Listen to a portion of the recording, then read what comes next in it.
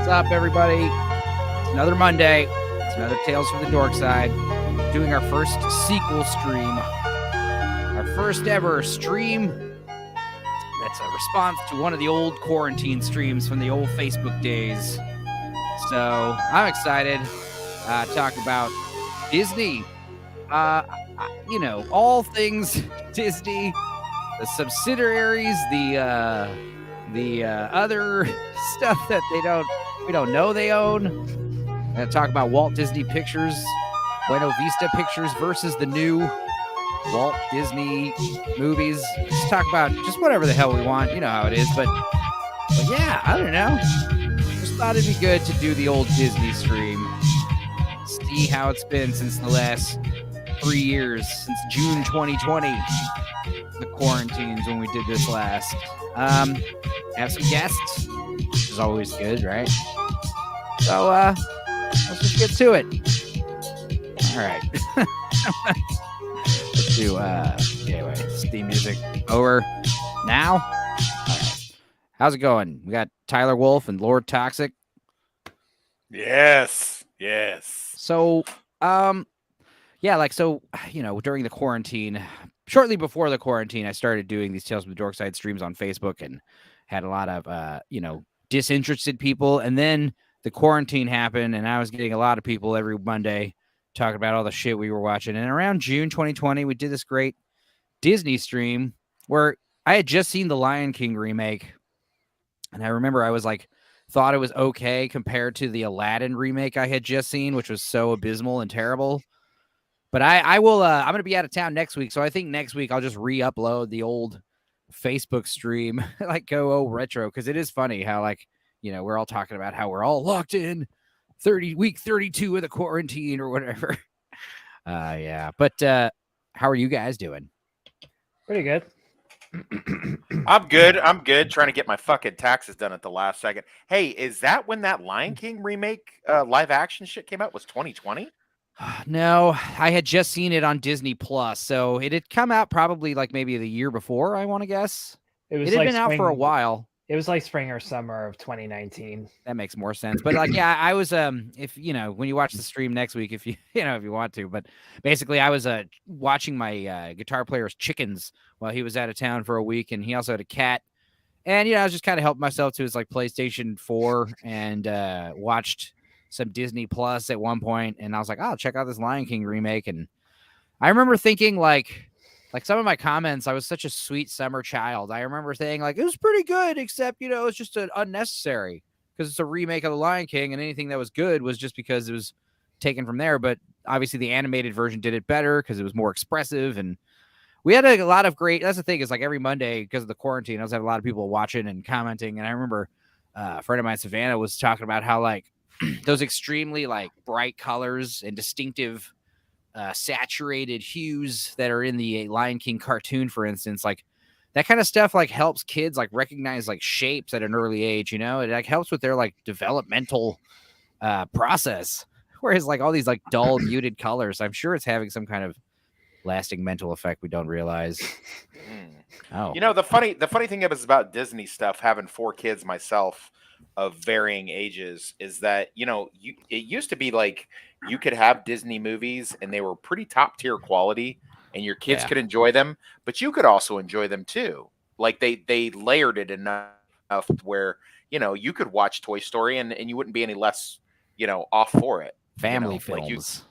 I mean, you could enjoy the stuff. I mean, I have my favorites. I'm sure you guys do too. But it's the content used to be. It wasn't just like what me and Dark Hour were talking about on another stream recently. It wasn't just screensaver shit. You know what I mean? There was actually some stuff that the jokes would hit the adults, but then that would also have the stuff that was maybe a little lowbrow that the kids would get as well. You know what I mean? Yeah. I mean, am I still having feedback issues? Or it's a little better now, but you're good with the blue hue in the back. Am I coming out of this microphone? This microphone in my hand? I can hear you just fine. So okay. Sometimes my stupid desktop, my laptop mic is running. You hear my fan running and shit. It's awful. One time, I did this scorched earth stream where I told this dude off, for an hour. It's pretty hilarious. But I did such a great job, except I was so angry I forgot to plug in my microphone. So I'm like holding this microphone, and I'm just coming out of the fucking laptop mic. But whatever. You can't win them all. Enzo did his classic. Let's take it live. Yeah. You want to talk about? We'll go live. And I had talk just about driven back from like out of town, and I had just like gotten through this fucking. Oh man, you should watch the stream. It was like I disguised it as like a review of The Whale. But basically, I was just like talking shit about this dude Brandon, who gave like a whole backstory. But anyway, back to Disney family films. Yes, no feedback, everything good. Yeah, I don't know. I mean, that's the thing is like there was a distinctive change, and we'll go into that. But like back in the day, it used to be Walt Disney Pictures, and they were distributed by Buena Vista Pictures, and they were like a subsidiary, and all those white VHS clamshell cases. So now it's Walt Disney Company, the Walt Disney Company, and Disney Pictures, and is the it's basically around 2016 or 17. I think their last movie Buena Vistas did was, if I'm not mistaken, fucking the Ghost in the Shell remake from 2017. No shit. Wow. But Buena Vista, like that's the thing is Disney owned so many. They own Touchstone and Miramax and what are some other ones? I think Gramercy Pictures. So they had, like Pulp Fiction is technically a Disney movie.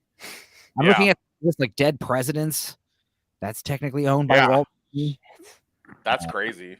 Yeah. I mean, I want to go through this list later, but like, some classics where it's like you look at the Disney movies from the past, like from 2017 onward. That was like the beginning of the end, really. Look who's late in here. I did, yeah. Don't ever worry about like, oh, I'm late because my date is taking forever. Like, man, don't worry about it. But if you're home, I'm glad. I love the Lord Toxic, the band. That's awesome. Yo, it's the blue collar loser, and he just stopped by the liquor store to grab himself something to drink over here. Actually, I did too. It's Western Sun. See. Of course he did. Of course he did. I'm rocking the double Superman logos right now. Yeah, well, I mean, I'm sure Wes knows this. She's like, I'll be ready in a half hour, honey. Look at my watch. 2.5 hours later, I'm like, you're shit me, right? Like, yeah, I'm not even dealing with that shit no more. After I left the last one, I'm just like, yeah, you know what? It's just easier to look at porn. It's just much better. It's just more cost effective and it's less of a headache. That's what Stupenzo was like. Yeah, you got 4 hours. I was like, there's no way it's gonna take us 4 hours to get home. And actually, I'm looking at my watch. I'm like, oh, she's.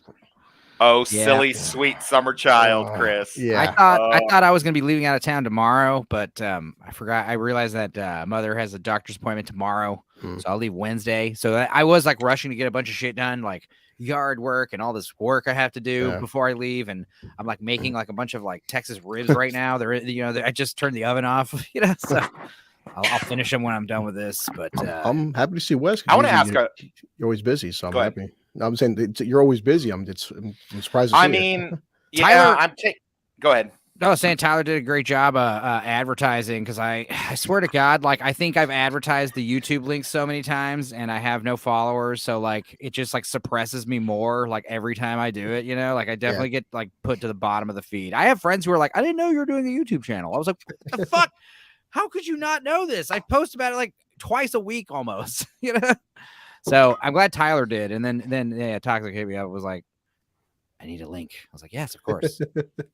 Well, if it makes Also, you feel give me the link. I was talking about what movies to watch. Yeah, and that's the thing is like another thing I want to talk about Disney was like, we were riffing a few of these kids movies and a couple of these Disney owned movies. And man, I got like some couple of these Disney claims and don't want too many of those out. And, so like I'm trying to gravitate now to like way more obscure, ridiculous movies that are like practically public domain, or if not, like, nobody gives a shit. But like, as far as like Toxic, like, oh, dude, if you wanted to watch like the Toxic Avenger or something along those lines. Oh my God. That was my first introduction to seeing boobs on screen. I think it was like that weekend I got cable when I was a kid and I saw Toxic Avenger and Wildcats with Goldie Hawn. Oh my God, Wildcats. And and I saw Clan of the Cave Bear with Daryl Hannah. So like I saw all these. Oh, and Terminator. So right.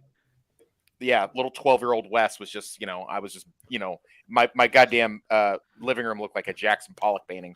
I want to say, like, I was exposed to boobs pretty early on. I think it was like that show Dream On HBO, like just like going down into the living room. So good. Going down to the living room and watching mom and dad watching all these titties and just being like, oh, and they'd be like, go to bed. What a great show. So then by the time Tales from the Crypt came along and all these other titty shows, like I remember being like not even fazed by it because I was like, yeah, titties on TV. I mean, that's kind of how the British people are. They got titties in like magazine ads and stuff. So like people aren't really fazed by them anymore. Get used to it. I can't believe we're talking about Disney shit. We're talking about Disney shit, and like it's devolved already into titties, and it's just these few subconscious orbs. In all seriousness, I mean, those two circles there kind of look that way. Subconscious like boobs. I was kind of I was like, I like this like dead mouse Dorkside logo thing I got going here. Then again, Lion King definitely taught kids what the word sex is with the subliminal messaging. Yeah, we talked about that on that last stream, man. It's so funny how like there was one we started talking about all these obscure ones, like this Coca-Cola ad that was like on the side of a fucking truck, and it's like when you show the person the ad like small, they don't see it, but like if it's blown up, the ice cube, there's totally a silhouette of like a woman about to like take a dick in her mouth. It's crazy. I was gonna say I have my Little Mermaid cassette. Oh, and Jesus. It's not the same cover, Chris. Right. I was saying that show it. I was saying that the one with the Dick Castle is one of the few like VHS copies that actually is probably valuable, Yeah, I should have kept that too, but back then we didn't know. So sorry, I don't have the picture of the priest with the boner either. Oh God. I want to see if that's gonna be the new live action remake. But that was the other thing. It's like back to what get me fucking started on that. I mean, Toxic talking about family films. Exactly. Those hidden little nuance jokes that you don't catch when you're a kid, those are important. I feel like now they're a lot less subtle. Like they're way less.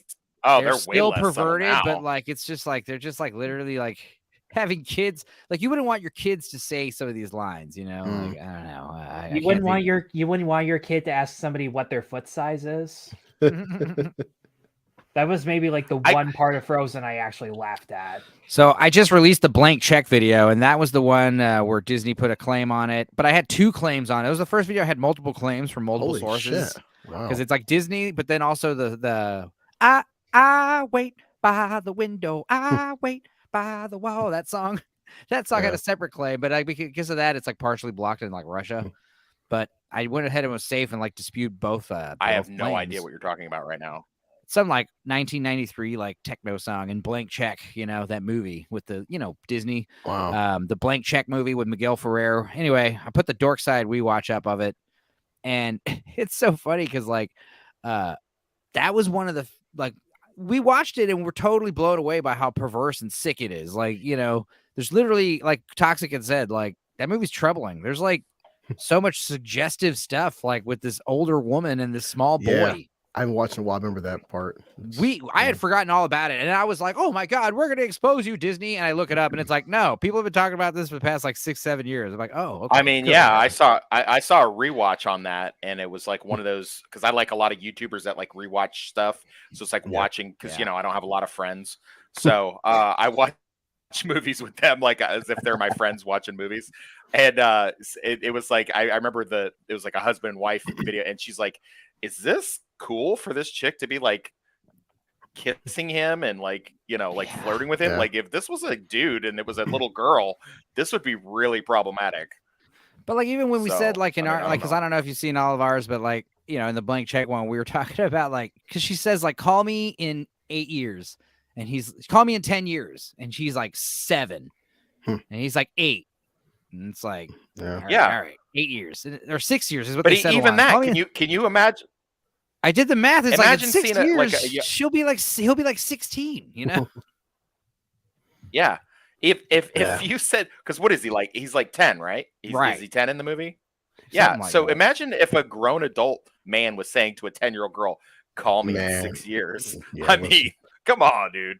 Well, I said at the end of the Blank Check one, I was like, dude, if this, like, please tell me this is all a dream. Like, he wakes up and it's all a dream. This is one of the few times where I will allow this because it'll explain how stupid everyone is in the movie. and Yeah. like it'll explain all the weird pedo shit. Because like there's a part where they're in the limo and she's all soaking wet because they ran through those like fountains, which is such a suggestive, like Oh. metaphoric scene. And then she's like sitting next to him, all soaking wet with her legs crossed, like wiggling her legs and giving him like direct eye contact. It's fucking awkward. I gotta rewatch this movie now.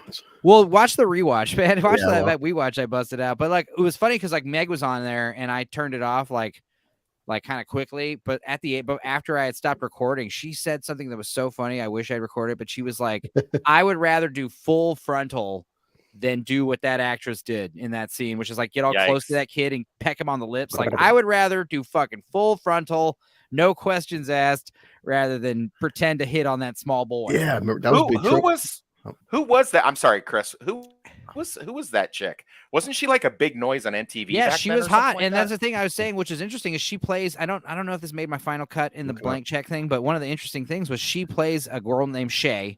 She had played Shay in the year after a character named Shay in Dumb and Dumber, and she's like the mobster with the acid reflux. Right. That's his hot sidekick. And, she was like an MTV VJ back when that was a thing. Right. When back when MTV actually played music videos and stuff like that. Like she's a babe. She was like one of the big noise on that. Yeah, I remember that. God, God, she was. But That's yeah, still a inappropriate. lot of kids Still very inappropriate. One of the things that definitely got cut out because it was like for like 5-10 minutes we argued about it during like the third act of the Blank Check movie was like I was convinced the kid from Blank Check was the same little kid from Hackers. Zero Cool as a youngster who gets goes to court. And I was like, Michael, how'd you not recognize him from your favorite movie Hackers? And it's like, no, that's not him. But I did find out that the kid from Blank Check went on to become like the guitar player for the Ataris. I'm like, oh, that's cool. Who? Oh, he was okay. But all these like one of the few child actors who wasn't like fucking, horrifically, him and Drew Barrymore are like some of the only ones that like came out relatively unscathed. Yeah. Tell me you don't know anything about Drew Barrymore's life without telling me. Well, Drew Barrymore had like a fucked up life, but she handled it all well. She's doing. Did she? She seems to be doing well for herself today. I mean, I mean, dude, she's not dead. She's not living on the streets. She looks pretty good. Yeah. She's just fucked up. That's the thing. Yeah. She was just snorting cocaine and getting molested, and she was down with it. It's probably she's just a fucked up little child of Lucifer. I mean, she just was on her knees bowing before Dylan Mulvaney on her show the other day. Me and Chris and Meg had like the whole Bud Light can debacle. Oh boy! Oh, now apparently Anheuser-Busch like walked it back now, but it's like funny because like no, too late. They keep talking about the ad campaign. I'm like, dude, it was like one person like making a TikTok video with some Bud Light can. Like, is that all an ad campaign needs to be nowadays? Like, I got recommended a Megyn Kelly video about the repercussions. Like, dude did not apologize. If anything, he kind of used his military experience as an excuse to say, like, oh, we're all part of this together. And I'm just sitting there going, okay, not saying that trans people don't drink beer, but I mean, how many of them do you honestly think would want to be front and center of what is mainly like a moderate or a conservative product? I mean, that doesn't work.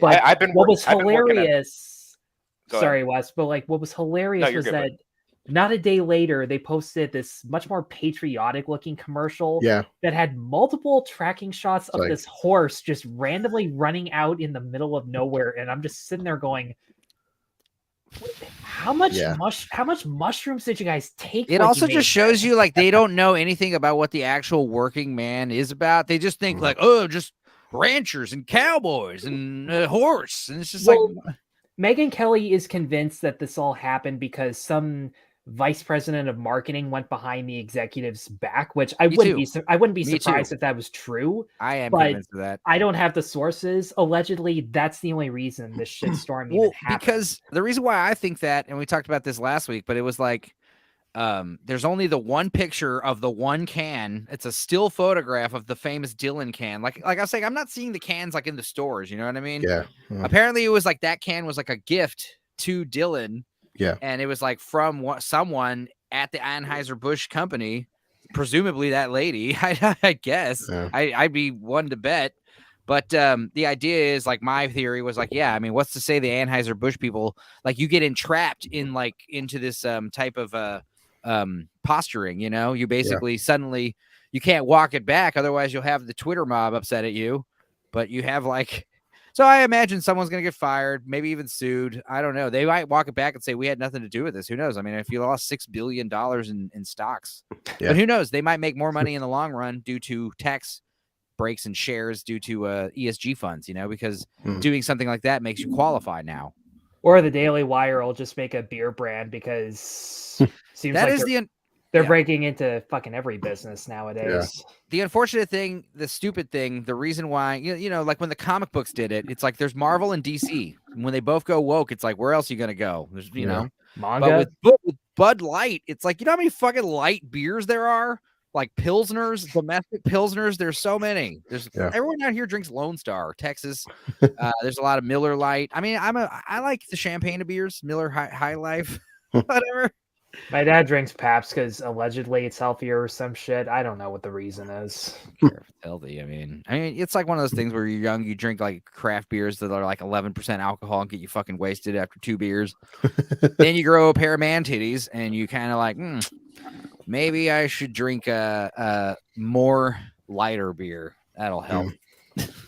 Well, I mean, Miller Lite is my beer, so I mean, this wasn't even a thing. But you know, when I was dating Amber, I had to make sure I had Bud Light on hand. So I don't know where she comes out on that, but well, there's a common joke about how like people who drink Bud Light are the ones you got to watch out for, like bartenders. Like if some drunk lady is like asking for Long Island iced teas, or somebody's getting straight gin on the rocks, or whiskey, or tequila shots, those people usually don't cause nearly as much trouble as the person who just orders Bud Light. The person who orders Bud Light usually starts shit and gets crazy. Well, I'll tell you this, that, you know, it was besides my little stint in the military and my little vacation and, you know, on the federal government's dime. Besides those two things, I've been working in the restaurant and bar business since I was 16 years old. And I can tell you right now, I've lived in a pretty progressive area of South Florida and a very liberal town in Kansas, maybe the only liberal town in Kansas. And I've never seen a trans person drinking a Bud Light. So I don't know what the fuck they were thinking with that. Well, I mean, now there's like, you know, they got like, there's like videos of like gay bar people doing like body shots of Bud Light. And it's just, that's kind of funny. But the idea is like, you know, the thing is, it's just like the comic books and all these other woke marketers where like, they just think like, hey, you know, it's not, I said this last week, it's not like, hey, how do we get blank type of people to drink their product? It's more like, hey, how do I get me, this woman, to not hate this product less? Yeah. And the answer is always like, make it more gay. Yeah. For some reason. And you know, and that's the funny thing. It's swinging it back to Disney, man. They're the ones that they followed. Some executives, not just one, but like multiple executives followed into that whole thing. And, you know, I mean, yeah, they have they're out in California, but the Disney World down in Florida, where it's always been, where I grew up. I mean, I went to Disney World probably like 20 times when I was a kid. And I worked for an insurance company for a while. And I think me and Dark Hour talked about this on a stream, or maybe me and you did, Enzo, where I was telling about how, you know, DeSantis just shut down Disney's. Disney had the most lucrative deal down there. Like, they didn't have to pay insurance. Yep. You know, they had like all these, you know, provisos. Like, I remember having a thing in my office where it was like, if this is a Disney contract, don't even bother them with any kind of investigation or anything like that. They're good to go, carte blanche, do whatever they want. Yeah. They stepped on, you know, their mouse stick and decided to start, you know, being like, hey, we want to teach kids about this and do this and all this, you know. And DeSantis was like, oh, the hell you are, you know. And then I don't know what that did to their. I know it's the family that I have down there. Like, no one's even touching Disney World shit no more. Yeah. You know, so I mean, I don't get the logic here. I mean, I get the idea behind it, but I mean, I'm getting to the age now where I've seen trends come and go. Yeah.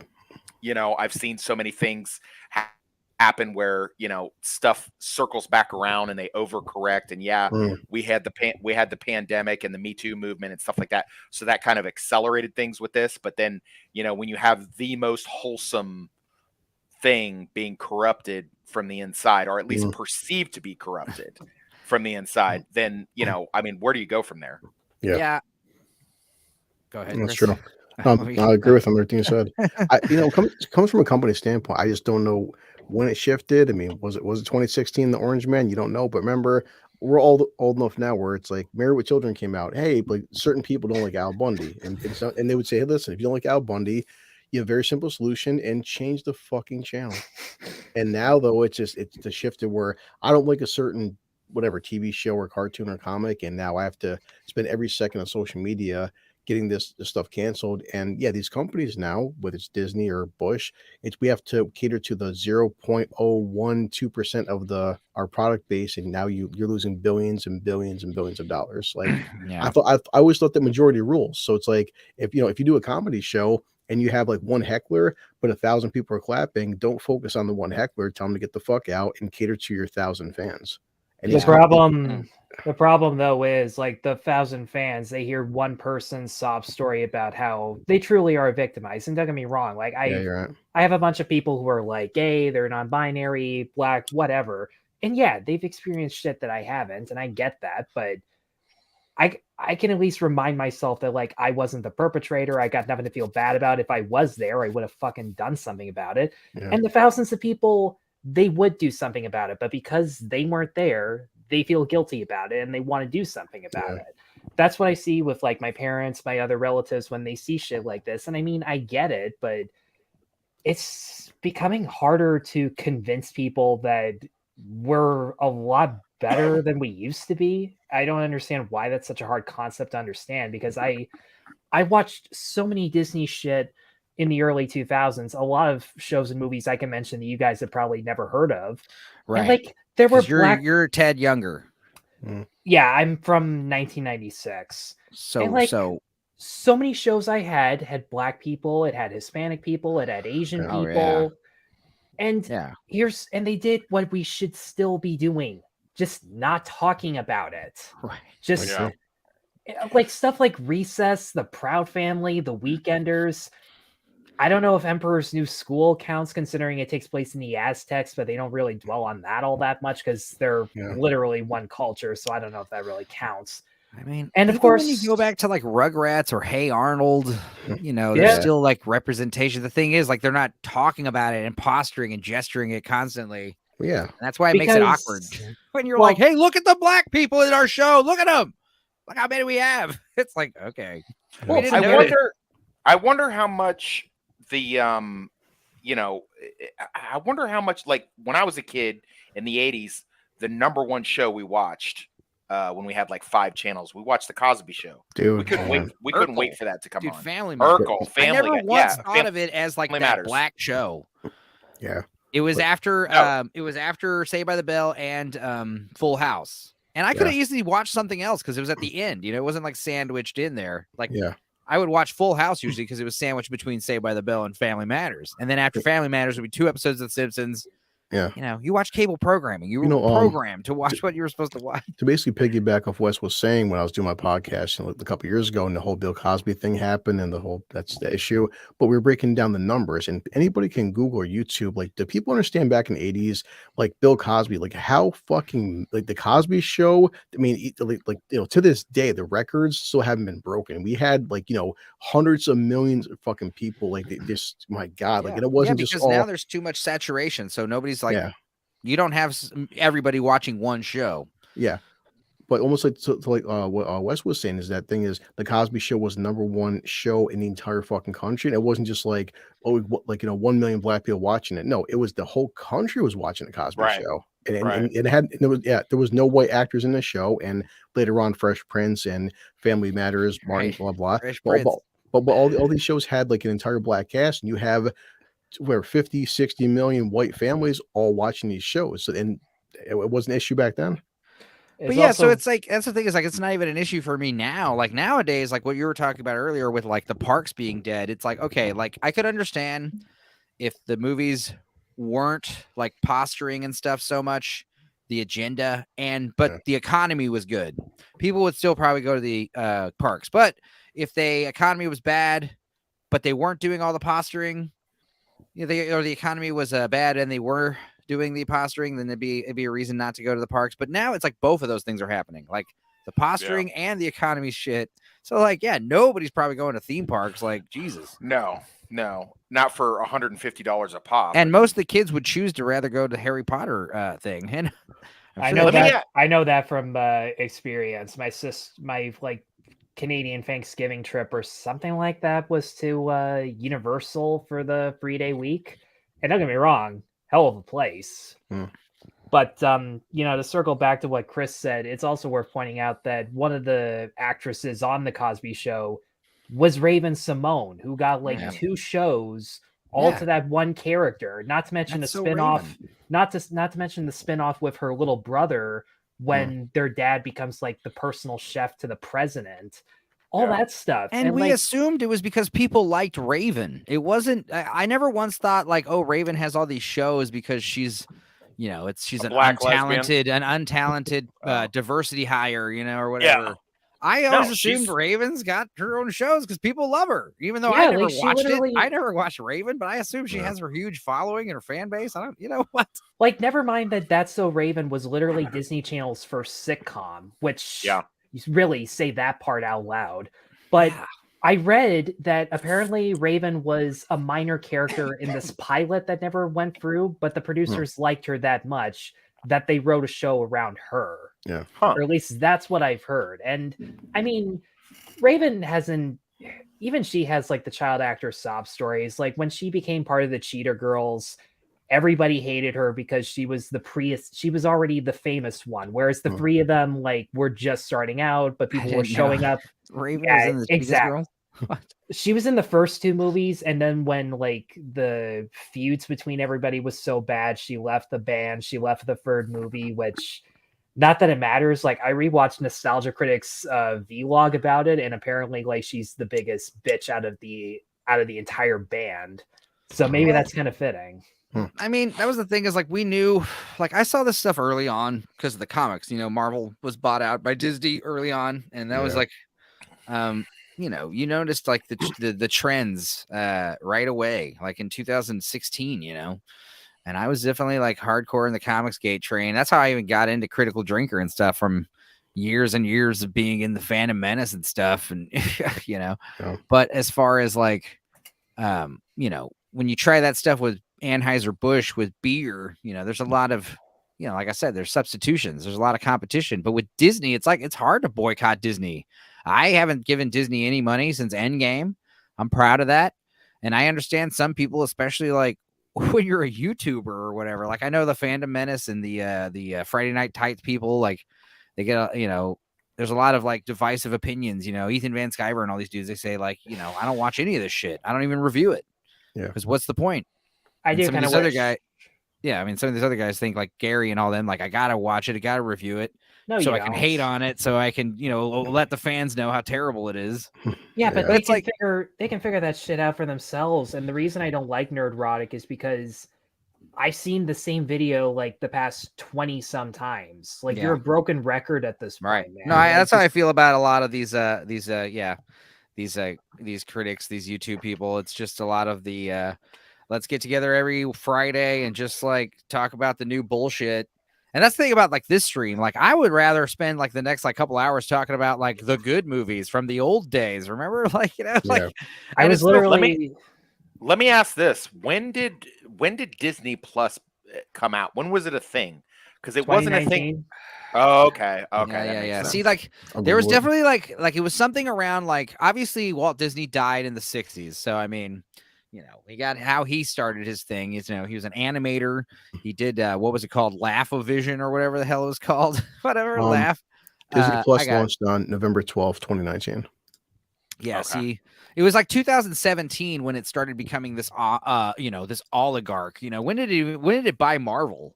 Disney bought Marvel early. What year was that? I mean, the first Iron Man's 2009. So 2009 is when they bought Marvel, and we started seeing that shit getting implemented around 2012. But for me, like it wasn't until like around 2016, 17 when I started following like what's it called, diversity in comics, and then / now it's Comics Matter with your boy Zach or whatever, Richard C. Meyer, whatever you want to call him. Yeah.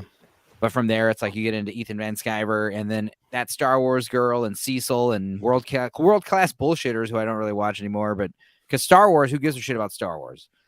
In the gap between episode 8 and episode 9, people were just like constantly like, oh my God, what the hell's happening? You know, if eating up any kind of news about anything Star Wars. Yeah. Then Rogue One and Solo happened, and Rise of Skywalker happened, and now Mandalorian's happening, and nobody cares. You know. Well, I got locked up in 2016 and didn't get released until 2020. I didn't have any exposure. Dude, the fucking world was totally different by the time you got out. I know. Jesus Christ. I know. So I didn't really know anything about like Disney Plus and the merger and all that stuff. So I actually didn't even look at Disney Plus until dude, that's so wild. Hang on, can we talk more about that though? Because it's like, imagine like what going to prison in 1990 and getting released in 1994. The differences would be not a lot. Yeah. The differences between 2016 and 20, it's like, oh my God, it's so you're like Brooks in the Shawshank Redemption, dude. Jesus Christ. You're like the world's gotten itself in a goddamn hurry, you know? Goddamn hurry. I keep sitting in the park and hoping that crazy. I would want to see a movie just about like show up. I want to see a movie just about that. Like the culture shock of like, I mean, because that's the thing is like, 4 years is a long time, but not compared to some prison sentences, but Jesus, dude. But that is the question though, because we all four of us and everybody in these different fandoms asked like what happened, what changed, and said I don't get political, but so one person emerged in 2016, and it seems like since he became an issue in 2016 that like this stuff wasn't, because even Tropic Thunder was what 2012 or 2009, but 2008, but yeah, it's like, but even before 2016, like phase 1 of Marvel phase 1, it's everything shifted. It seems like everything really went hardcore once 2016 happened. So with comic books, like what we noticed was like, I think it was what happened was, like you said, like once Orange Man came in, that's when it became like an assault, like an affront, like labeling Republicans as like the enemy, like calling, like it was early on, like they did stuff like base, what villain was it? The Red Skull off of like Jordan Peterson, like Red Skull is now like an online personality telling people to clean their room and take charge of their own life. And it's just like, I think it was just a bad cocktail of a lot of stuff, because it was a big culture shock, and I got out when the pandemic was like really like rip roaring hot, and because I had state and federal probation, I decided to do the smart thing and hide at the VA. I was like, well, I'm gonna go do an alcohol and drug program at the VA, which I've never done drugs, but they don't care. Right. And I was like, I'll do like a 90-day thing, which turned into a 120-day thing. So I just kind of like rode out most of the early craziness of the pandemic, and it had free Wi-Fi and free food, and I just had to go to these stupid touchy-feely classes.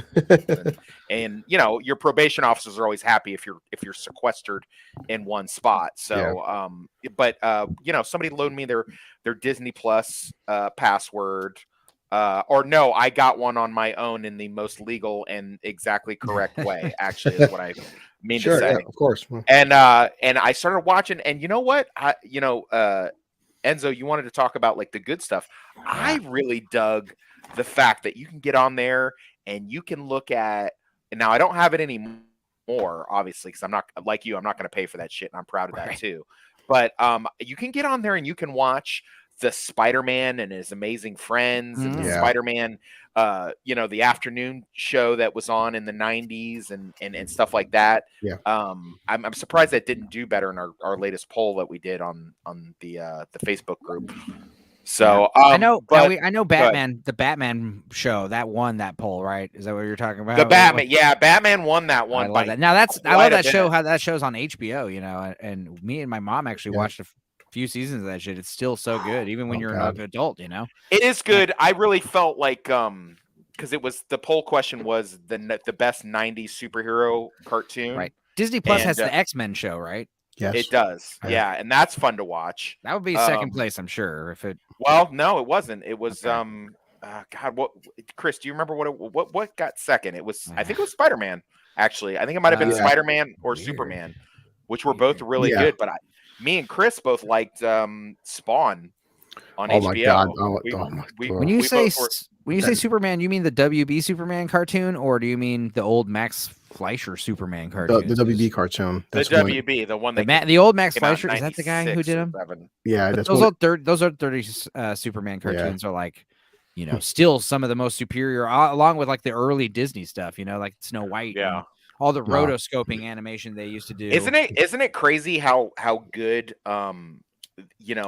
DC can do with those freaking movies, the Oh my animated movies, God, Right. Jesus Christ. compared to the DC? So I mean, I know we're supposed to be talking about Disney. No, but no, it's fine. Yeah. I Because mean, Marvel's the opposite, where their live action stuff is great and their The animated stuff cartoons are sucks. shit. Yeah. Suck. yeah. God. But now the Well, Marvel I- live action stuff is sucking too. I like X-Men. I think X-Men. I think they did pretty good with X-Men, don't you? The new X-Men stuff. No, the X-Men Yeah, well, that animated. was 20th Century Fox back when they owned it. You know, they now Disney just Oh, kind of okay. owns the rights, so I don't Yeah. give them credit for that show being great. You know, but What's your but- thoughts on you think it's going to be any good when they reboot it? No, Disney? no, No, 'cause I'm you don't hearing think so? more and more bullshit. You know, it's just like they X them. You know, X them, they X keep they showing them. X them, X It- they them. And it's like, you know, when you're saying like X-Men is problematic, like already I can already tell you're gonna have problems. You know, if you Yeah. can't get over that small hump, you know, and call them the X-Men, you know, then we have a Yeah. problem. You know, this is the new mutant Which shit. isn't it?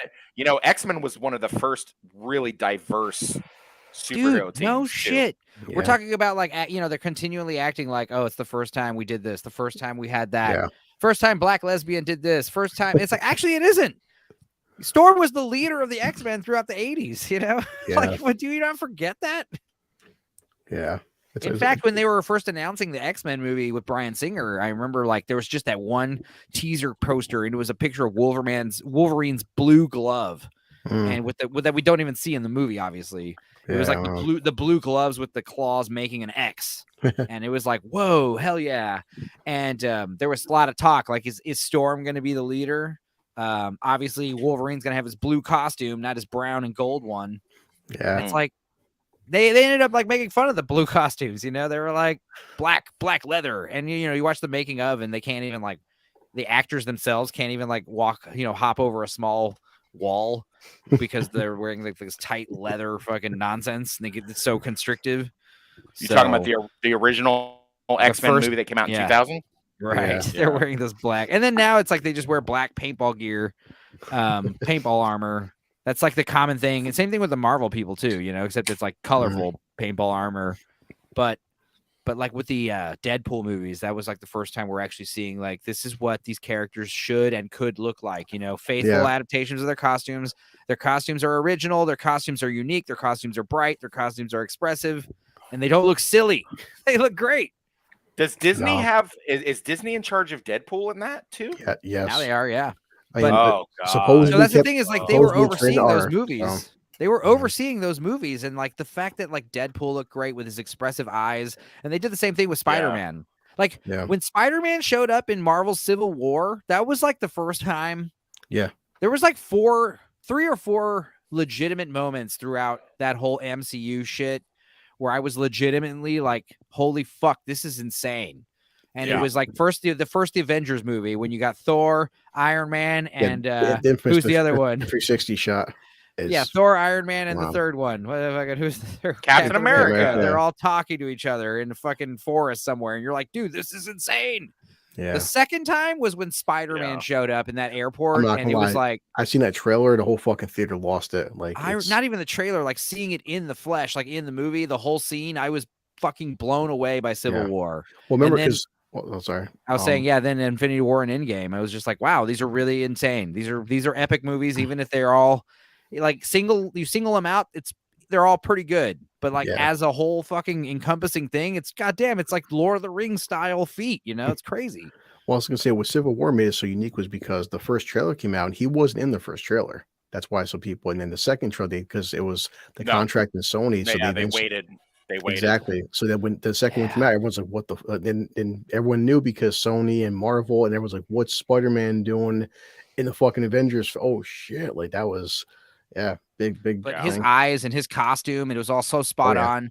And same thing with the Deadpool movies. Like, that's what I'm saying. They can do it. So, there's Yeah. talk about bringing the X-Men back, and it's like, dude, please just like revamp them completely. Don't mention the Bryan Singer movies. Like, don't bring back Hugh No. Jackman. I want to see fucking Wolverine wearing his goddamn mask for once. Why I is this agree. so hard? Well, I'm sure you've probably seen the deleted scenes for the Wolverine where they had it. Yeah, I mean, and it would have been cool to see Hugh Jackman wear it once, but I don't know. I never understood that. So I don't know. I don't know a whole lot about like all the new shows. I was not able to keep up with it. My roommate had Disney Plus when we moved in together, and like between the two of us, we basically had every streaming service. Like I had, yeah, I think I had Netflix and Amazon, and she had a Netflix and Disney and Hulu. So between the two of us, we had pretty much everything for a while. But we've both like severely dialed it back. Like now, I just have Amazon and HBO. But like I did get to catch a few things, and one of the things, and I'll put this around the if you don't mind, Enzo. I'll put this around the roundtable discussion. Like, did you guys see anything of the new huge, like shitload of content that they dumped on us the past 6 months? Was there anything that blew your skirt up? I only found the one thing. You mean dumped? When you say dumped, you mean like got rid of? No, that like when they remember the last 6, 7, 8 months where they just like were like blowing content out there. Like they were just like, every other day there was a new thing on Disney Plus. It was a brand new show. I did not notice this. It was big time. So Werewolf by Night was the only thing that really blew my skirt up. That's the first. Before you said it, first thing I was thinking. Yep. And the reason why I even watched it was I was like, oh God, another fucking bullshit Disney Plus show. Oh, it's 50 minutes long. Oh, it's just one episode. Oh yeah, I'll check it out right now. Like, it was easy. When I see like, if it was like 7 episodes, like I don't care. 10 episodes, I don't want to watch this shit. Yeah, I loved it though. Yeah, man thing was short great. And sweet. Yeah. But yeah, that was something we talked about last week. Was like Werewolf by Night, how it was like you got that Halloween vibe right, and it had its own unique. That is one of the criticisms of all the Marvel movies is they have this like very cohesive look and tone to them, visually and stylistically. It's very like, cookie cutter, minus few scenes here and there. Yeah. But Werewolf by Night was like the first time where we're like, or at least one of the first times I saw, because I know there was like, there's that monkey assassin show that people liked, Monkey Hitman. I didn't watch it. Oh yeah. There was it was a cartoon. It looked cool, like the cartoon style was cool. But it's like, I got more important shit to watch. Like it can't all just be mindless filler. Like did you like anything from Disney Plus, Tyler?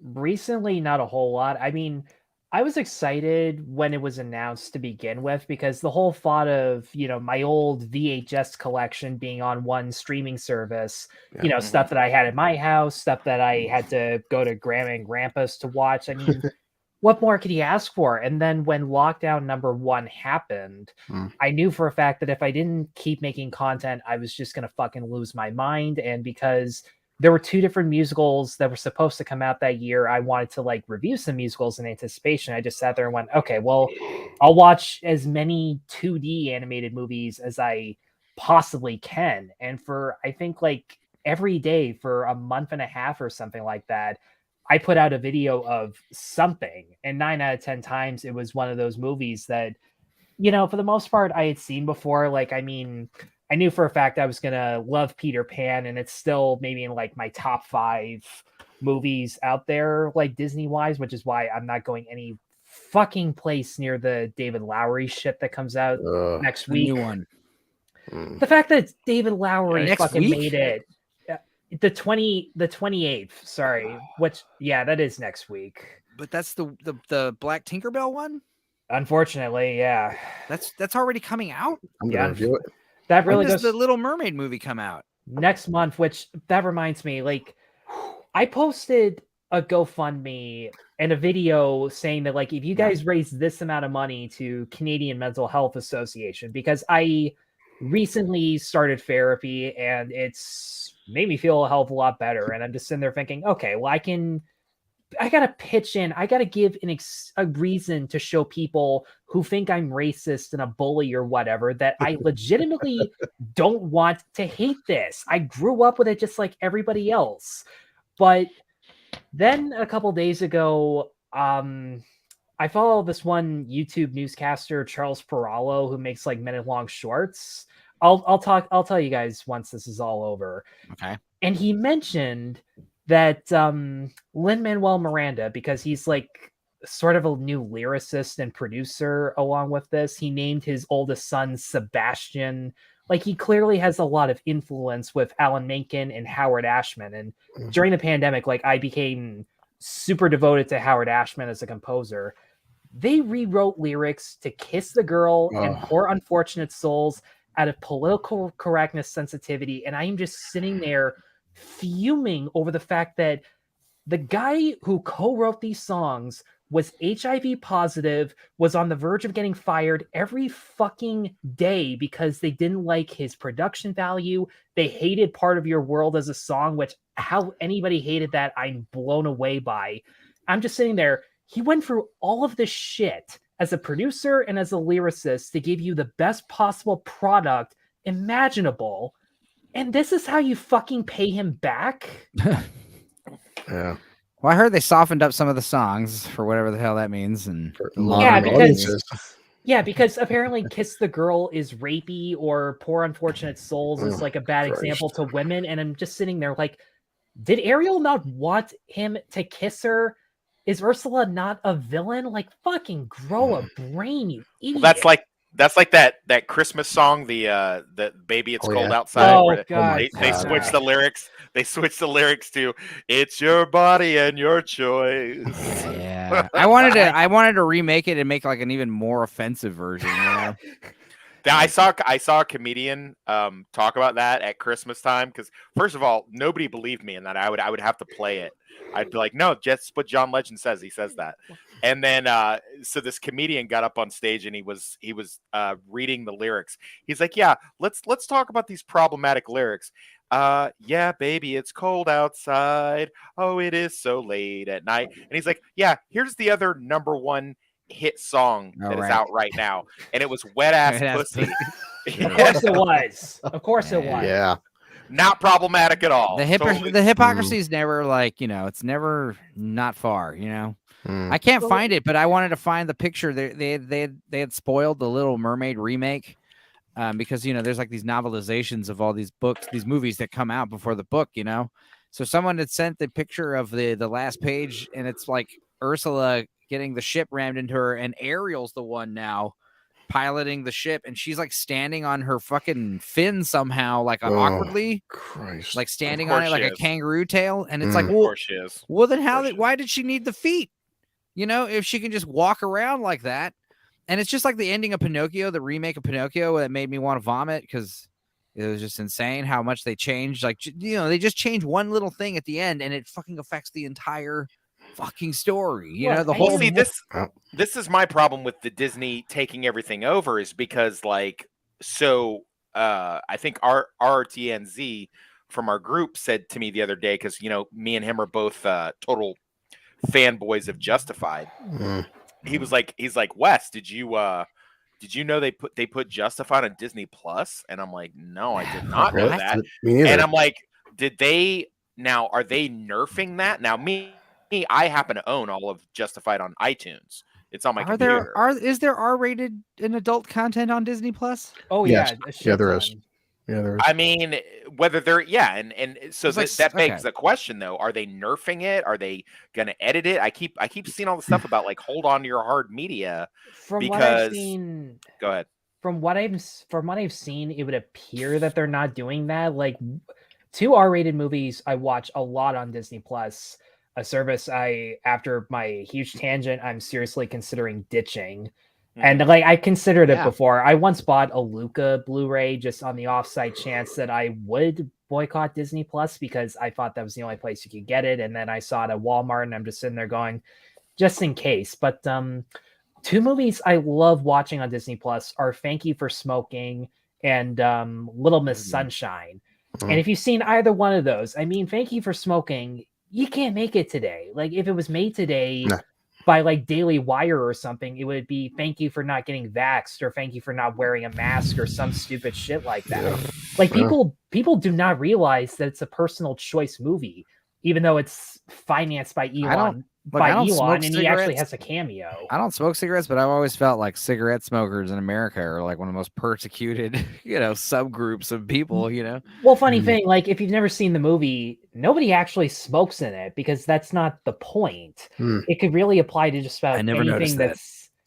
There was an original ending where Aaron Eckhart's kid was about to light one, and Eckhart smacks it out of his face, and it just ruins his reputation. And I'm just sitting there going, "Yeah, that it's a good thing they kept the ending that they had because it just made a hell of a lot more sense." But the whole plot, once it gets around to it, because it's one of those movies where halfway through the movie there's sort of a plot where he like hooks up with Katie Holmes, this reporter who totally does not want to fuck him over in any aspect whatsoever. You got Bill Macy as a guy advocating for skull and crossbones on cigarette labels, and the fact that it's so hard for him to communicate that such an obvious statement to people is so hilarious and gets to the point where it's just like, you got a bald kid with cancer and you can't even sell the point. Like, have an 8-year-old with a breath machine and a fishbowl in her hand, and I'm just sitting there going, boy, did this predict the future. Yeah. I never got that from that movie too, and it's one of my favorite movies. I never fucking got that. love it. I always thought, and well, two things. One, I'm still shocked Aaron Eckhart isn't a bigger actor. Yeah, You you're know, on me. Yeah. He's staggering in that movie. He carries that whole movie on his back. Yeah. And then two, I've always thought that was a whole thing about like, because I was a contractor in Iraq, and we work for they're like, oh, well, you're not real soldiers, you're just mercs, and blah blah blah blah blah, and all this kind of stuff, and it has a real bad connotation attached to it. And I always just thought like he's really really good at what he does. I love the scene where he's with his son, and his son is asking him about his job, and they're eating ice cream. Such a great he's like, moment. yeah, and he's like, well, I think vanilla's the best. He goes, well, I think chocolate's the best, and this is the reason why I think that. He goes, well, you didn't convince me. And he's like, well, I don't have to. I just have to convince everybody else. You know what I mean? I had Yeah, to go ahead. watch that scene in high school history as like an example of debating. Everybody in class just ate that shit up. Yeah. And for good I- reason. And it also, the climax kind of sort of predicts the Twitter files, and it has a similar altercation. And it has maybe my favorite line in the movie where Macy is lecturing Eckhart. And it's just like, where does your cigarette company get funding from? Tobacco conglomerated. So cigarette companies. Yes. Do you feel that compromises your viewpoints? No, just as I'm sure campaign contributions don't affect yours. Checkmate. Yeah. Nice. I'm shocked that that's a Disney Plus movie. Well, mostly because it was released through Searchlight Pictures, and I think the movie got made just because it was through Mel Gibson's production company, and the guy, it's directed by Jason Reitman, Ivan Reitman's kid, so like he kind of already had his foot in the door. You're talking about Icon Pictures? I think so, yeah. Oh, we watched, our next video coming out is Airborne. That'll be like our last like kids movie, and then we're gonna pivot to like action movies. Jesus. But Airborne, remember the skateboarding movie, right? With the I thought it was rollerbladers? I thought it was But that was surfing. an Icon Pictures movie, and I was like, "What the fuck is this? Mel Gibson? Is Mel Gibson associated with this movie somehow? I don't know." But Is that the one where Jack Black is like a high school yes, bully or something? yeah. Okay, Well, it was a cool movie because there was a twist. It was one of those things where like I was watching it and revisiting it as a child from since being a child, and I remember thinking like I was glad I watched this movie growing up because it's got like good messaging. Because like he's kind of a bully, he busts his balls, but eventually they just kind of become friends. It's like no big deal. Is that Seth Green? Is in that movie? Seth Green's the cousin. Oh my god! What a Right. terrible movie. God, Yeah. But movie. it is terrible. But it's great because the whole movie he's just like getting picked on, and he's just like, "Chill, bro. It's all good. Like I don't, no sweat." I was gonna say, I remember. I like the messaging here. Like I do kind of remember Nostalgia Critic like ripping him for being a pacifist, but he isn't really. And just how many scenes are like just montages of him daydreaming of the ocean or some shit like that. Spoilers. I mean, if you watch the We Watch video, it's something that we kind of talk about, or they talk about, but it's like, yeah, like he's talking about how like there used to be this surfer who anybody who would get on his wave, he would fight these people, like fucking get all gnarl on them, you know? And one time this little kid on a wave board is like on this guy's wave and he doesn't like that. So he like tries to scare the kid, but he actually gets too close and like cuts the kid's like head open, bled everywhere. Kid almost drowned. And it's like you find out that he was that surfer. He was that asshole surfer who used to fight people over waves. And now he's like the most chill dude because he like almost killed a kid. And you're like, oh, that's good. That's good. And then the whole end of the movie is like, now we're going to rollerblade down a hill. And that's like the fuck. It's such a weird ass movie. But anyway, you know, it sounds like you're describing the movie Rad as opposed to it's pretty similar. Yeah. Airborne is a rad rip. Extreme sports were just coming out, you know, so like, and you know, getting any kind of rollerblader or skateboarder to star in a movie or I was gonna say, like, all the Disney Channel movies about extreme sports were about this one kid from Hawaii or something like that. It's always some straight edge kid wearing all his knee pads and fucking doing it legitimately. It's never like a bunch of fucking stoners skating off fucking ramps, you know. Johnny Tsunami did not have shoulder pads or anything. Oh, that doesn't sound like a Disney movie, though, is it? Is it Johnny Tsunami? Yeah, I'm pretty sure it was. That's a great name. I watched I never watched it. I watched the sequel. I can't remember what it's called. I got to look it up. But just going back to diversity that we never noticed before, like this kid. Well, what you were talking about with like the Johnny Kapahala. That's right. Oh, okay. Johnny Tsunami's a better name though. Yeah, and you know what? I stand corrected. I think there are shoulder pads and helmets on the DVD cover. So yeah, never mind. They always got to be decked out in the armor. Well, what's funny what you're saying about like how like Disney Plus sucks now. It's like when you watch the first stream, I'll release it next week. But it's like, you know, Disney Plus was only a year old, and I was like me basically like, yeah, I got to try out Disney Plus at Eddie's house and watch The Lion King, and I liked all the content that's on it. But then we started talking about like the big problems, like changing Splash, like editing the girl's hair to like cover her butt. I was gonna mention that, yeah. And some other things. What did we see? Oh, Chris, what was? I'm sorry, Enzo. Chris, no, what did we see that like? I want to say Michael, one of our other mods, posted when he was like, somebody posted a Untouchables cover.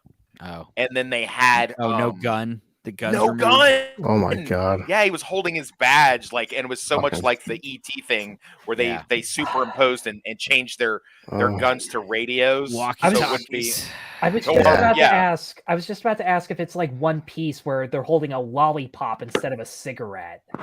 Oh wow. Yeah, that was a real thing. It's just one of those things where, you know, like once they change one thing, it's like back to go ahead.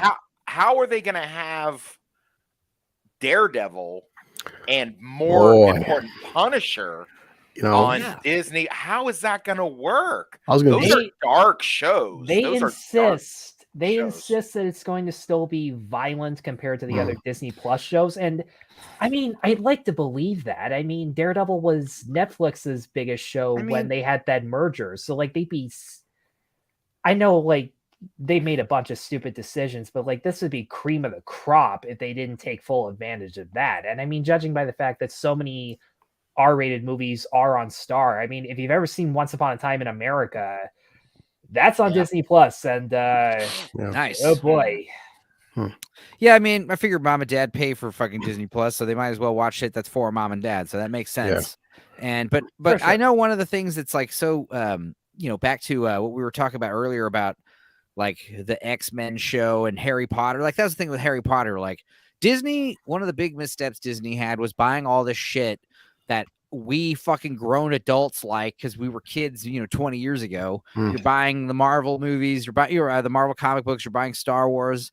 But meanwhile, you know, Warner Brothers is making new shit like Harry Potter, and that's the stuff that really resonates with the kids. You know, they don't give a fuck about Star Wars. These new kids.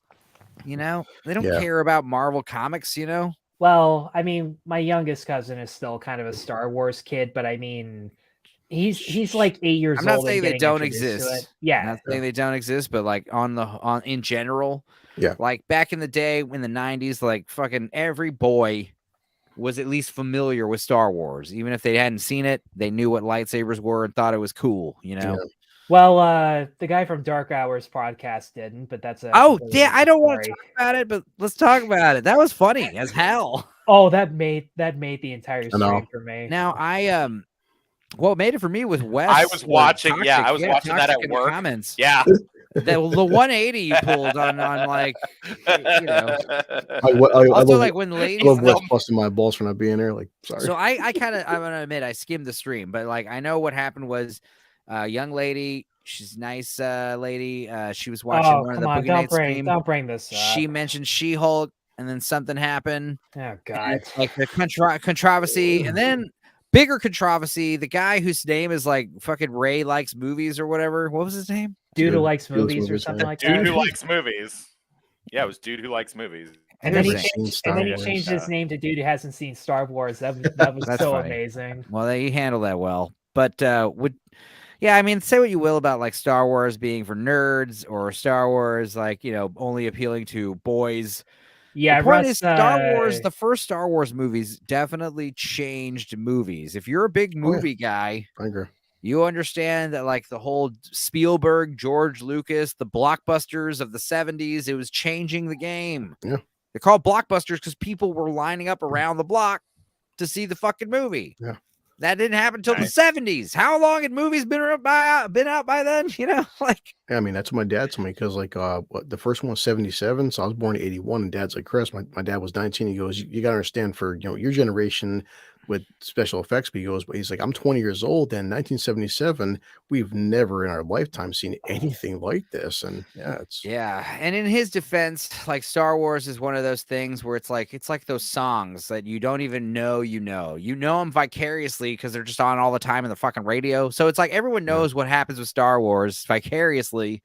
Like everyone knows that Luke is fucking Vader's son, or you should anyway. Even with like passing knowledge, you would know these things. dude Yoda, did know that. Like I should give him credit. right? No, you would know him because there's toys, there's comic books, there's so many like memes. Yoda. I mean, like to just like not know who Yoda is, that would be crazy. Like if you didn't know what Yoda was, that would be like, whoa, that's like an Amish person. But like if my handle is Lord of Toxicity, I understand what you're saying there. Go. You are toxic. If your name is I love spaghetti and it's like I've never had Alfredo sauce before. Right. My Lord, yeah, I'm Lord of Toxicity, but yet I'm a simp that draws pictures of kittens for the chicks that I bang. Like, I mean, come on, man. This dude was I am the movie. He's like, I've seen every movie and he hasn't seen Star Wars. I was like, bro, just change your. I mean, he had a good sense of humor about it. But I can understand if you were like a hardcore. That's the thing is those people exist. Those cinephiles, those cinema snobs. That's like, oh, Star Wars is for common people. I don't. I only watch Akira Kurosawa movies, and it's like, okay, calm down. Like you can like both. Like, I mean, obviously, if you like movies, you should also like shitty movies because I learned so much watching shitty movies. The whole thing for me is like I wasn't there, but I was listening. It just when somebody says like I'm busy, like all four of us, I mean, especially me having blue collar tag, like I work anywhere from 60, 70 hours a week. But to say I haven't seen a film that came out 35 years ago, like how busy have you been the past 3 decades? Well, I mean, that's You know what's funny? You know what's funny about that? We had a dude in the Facebook group the other day. He got mad at somebody for posting about the ending to some movie, and I was like, "Well, when did it come out?" And he goes 1983, and I was like, "Bro, spoilers." Like spoilers are not okay. I'm trying to work with you here. Like we do have a rule on spoilers in the group, but after well, that was something I joked about on the Boogie Nights stream with Rust with Dark Hour. I remember being like. Yeah. You can't just be like, hey, I want to talk about Boogie Nights. Hey, who wants to talk about Boogie Nights? And people are like, that movie came out 25 years ago. Why do you want to talk about that now? Yeah. It's like, because I like it. It's just like, Nights. It takes a special type of nerd to let's just talk for 3 hours about this movie that came out 20 years ago. It's like, okay. Sure. It's 100% like what Enzo said though, because whether it's listening to all the drinkers, open bars, or Friday Night Tights, but everybody is universally agreed that no matter what you feel about Star Wars, Luke and Vader, I mean, not just America, globally, the planet knows who Luke Bugs Bunny, Skywalker is. Mickey Darth Mouse, Vader, yeah, fucking yeah, these characters, Yeah. SpongeBob, even Yeah. newer Yeah. guy, and that's what newer. That's newer, but still. And even to a lesser extent, like, even still, like, they brought him back for the show, but Anakin Skywalker, Obi-Wan Kenobi are still relevant names. And Drinker said this, and I love when Drink breaks down, like, yeah, who in the past decade is really just we want to see more Rey Skywalker movies? Oh boy. Oh, well, I saw a great, pretty interesting take by, your boy Zach, where he was saying, like, of course they're going to why wouldn't they make Rey the star of the sequels? Because on paper, she looks great. Those movies, even though they technically lost money, the Star Wars movie made $4 billion, the Disney ones. And granted, it's like they fucking technically lost $1 billion. They should have made $5 or $6 billion. But still, when you say like, oh, this character was the star of 3 movies that made $4 billion and she's only like 30 something years old and she's available. And of course you're going to put her in the show. Of course. Why not? That's what I think pissed everybody off. Even listening to Jeremy from Geeks and Gamers, was that when Force Awakens came out, everyone was so forgiving because of how, let's be honest, the prequels weren't that great, and everyone's like, hey, look, Han Solo's back, because Harrison Ford was on. They were promoting the fuck out of Harrison Ford being in the film, and and everyone was so clamoring to say, hey, they're bringing back the OGs, Han, Luke, and Leia, and that's, I think, why I did so much fucking money. No one was taken to YouTube then, though, after episode 7, saying like, oh, this Rey girl. Like, if anyone was taken to YouTube and starting shit, it was because of the way they killed Han Solo. That was like one of the first times like we were seeing like criticisms. I can remember this is I was working at a bar in Kansas City, and I remember one of my nerd friends and his girlfriend coming in going, hey, Wes, don't you you love movies, did you go see the new Force Awakens? I'm like, yeah, I saw it. It's kind of a ripoff of A New Hope. And she's like, you're literally the only person that's ever said that. And I'm like, everybody said that. Yeah. Was that sarcasm? Like, yeah. Literally, no, people... because then everybody, because it is a good movie. Like, I'm gonna just say this right now. It's a good movie. And especially if you stack it up against I'll say it's in my top 5 of all Star Wars content. I do that too.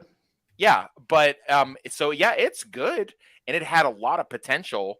They just shit all over it in the next 2. Exactly. And again, I'm not mad at. I mean, there's I'm not super happy. I was in prison for 4 years, but I was in prison during Last Jedi and Rise of Skywalker, so I'm okay with that. I'm okay that I missed that. The last Star Wars thing I saw right before was Rogue One, which I hold that's the second best Star Wars movie ever made, and I'll fight anybody that wants to argue about that. Hard to debate that. I watched, I mean, that's the thing, and I've said this so many times on streams, like this could be my catchphrase, but I walked out of episode 7 like excited, thinking like, hey, Star Wars is back. Like, people are interested in it. It wasn't just like that movie was great. It was like, dude, this movie made a shitload of money. People are fucking like relatively happy about it. Yes. Want to know where it goes. I walked out of episode 8 confused and scared. I don't know what to say. I was just like, what was that? I remember walking out of like episode 7, like doors came out. I was like, whoa. Yeah. Well, I worked at a movie theater when episode 1 came out. And I had to tell, and I worked in an 8 screen theater in West Palm Beach, Florida. And I remember having to tell my boss, I was like, hey, let's run it in 2 screens. And he goes, because we're going to do a midnight showing. And he's like, yeah, well, we only run midnight shows on 1 screen. I'm like, boss, I'm telling you, put it on 2 screens because people are this is going to get insane. And he didn't listen to me. And we put it on 1 screen and it sold out in 20 minutes. Yeah. For the midnight showing on the Thursday before it actually dropped. And I remember watching it with that, once I was able to clock out, I came in there and I watched it, and people just walked out of that thing like dry flat. Like they were like, what did I just watch? Like Misa's so sad that it was more like people weren't like movie. And that was the thing, is like, I remember there was like, a lot of people were walking out of there thinking like, well, maybe that movie was just too smart for me. Maybe I was just not paying attention. I don't know. I thought it looked cool, and yeah, I mean, it was good. It was good, but it's one of those things, like just like when I saw Prometheus. Like by the time you drive home, you're like asking yourself all these questions. Like, wait a minute, Yeah. why? I think that was dog shit. Yeah, you start thinking about like, well, if they needed to race the guy to get the part for the ship, why didn't they just take the money to get the guy to pay, like Han Solo? Like, remember when they just could just hitch a ride with somebody? You have another shit. I don't want to pimp out another way more popular YouTuber than us, but I'll tell you that if you watch pitch meetings and you my God, and you just do his Star Wars thing, like he rips those a new asshole. Like he just points out every single possible. The cool thing flaw. about Star Wars is everyone's riffed on them. Like Red Letter Media, the Mahler videos are epic, dude. The riff tracks. The riff tracks did riff tracks of every single Star Wars movie. Like, watch them. Yeah. They're all fucking hilarious. Well, I'm thinking, like, to Enzo, what you were saying. Here's what I don't understand about Star Wars, and I was a huge Star Wars fan as a kid. I don't understand. They have all of those novelizations, all that stuff I grew up with, the Heir to the Empire. And, you know, if you go to YouTube, there's a whole bunch of series of motion capture cartoons where they're basically like reading the books and then they're reenacting them with motion capture cartoons. So if you get a chance, I watched like 3 of them the other night after work. It was great. They have this huge amount of universe but they keep going back to the stupid Skywalker and Palpatine shit, and everything's on Tatooine. Well, it's also with Mandalorian. It's like there was like a great analogy where like it's even more so true is like this metaphor that like the Mandalorian is about the fandom, is about Star Wars itself, and the idea is now with season 3, it's even making more sense. But the idea is Baby Yoda represents the IP Star Wars, and the Mandalorian represents, you know, Dave Filoni and Jon Favreau and these people who actually like and care about Star Wars. And the Empire, they represent, you know, Kathleen Kennedy and Disney and Lucasfilm, the people who are trying to exploit Disney and just like kind of make soulless cash grabs. But what's interesting now is how it's gotten is basically what's so interesting is like Jon Favreau wrote an ending for Baby Yoda. Baby Yoda was only intended to become like this little thing, this plot device. And then once he gets handed off to Luke Skywalker, which is a fitting end, it's just kind of like, all right, now the Mandalorian can kind of break free from the Baby Yoda thing and do a different adventure. And now it's like he's like Urkel, where they're just it's now the Baby Yoda show. He is Steve Urkel. Well, it's crazy, dude. And well, season 3 is Bo-Katan guest starring the Mandalorian. I haven't seen any of the season 3, only the fucking like takes on it, and it's like, I mean, it's because they've Boba done a bait Fett, and switch. The Boba Fett show was able to like kill my fucking desire to watch Mandalorian some more. You know, because like the Boba Fett already crashed and burned, and Mandalorian comes back in there, and it's just like, it's so stupid. I'll say, Enzo, because you mentioned Force Awakens, like I think the biggest thing for everybody was the internet and like with the way it ended, because it's like, okay, Luke, where the hell's Luke been? There's just a billion possibilities. Who is Snoke? Who is Rey? Because everyone's like, is Rey Obi-Wan's granddaughter? Is she Luke's? There was just so much, like you said, the excitement, you know, after Force Awakens, because everyone's like, hey, now Han is dead by Kylo Ren, and like now Luke's gonna come back and be a badass and rebuild the Jedi Order. But you know, with 7 happened, everyone there's just endless possibilities. And I said this on the last stream where it's like Rian Johnson literally fractured the fucking universe, dude. He fractured the space-time continuum by making that movie so bad. Like he decided, I don't like anything that's happening here. I don't like It's like the Bud Light chick. I don't like Bud Light and the people who drink Bud Light. So I'm just gonna fucking ruin it. I'm gonna make it how I fucking just shit all over the fans and try to get my own friends to like laugh at it ironically. It's so crazy too, because Rian Johnson is actually a good director, and he's actually really talented. I don't think he is anymore. I mean, he's a good director probably, but his scripts, like after revisiting Brick, I loved Brick when I was a kid. I watched it again. I realized it's pretentious hogwash. No, it isn't. And then the same thing with Looper. Looper has so many fucking problems when you. I like Looper. Yeah, but I do too. What time travel movie doesn't? Here's the problem. Why it has huger problems is because they fuck it up by adding the telekinesis stuff into it, because like the believability factor, like when you have like grounded, like The Exorcist, everything in the movies grounded, except for the fact the girl's possessed by the devil. If you suddenly added like, you know, something else outrageous in there, like a talking dog, that's where it gets silly, you know? And it's like, you can only have one fantastical thing in your reality based, you know, kind of thing. Look, I'll give it that the telekinesis was almost pointless except for the kid. And I will admit, as far as kid performances go, that was probably one of the better examples at that point in time. Like for a 6-year-old, like dude could act his ass off and almost had a career with some, I don't know, some sci-fi thriller show with Halle Berry. I can't remember what it was called, but I remember that. Look, I'm not but, disagreeing like, with you guys totally. Like those movies are good, but they are not great. I think they're over. Like I think like watching them now in an older hindsight, it's like I think, like I said, Brick. I used to think Brick was the fucking shit, and now I watched it as a 30-something-year-old man. I'm like, God, I'm cringing that I like this movie. You know, like I don't know. I mean, it did the Veronica Mars thing kind of before Veronica Mars did, and Like- maybe a little bit better because like it as had a detective movie, and as far as like the interior shots and stuff like that, it's great. Real A+.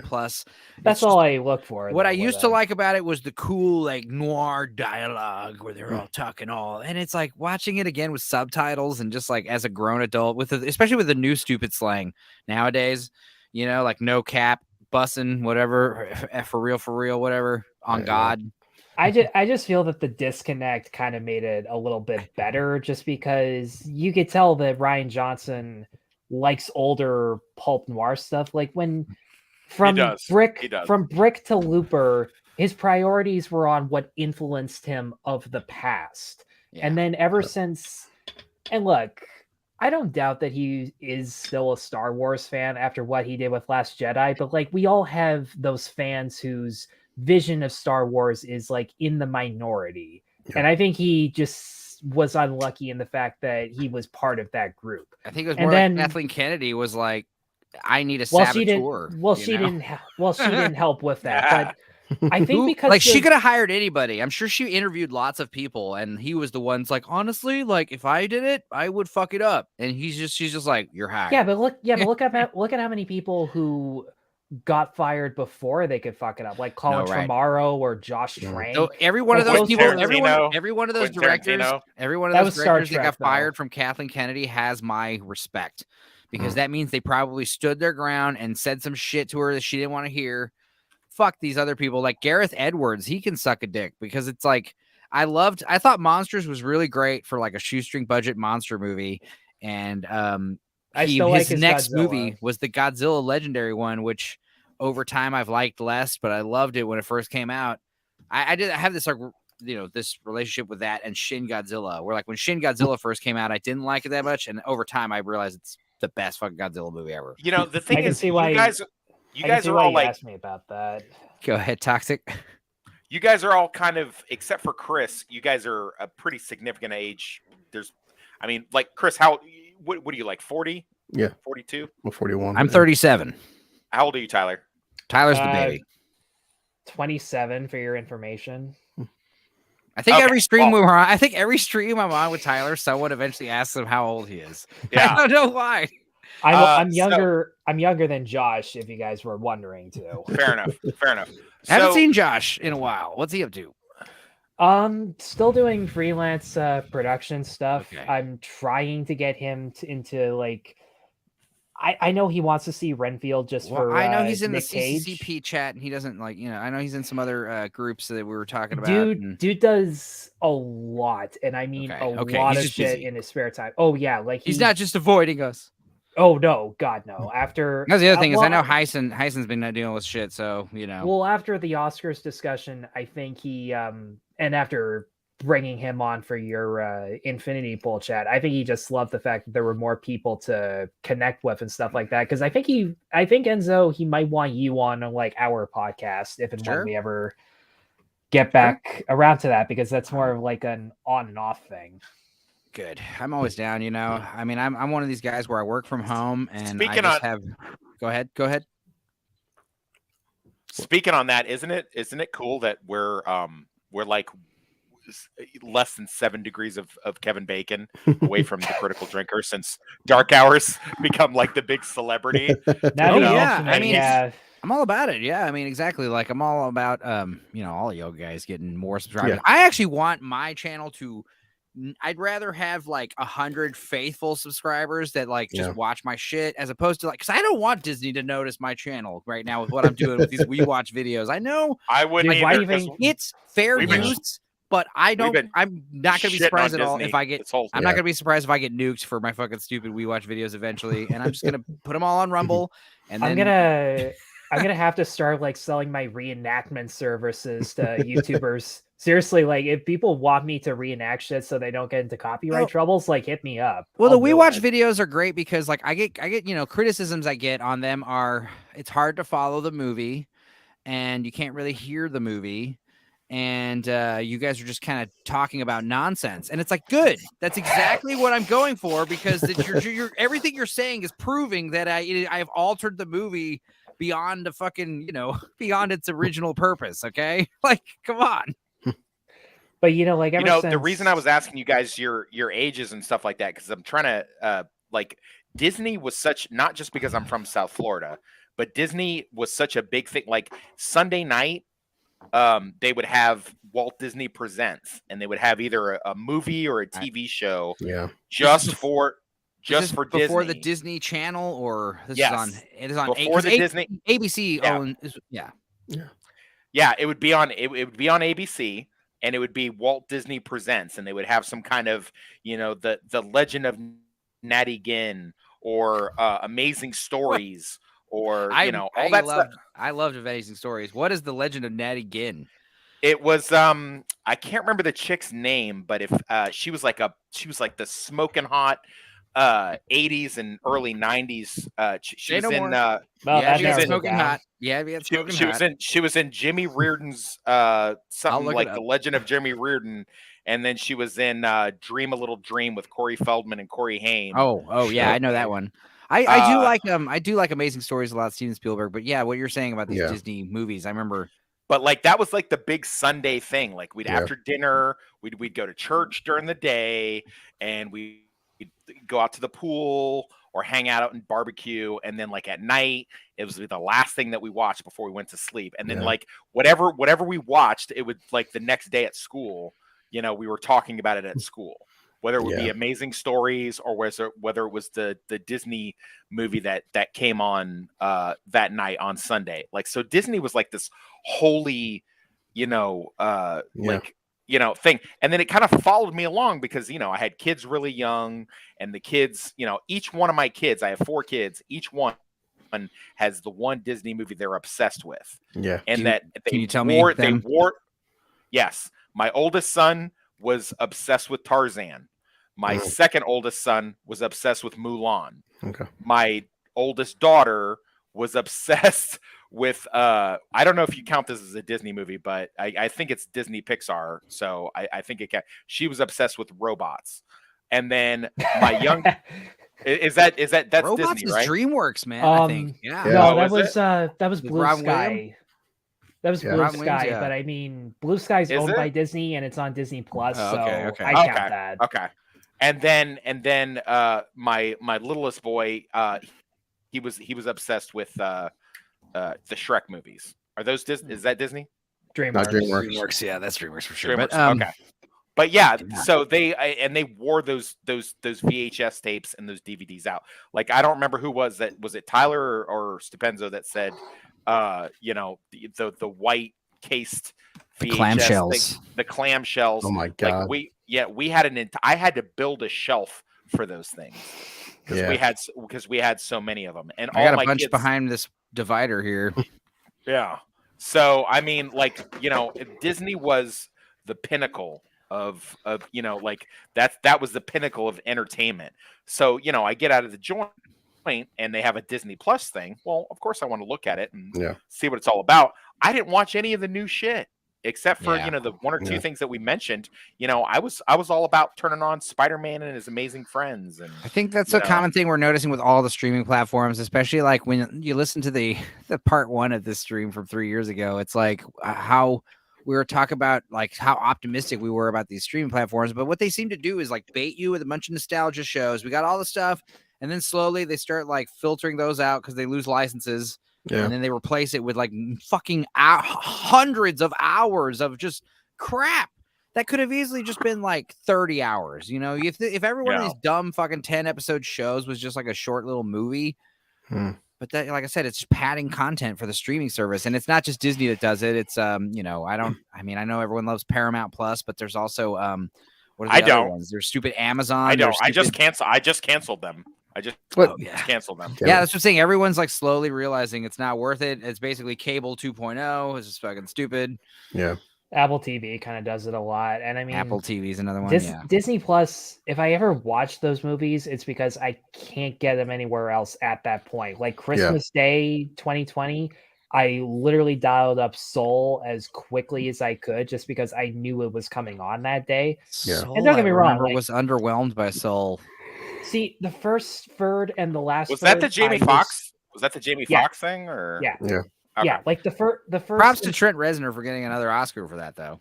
Oh yeah, 100%. Like the music was amazing in that. In the first act and the third act, I was smiling so wide, thinking, "Okay, this is like top tier Pixar." And then the middle happened, where all the cliches started coming up, and I'm just sitting there going, "Yeah, okay, this is why Pete Docter is kind of overrated." Even though I wore out my Monsters Inc. VHS, and I would do it again. I love Monsters Inc.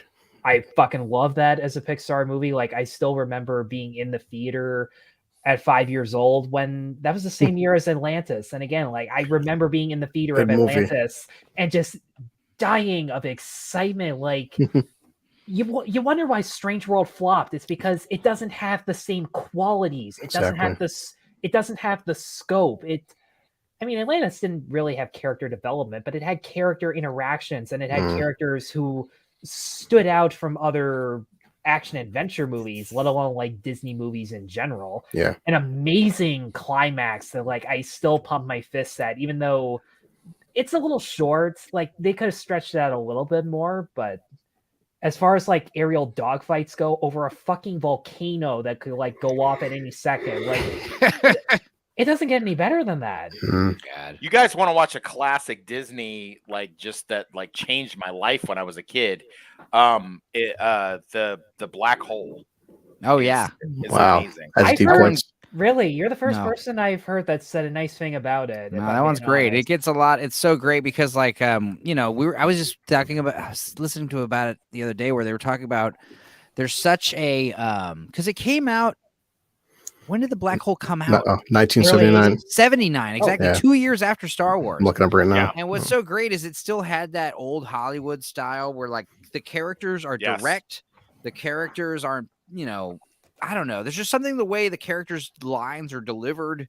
There's no bullshitting around in these movies, you know? It's just all like it's a great fun time, you know? See, tying it back to Nostalgia Critic, Doug Walker did like a vlog about it, and you know, he felt bad that he didn't like it because he mentioned how the atmosphere was really creepy, that Maximilian is like one of the scariest robots out there, and that he wanted to have nicer things to say about the actors. He always said that like Anthony Perkins and Roddy McDowall were just so stoic, and I'm just sitting there going, well, isn't that kind of the point? Like the clips that he showed, the effects were so bad. I'm just sitting there going, really? Even back then it looked that shitty? Like I can see their green like glow of the matte paintings and shit like that. But I mean, I guess I shouldn't be too surprised that stuff like that still existed. Yeah. I used to pretend that my R2D2 was the like I put my R2D2 in the microwave and melted him a little bit so that he would look like the robot in Maximilian is funny. Maximilian is better. Like I will give him that. The fact that he fucking killed Anthony Perkins in such a brutal way. In a similar way to how you would associate with Anthony Perkins on the left. Also, Ernest Borgnine, you know, that's right. He's one of my favorites. So Marty and basketball. He's so good in basketball. Like he's just awesome. I love him. And Ernest Borgnine was in basketball. He's the guy who funds the sport. Yeah, he's like the billionaire. Oh my god! I like your little game here, and he's like he chokes on a hot dog. Yeah, he's married to Jenny McCarthy.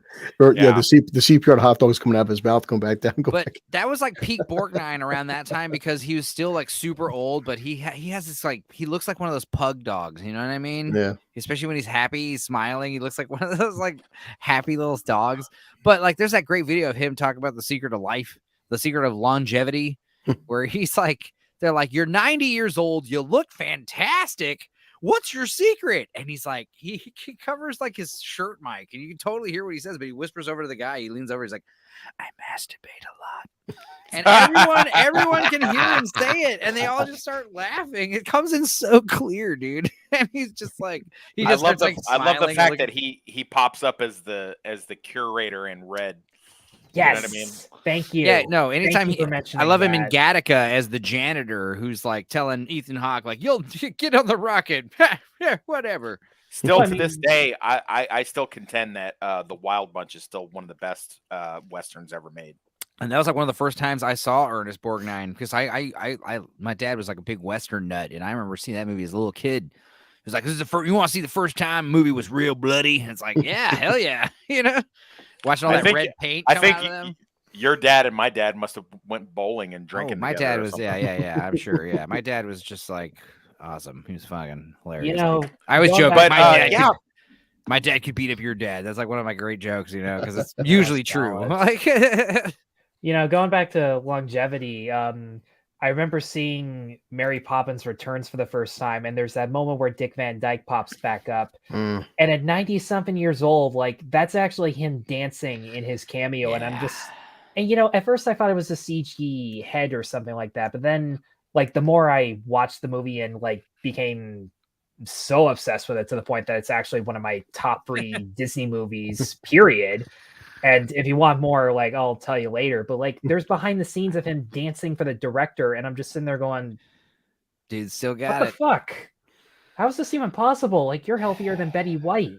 Retiring is also a good part of it, you know, living your life out of Hollywood and going to live the easy life, you know, taking it easy. I'm looking at the Disney News website, and for the remaining year of 2023, they have no less than 62 new shows that are going to premiere. So, like, that's the thing is, like, you're talking about all this crap from Disney Plus. Obviously, they're doing the Netflix thing where they don't do any kind of marketing. So, like, what are some of these shows that are awful that you know, I should know about? Like, what are some of these things that you've seen? Or you know, is it all children shit, or is it usually? No. They've got. I want to know about the Disney. I want to know about the Disney Plus, like, crappy murder mystery miniseries that are. I don't see anything. I've been skimming it for the last 30 minutes. Yeah, I love, unironically love. Well, I do ironically love, like, Lifetime Hallmark movies. Those are fucking awful, especially like the Christmas ones and the murder ones. They're so fucking hilarious. Jesus. Just like watching watching 8. Go to prison. You can watch as many of them as you like. 80s porno movies also are hilarious. You know, 70s, 80s porno movies are funny. So I'm looking through this list, and I got to tell you guys, the only thing that I see in 2023, I see 2 things that I'm mildly interested in. It's the Ashoka, excuse me, and Secret Wars Invasion. Yeah, and I've heard about those though. I cannot see anything in here that is remotely blowing my skirt up. Like, I have no idea. A lot of it I don't even know what it is, and then the rest of the stuff is I'm just like, hard pass.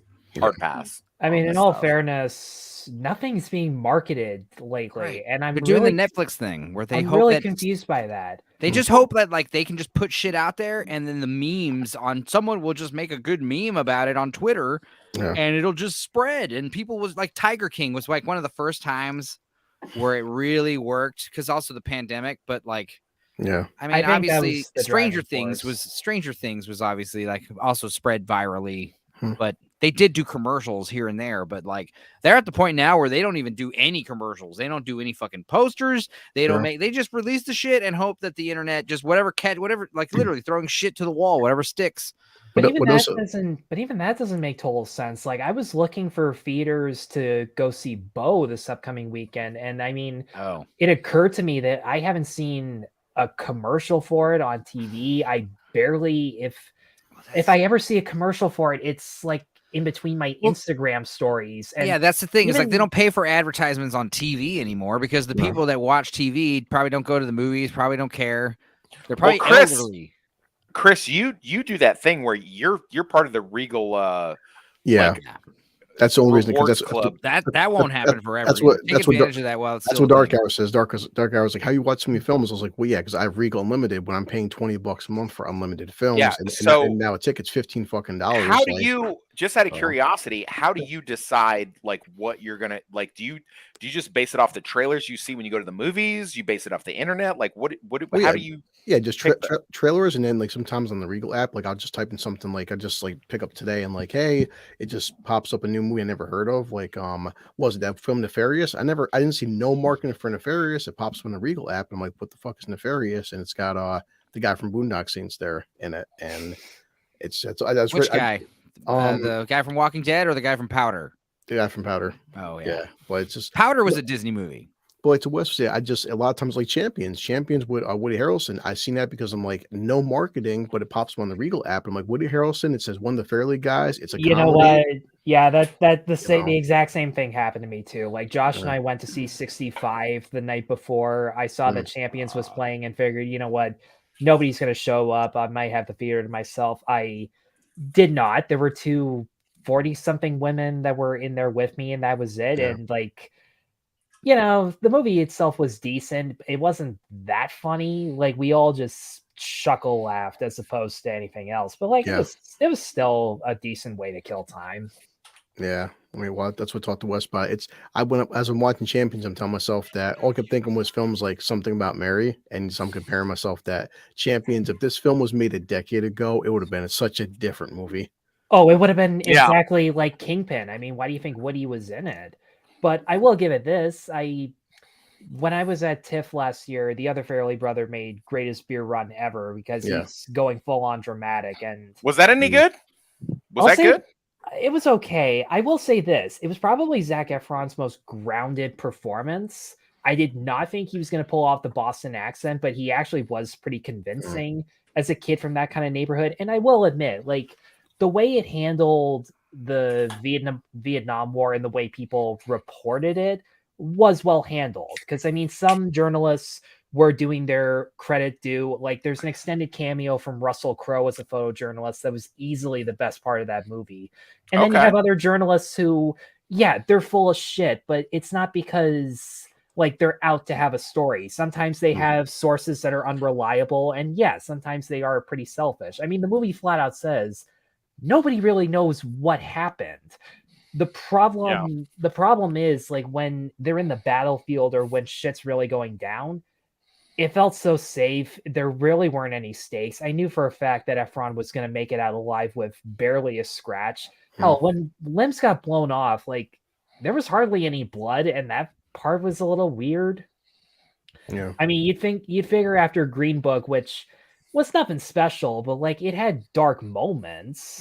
Yeah. That he would at least try to go there. But I mean, as far as Vietnam movies go, it's probably one of the safest I've seen. I mean, I think MASH was a darker movie, and like you didn't see anybody die per se. Also, when people talk about MASH, usually people think about the show, especially the last episode. Well, yeah, because the show was better. The Robert Altman movie is so good, though. But yeah, the show is better. The Robert Altman one is like hit and miss for me. Like there are parts of it where I do legitimately think it's funny. Like when Hot Lips screams, "This isn't a hospital; it's an insane asylum." Like I'm on the floor laughing. Like that's a great line. Or how did such a degenerate make it such a high responsibility that he was drafted? Back about like, you know, what we were saying about oversaturation. Like MASH, the final episode of MASH was one of like the most watched things besides like the moon landing at the time. It still is.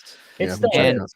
And yeah, because we're never going to get to those numbers again unless like some kind of like, you know, world changing event happens, you know, live on camera. But as far as like, I'm hoping for it. And so I looked up right now. So MASH, the finale rate was 106 million people watch the fucking MASH finale. That's actually not a lot when you say that number, compared to like 300 million people live in the United States. Well, I mean, remember, it is but this, now. but it's also back in 1986. Also back with like, there's not a lot of like foreign markets, Yeah. But I hear what you're saying. Yeah, that's still a lot I mean, that's a third of the country watched MASH. Like even like 1986, though, our population, like I'll Google that. So basically, like all adults in America, because like the what, like most adults, plus like minus a few like elderly and some kids and a few other adults, but like most this says the population for our country was 240 million people. Population was less than 240 million people. So if you got 106 million people, that's literally half the fucking country is watching a TV show. That's big, man. I could tell you that with MASH, that was one of those things I had to catch on reruns when I was a teenager and stuff like that, because I come from a big military family, and like every one of my military family, uncles, aunts, and grandfathers and stuff like that, they were all like, "Oh, that's a bunch of fucking hippie bullshit." Okay. Like that. It wasn't really like that. All right, real quick. Tyler knows we like trivia here. What does MASH stand for? Quick. Mobile Army Surgical Hospital. Bing, bing, bing, bing, Good bing, for bing, you. Good job, Tyler. We need to do trivia again one time. Again. We need to do that sometime. That was good, man. The last time we did it, Tyler was in here with my cousin, and my cousin was reading us guess movie by bar. And we were like, that sounds way too hard. And we were like nailing through them. We were like, this is actually, we're doing good. No, you nailed through them because you did actually great too. I rewatched it. I mean, it was one of those well, things because you actually drank, so you know what bars are like. If we ever do bring trivia, we got to bring Josh in because like he knows. Yes, movie by bar. I was like, that sounds way too hard. And then they're like Rick's Cabaret, and I was like, oh, that's Casablanca. I know that one. Nice. That's actually not that hard. Okay. Funny thing, when Movie Fights was still a show, sometimes Josh and I did reaction videos where we would like answer the questions along with them, and I swear, like all but except for one time, like I annihilated Josh at every single one. And there was still that point where they would offer auditions and give you like 9 months notice, and Josh and I looked at each other and went, you know what, yeah, we could do that. And then it canceled, and we were just like, fuck, now what is everybody's favorite Disney movie? You got to just pick the one. So I was saying this, I said this the other day. It's like, it's debatable which is my favorite, but hands down, the funniest Disney movie is The Emperor's New Groove. It is without question. Without question, the one that is so fucking hilarious. It's like that's your favorite. That's your favorite then? See, the thing is, like, if I chose a favorite, like when you look at like, especially like, literally like Walt Disney Pictures, I assume we're talking about not all the subsidiaries like Touchstone and Miramax, not counting any of that shit. It's like, dude, Honey, I Shrunk the Kids. You've got fucking, what are some of the other really fucking good ones that are like classic? Like as far as like when I was an actual kid, I got to say I liked Aladdin a lot. I also loved Heavyweights, man. The Fat Camp Kid. Oh my God, remember that shit? Do you remember Heavyweights? I do remember that. I remember because I had a crush on the girl that was in Jurassic Park, because wasn't she in that? Yeah, no, she was in Angus. You're thinking. Oh, right. Yeah, the other fat kid movie where he's upset that he might get. You're right. He's trying to go to college in Angus, right? But no, you're right. You're right. But Heavyweights is great because that's where Ben Stiller plays like the psychopathic camp counselor who's like. It used to be run by like a nice old couple who's like Jerry Stiller plays, and they're like, we're sorry. And the idea is like they used to be a fat camp, but it was really chill. Like, don't worry about it. Like, you don't lose any weight. It's no big deal. It's just a bunch of fat kids hanging out. But then like this dude buys it out. He like owns a bunch of gyms, and he's basically gonna like turn all these kids into sculpted gods to kind of like, advertise his gyms and shit. And it's like, dude, he like runs them through the what's the word I'm looking for? Just runs them through the meat grinder. Yeah. And there's that amazing scene where he takes them on the fucking hike, and they're all like choking and vomiting and gasping, and he goes off to the cliff, and he like starts like doing like what is it, like gymnastics off of this like tree that's like hanging off a cliff. He's like flipping himself around, and they're like, what the hell? And what does he say? He's like doing yoga. He's doing like the downward dog, and he's like, repulse the monkey. Yeah. Tyler, what's your favorite? That keeps changing, and I had like an entire list of top 10 if I had to narrow it down. But if I'm going by I'm gonna go strictly by like the one that I loved watching the most as a kid, and that was probably the original Peter Pan. Okay. I was gonna say Mary Poppins Returns because like just movies altogether, that would be one of my favorites because like as a musical, as like a throwback to the 40s and 50s Disney musicals, like it's the closest thing that we're ever gonna get for like God knows how long at this point. I think some of the ones that I definitely watched on repeat a lot as a child and loved unironically was like Rescuers Down Under, Pete's Dragon, and also what's the other one? My God, I just had it on the tip of my tongue. But Rescuers Down Under and Pete's Dragon, and fuck, there was I discovered Pete's Dragon during the lockdown, and the original Pete's Dragon.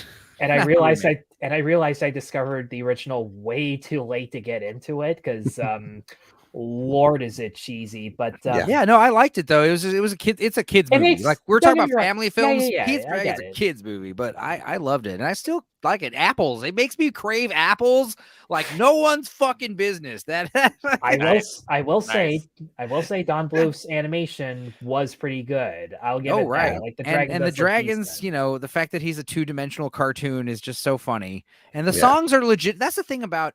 I gotta say that was one thing that I've definitely noticed. There was like a hard pivot, like just like how Walt Disney suddenly became Disney around like 2017. All of a sudden, all the songs and all the musicals started sucking. Like they don't sound great. And like when I think of they're even musicals anymore, like I don't even think Peter Pan and Wendy's going to be a musical. The third movie I was going to talk about that I forgot was the Robin Hood cartoon. And one of the reasons why I loved it is the music. Yeah. And it's not like the songs are great. It's not like I love them like as music numbers. It's just like catchy ass songs. Oh yeah, absolutely. Josh has the vinyl of the original movie. Like, yeah, Josh will watch any Robin Hood movie. He'll defend the Russell Crowe one to death. But I like that movie. That makes sense. But I mean, there were so many others. Like, I grew up with Tarzan, the original Winnie the Pooh. I've never seen the Tarzan one. I realized that when you guys were talking about it, I need to watch that soon because I know if it's Phil Collins' like epic masterpiece. Wow. Okay, I was a little too old. That's a great movie. I know. That is a great movie. I heard it's like one of the last Disney animated 2D great ones, you know? It was literally the last movie of the Disney Renaissance. And after that, we got Atlantis, we got Home Emperor's on the New Range. Groove.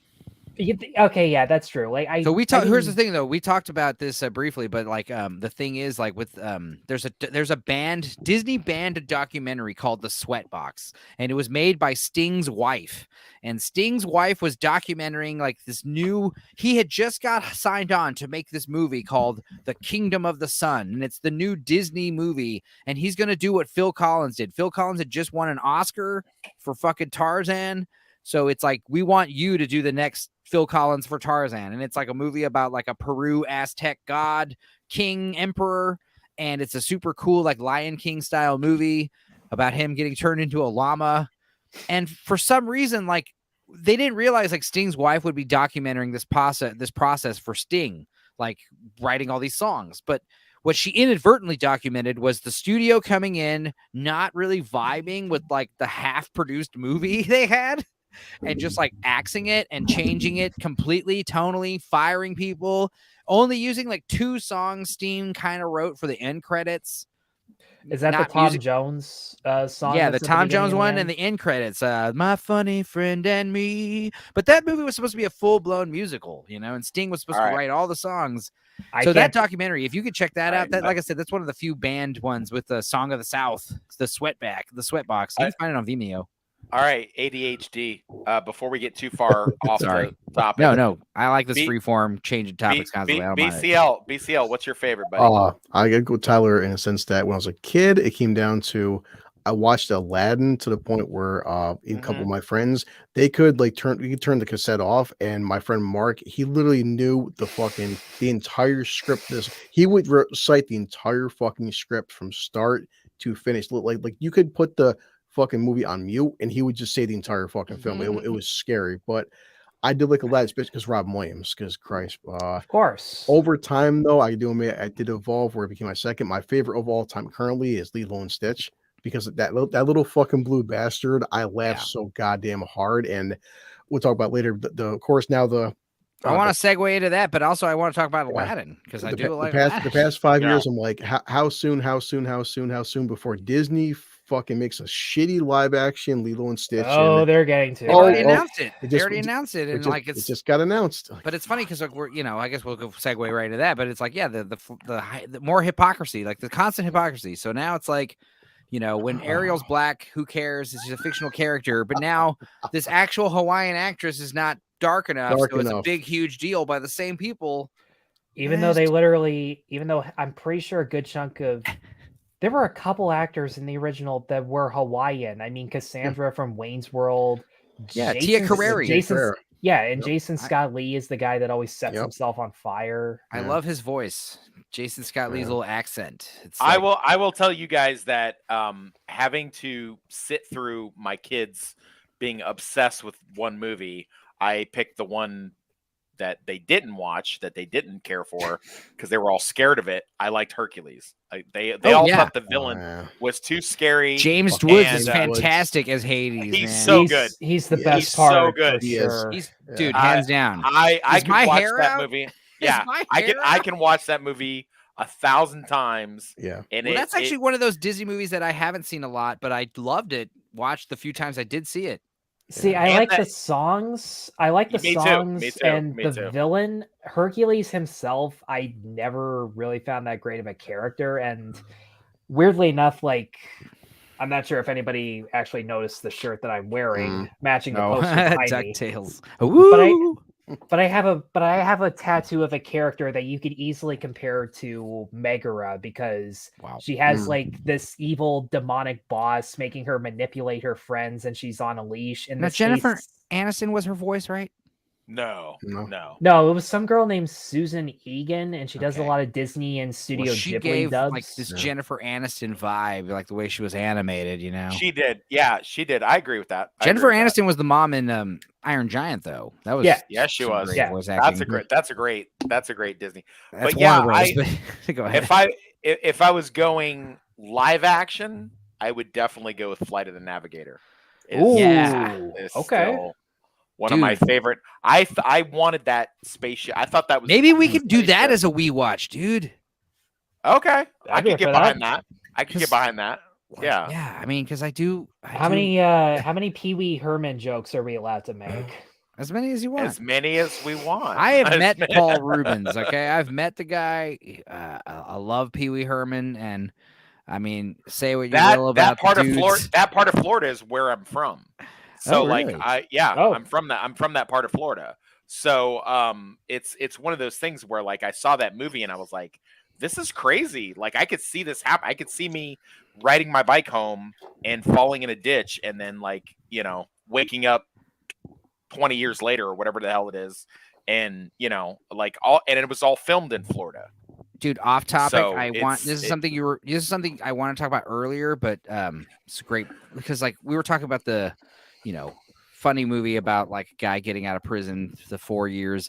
Something else I wanted to see was like I've always wanted to see like a parable, not like obviously about Paradise, Florida, but like a town kind of like it where it's like a city made by quote unquote Disney or some kind of Disney parable, but like there was a town called Paradise, Florida.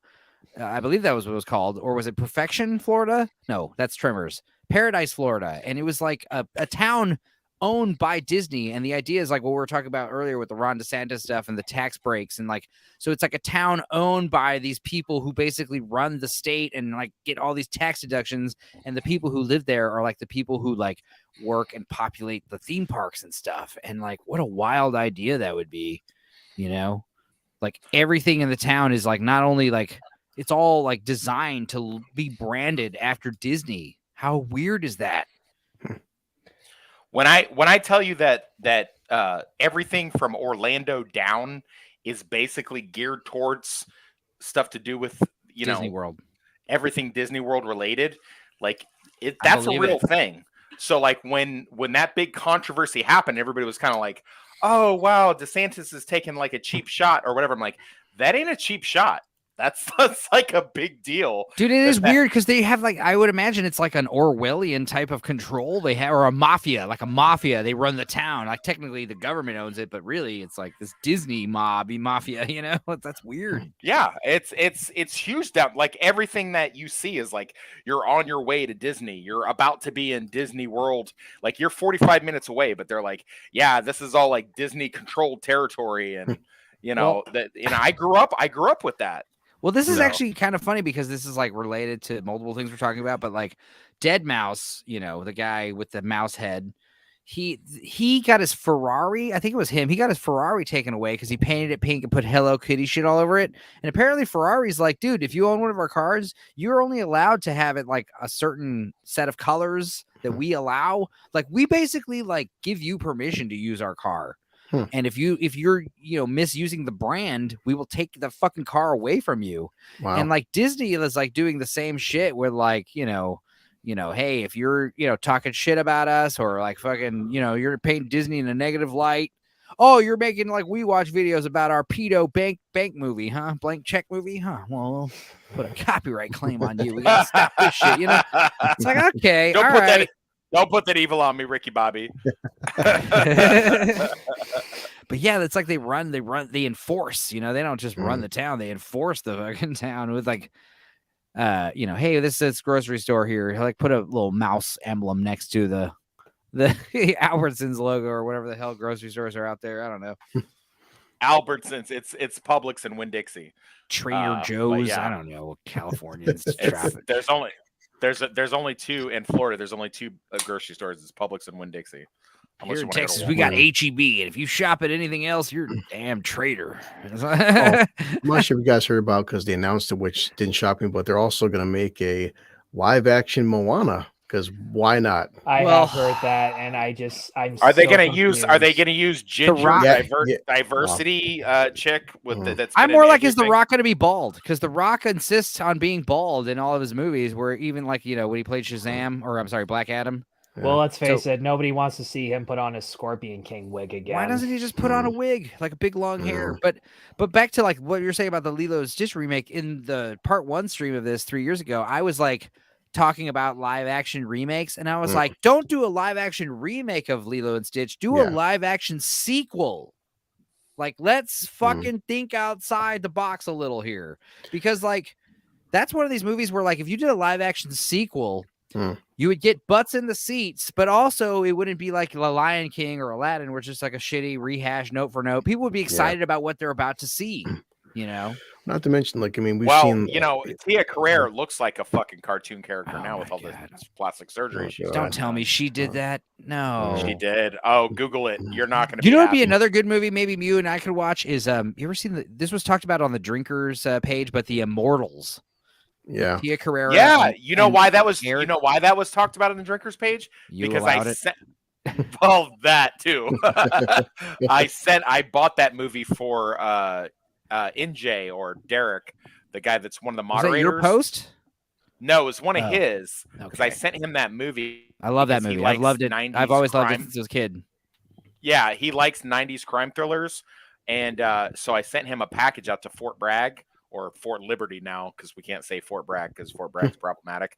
But I sent him, me and him used to be in the Army together. And I sent him a copy of that movie because I found it at Game Nut while I was getting video games for my 360, and I just like happened upon it. It was $2, and I'm like I'm gonna send this to Derek and and then he did that for his question of the day. It was like and that's a fucking great movie, and she's rocks. Balls to the wall, beautiful. I haven't seen it in 20 years probably, so I would love to rewatch that one. But another one, that one and Body Count with Linda Fiorentino and John Leguizamo and Ving Rhames, where they're like stealing some paintings and they all just start killing each other. But these old these straight to video action movies were good. Yeah.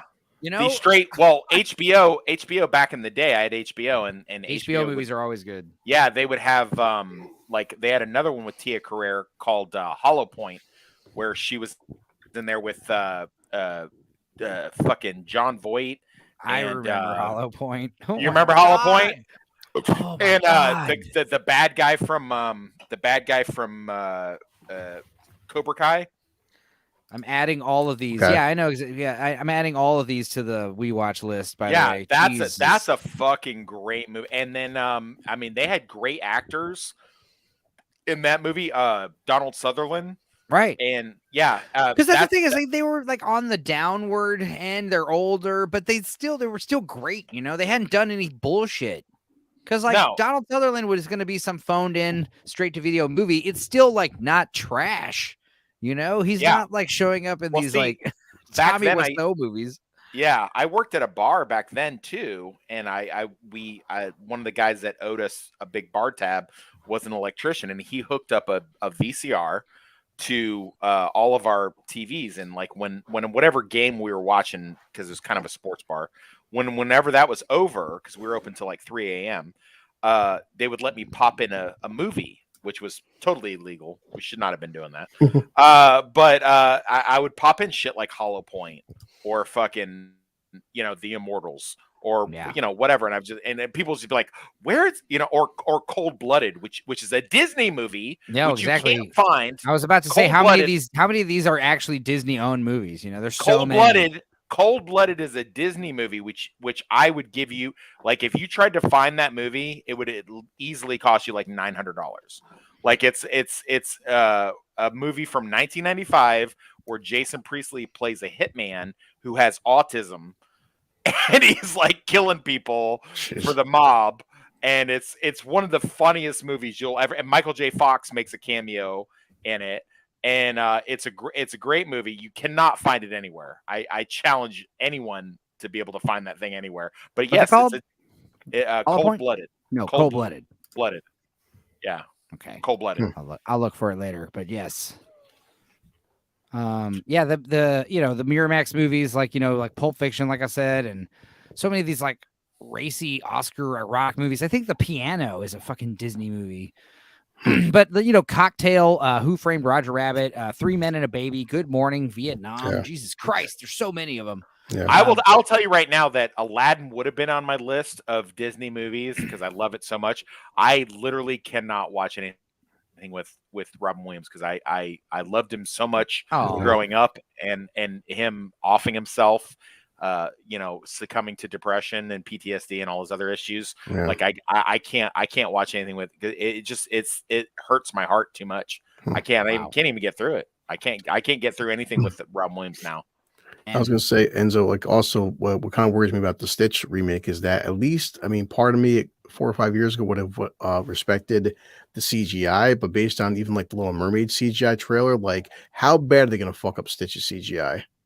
Right. Well, judging by how like every studio is dealing with the visual effects crisis. I mean, I don't know if you guys follow Royal Ocean Film Society, but his video on that was he does video essays in a very and almost like how an animator would. It's actually pretty impressive what he can do. But he showed a clip of the Life of Pi guys getting their Viz Effects Oscar and how they tried to shout out the effects studio that went broke with the effects, were protesting the ceremony outside, and their microphone got cut off with the Jaws theme, and I'm just sitting there going, "You pieces of shit." Yeah, that's the thing is like I feel like just like how we're talking about, like we're beyond the heyday of like big numbers for TV viewings. We're also past the heyday of special effects because like really like it was mostly like the Jurassic Park days, the Titanic days when we were incorporating CG with practical effects.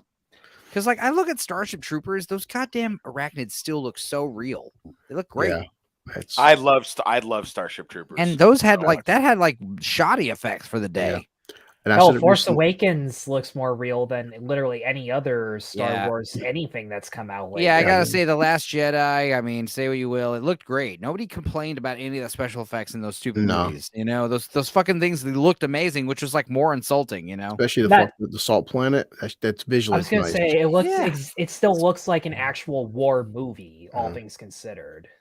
I said recently, a few months back, with my kid, I brought him to see the 15th anniversary of the first Transformers, and whatever your feelings about Michael Bay, the fucking CG What? on the That's first 15 Transformers, years? yeah, but in the CG, That- it seems like it was made 2 days ago. It still holds. Like when Optimus fucking first transforms, even now I got fucking goosebumps. When you first see Optimus and Shia looks up, the whole that sequence, Wow. dude, man, like.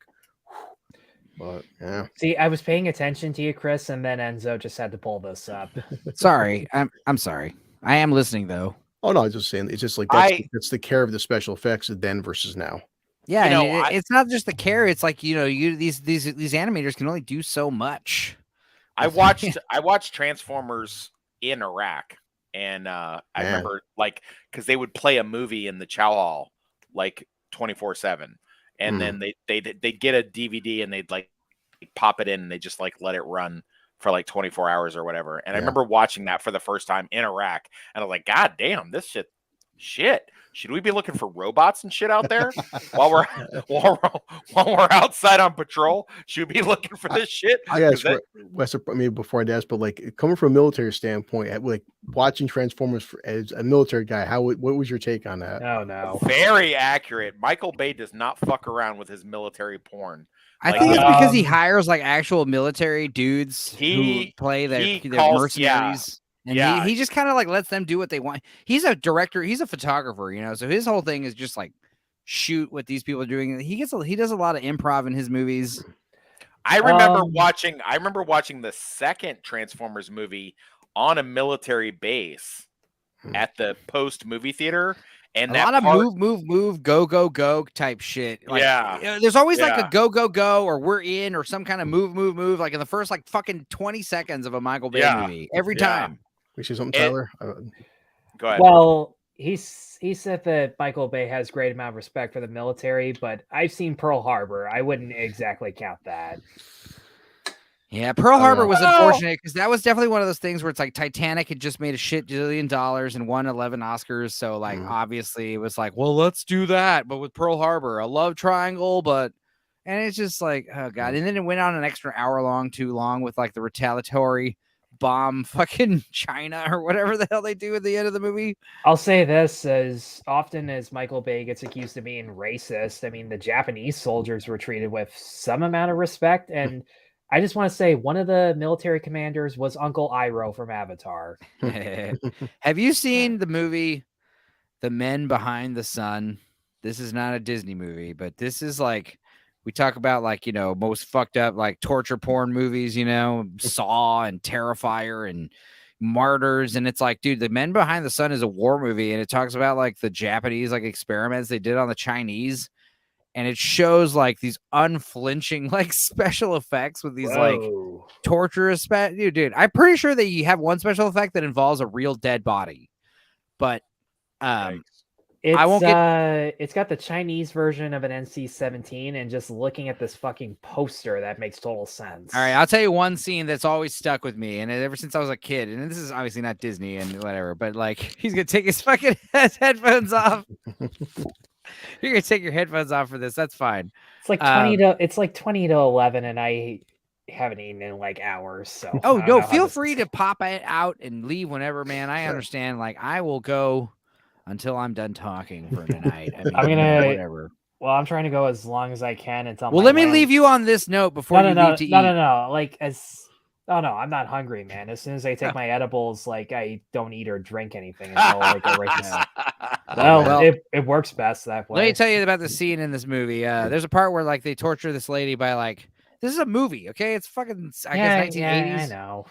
Well, this is apparently what they used to really do, but they take this lady and they like spend all night. It's like freezing cold, snow and shit. And they take like this woman outside and her hands are like on some kind of like, trap where they're hanging, and they just pour cold water on their hands all night, all day until her hands are basically got like icicles hanging off of them. And her hands are basically like frozen, I guess. And they take her, and this is all special effects, obviously it's fake, it's a movie, but they take her inside with her frozen hands. And like the crazy doctor who does all the sick experiments, he like brings her in and he's like doing this, presentation. He takes her up to like a boiling pot of water And he takes her frozen hands and puts them in, and she doesn't even react. She's like, "What's happening?" And then they take their hands out, and then the guy takes like a little tweezers and just like starts like peeling all the fucking flesh off of her hands, and now she has like bony skeleton hands, and she's like, ah! It's like, what the fuck, dude? Jesus. So anyway, back to Disney movies. I was gonna say like the boiling water from cold hands. That's usually how I do. That's usually how I do when I get out of the sauna at the gym. Yeah. It's like, I love doing the hot and cold. But yeah, I mean, feel free to just, any of you guys, hey man, I'm done. I'm bored. I'm hungry. I'm tired. Just leave.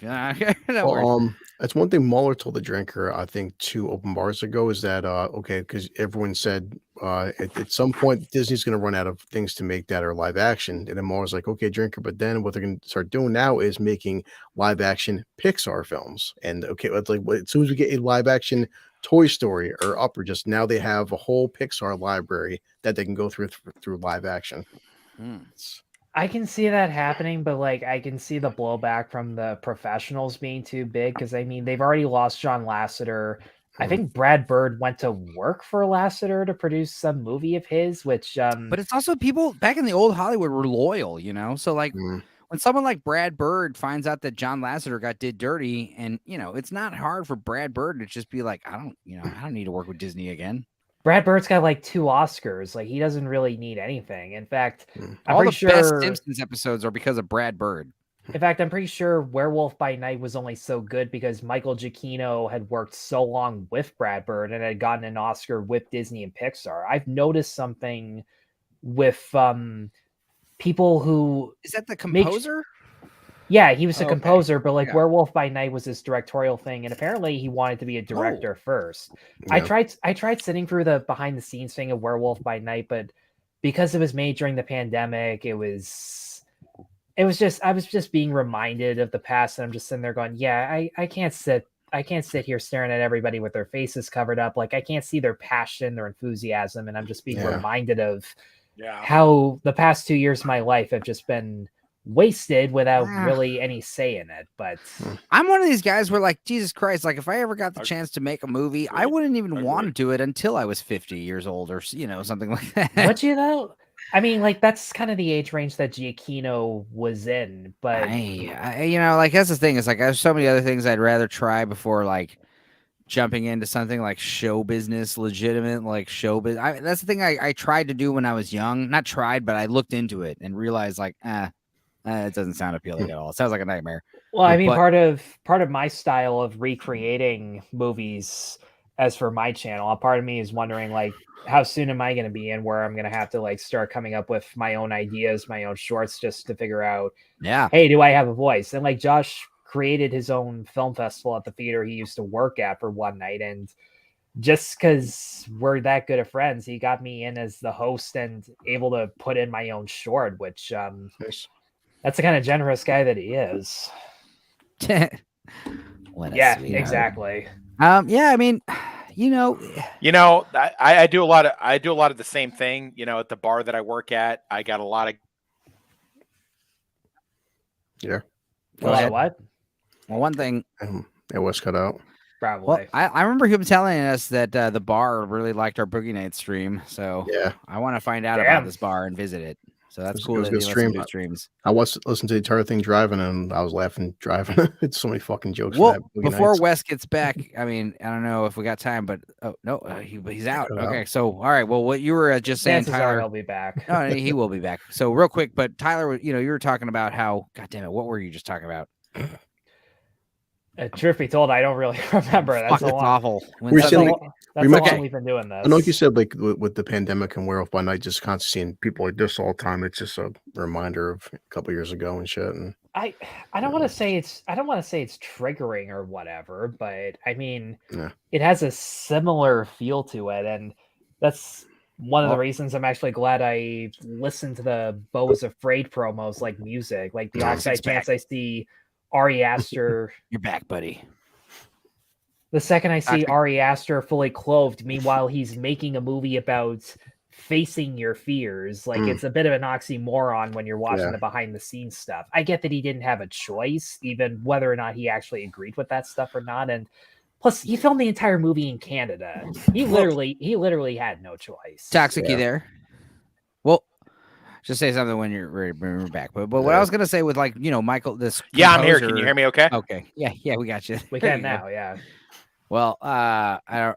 Well, let's say with Gio, this composer becoming filmmaker, it's always cool when you find out people from different departments, taking up directing, and usually it's like director's a photographer, or it's a writer.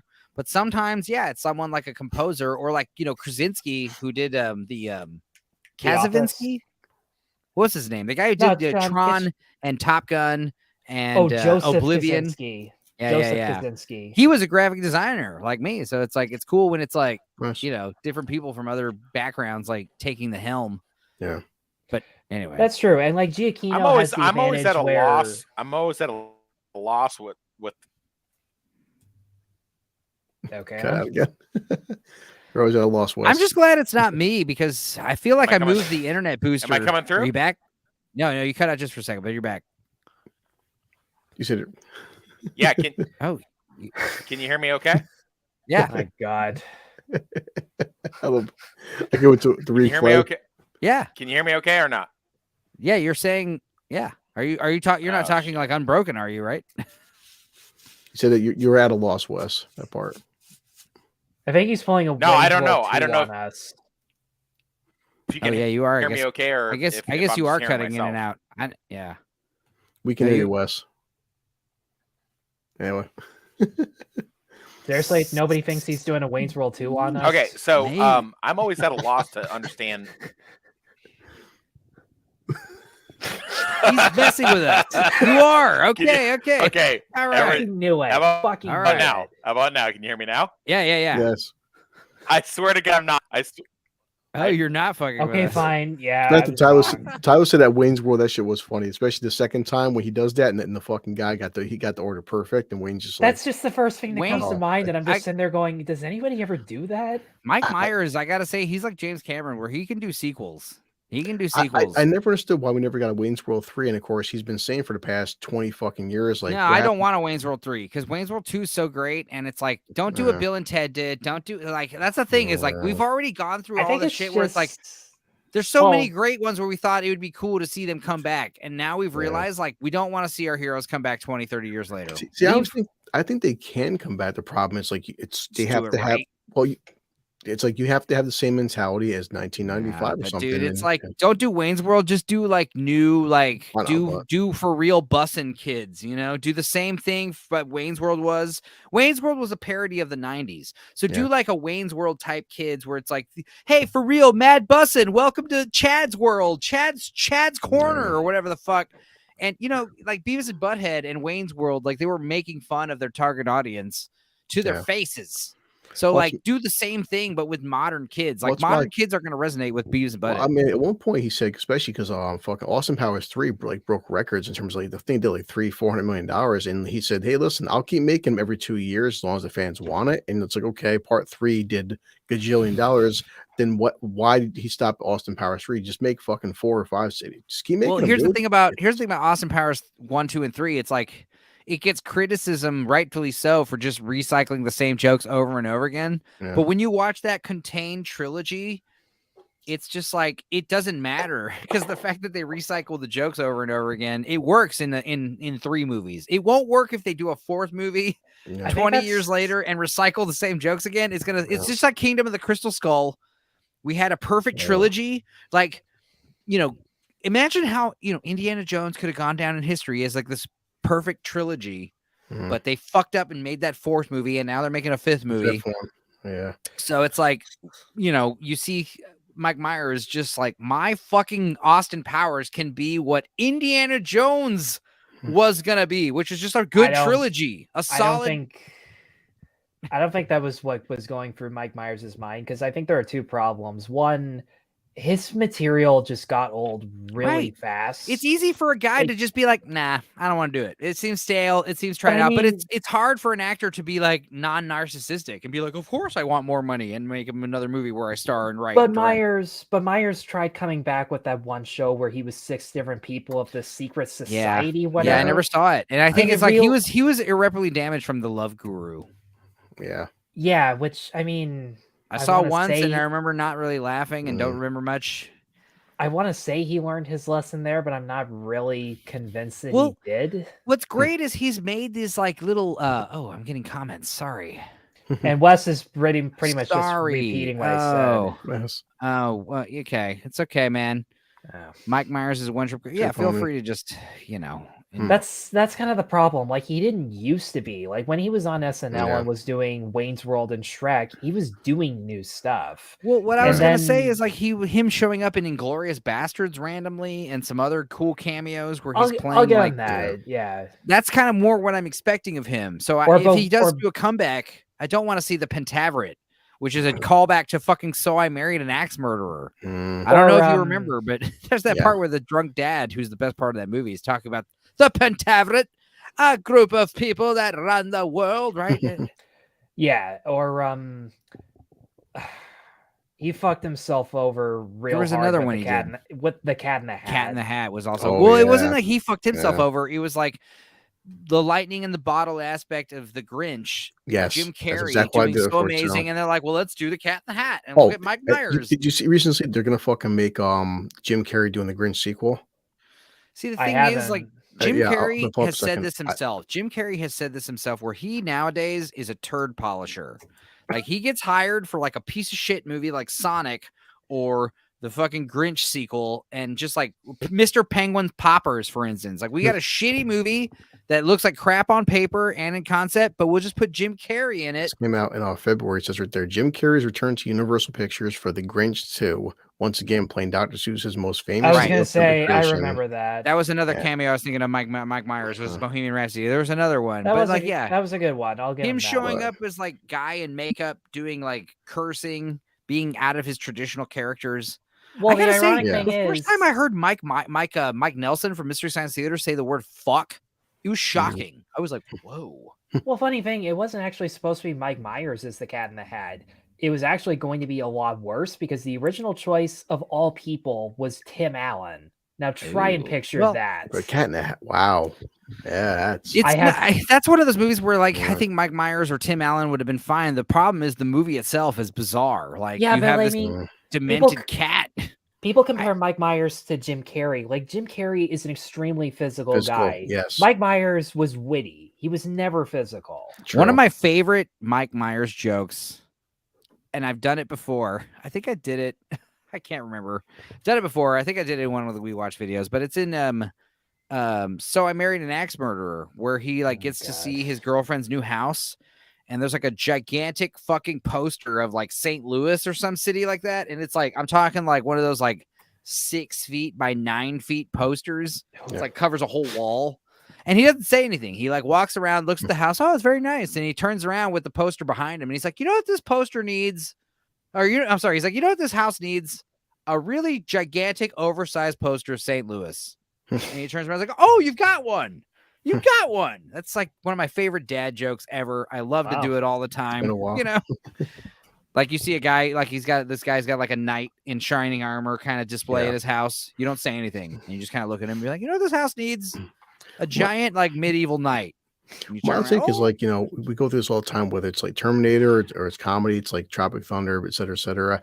And especially this season, everyone's been talking about this season of South Park. It just proves that anything can go on forever if you give Wow. a fuck and do it right. People were complaining there were 6 And- episodes, but I was like, I'd rather have 6 fire episodes than like 11 okay Seriously. ones. Well, and everyone loved because every episode of South Park, everyone's They're like, holy great. fuck, South Park's Yeah, but irrelevant. I mean, let's be honest. It's that one episode in particular that everybody was talking No, that's not about. true. I also love the very first one. I don't- I the gotta be very honest. first- No, yeah, I get- yeah. I gotta be honest, like the Prince and Megan, like that's the only episode I've heard anybody Wah. talk about. And if I'm being completely honest, I'm probably gonna take one of those jokes from my Bo review where I open somebody up and just nothing but echo. Yeah. It's like that was perfect. But I'll tell you, I want a The reason why Japanese people are toilet. mostly talking So about that is because it literally pissed off like royal fucking members of the family of the royal family, you know, like. But the new season, like, is Also- season 26, right? Jesus Christ, 26 years of South Park. also, But I may or may not have downloaded Chat GPI. I've been texting my girlfriend to Chat GPI. right, that was the first episode, right? The Chat GPT episode, right, dude. So wonderful, man. But also, I do I'll want just have to trust you on that then. I want a Japanese toilet. So Hang on. it's like, All right, yeah, season 26, 6 episodes. So first episode was the Cupid Yee, which was like the oh right, Oh, that was the weird him shitting on fucking Kanye. Oh my god. Yeah, the Japanese toilet Oh, no. episode with the idea that like toilet paper is like this outdated fad that we need to get rid of. The toilet paper companies keep us entrapped. Like you need to be getting a Japanese toilet that cleans your ass with water, you know? Yeah.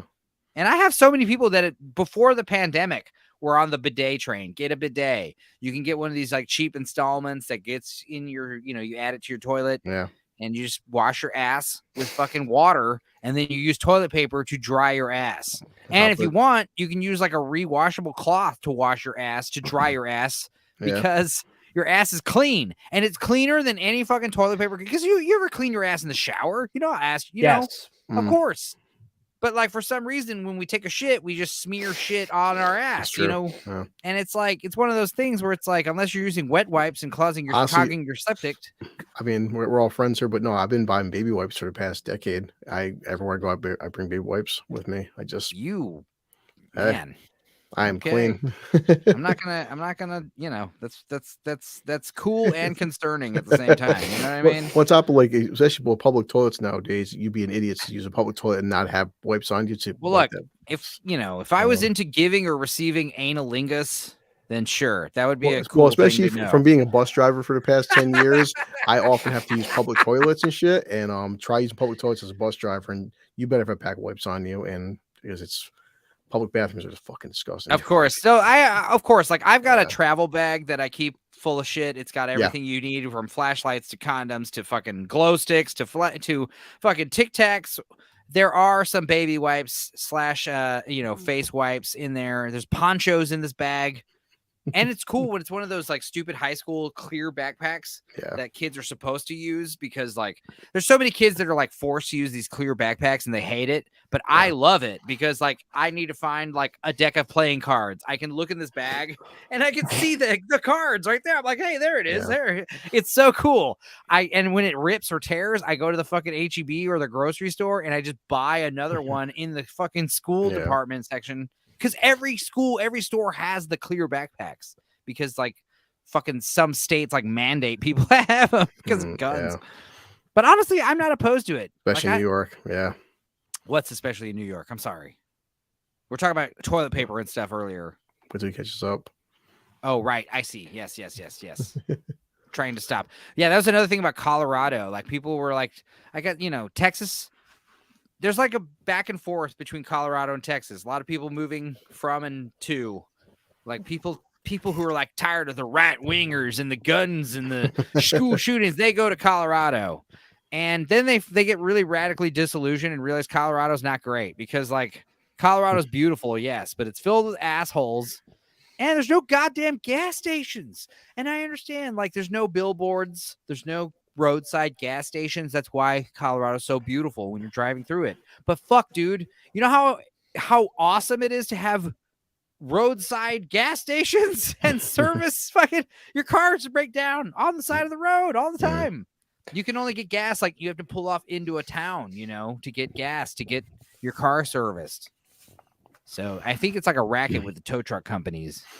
Yeah, but have you guys, like any other, I know like for comedy wise, supposedly they say they want to make Tropic Thunder 2, which they'll probably, it'll probably be shitty Dodgeball 2. I've been hearing about for the past decade. There's so many comedies that you keep hearing about sequels. That's the thing about Disney. That's why they keep hearing about it. Disney's all about just like buying properties, buying intellectual properties and trying to milk nostalgia when they should just be trying to make new stuff. Like, Harry Potter was a great example, and really, Twilight, but Twilight sucks, So well, I mean, it's not like Disney technically. What's new stuff that's capturing the minds of the imaginations of kids? It's like stupid Cartoon Network shows that we've never heard of, What I you will know, say, I think Encanto was the last Disney thing that wasn't based on anything.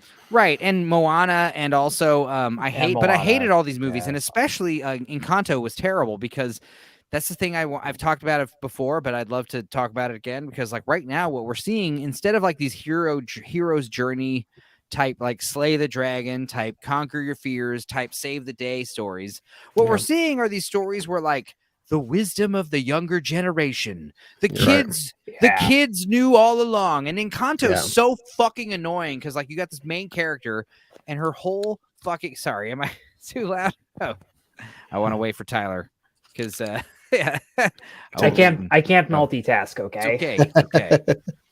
But yeah, you've got this character who's just like her whole Mount Olympus, her whole thing is trying to get her older parents and siblings and grandparent to see that she was right all along. And then at the end of the movie, the final act isn't her saving the day. The end of the world happens basically, and grandmother's like, "You were right." Validation. And that's the fucking movie. And it's just self-validation, like pat on the back, like the kids were right. We should have listened to the children. That's like the new common theme with these dumb movies. And that's why they suck and don't resonate. And there's no thorough through. I can't talk. Yeah. Sorry. I gotta be honest. The more I've done my counseling sessions, the more I've questioned like the wisdom of my immediate family. But I mean, that's not for the same reasons. If the younger generation is ever right over the older generation, it's about the little things. It's about like the individual relationships, the little rebellions here and there. No, like individual relationships. How as you get older, you kind of know that individual less and less. Which is why you kind of need to communicate with them a lot more. And I don't feel like I'm getting that with my immediate family, but like that's how you tackle those themes. Right. Well, when you do it collectively and like criticize older society, that's where things get a little out of hand. Yeah, and honestly, like that's something that we need to do as society is return to like these smaller stories tell bigger pictures. Like What's Eating Gilbert Grape is a small movie, but when you watch it, it tells a different story to every person who sees it. You know what I mean? Like it relates to different people in different ways. And like these smaller movies like Paris, Texas, which I always fucking recommend.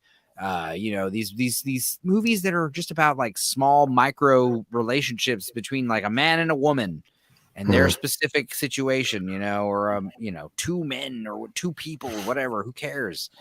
Sometimes not every movie has to be about like a bomb. And like Wes is saying, children are stupid. That's something about that Blank Check movie. It's like children lie constantly. They're fucking idiots. Like why, that's kind of why I was saying that movie would have been great if it was all a dream at the end, But like with Encanto, it's like, oh, we should have listened to our granddaughter all along. Sorry.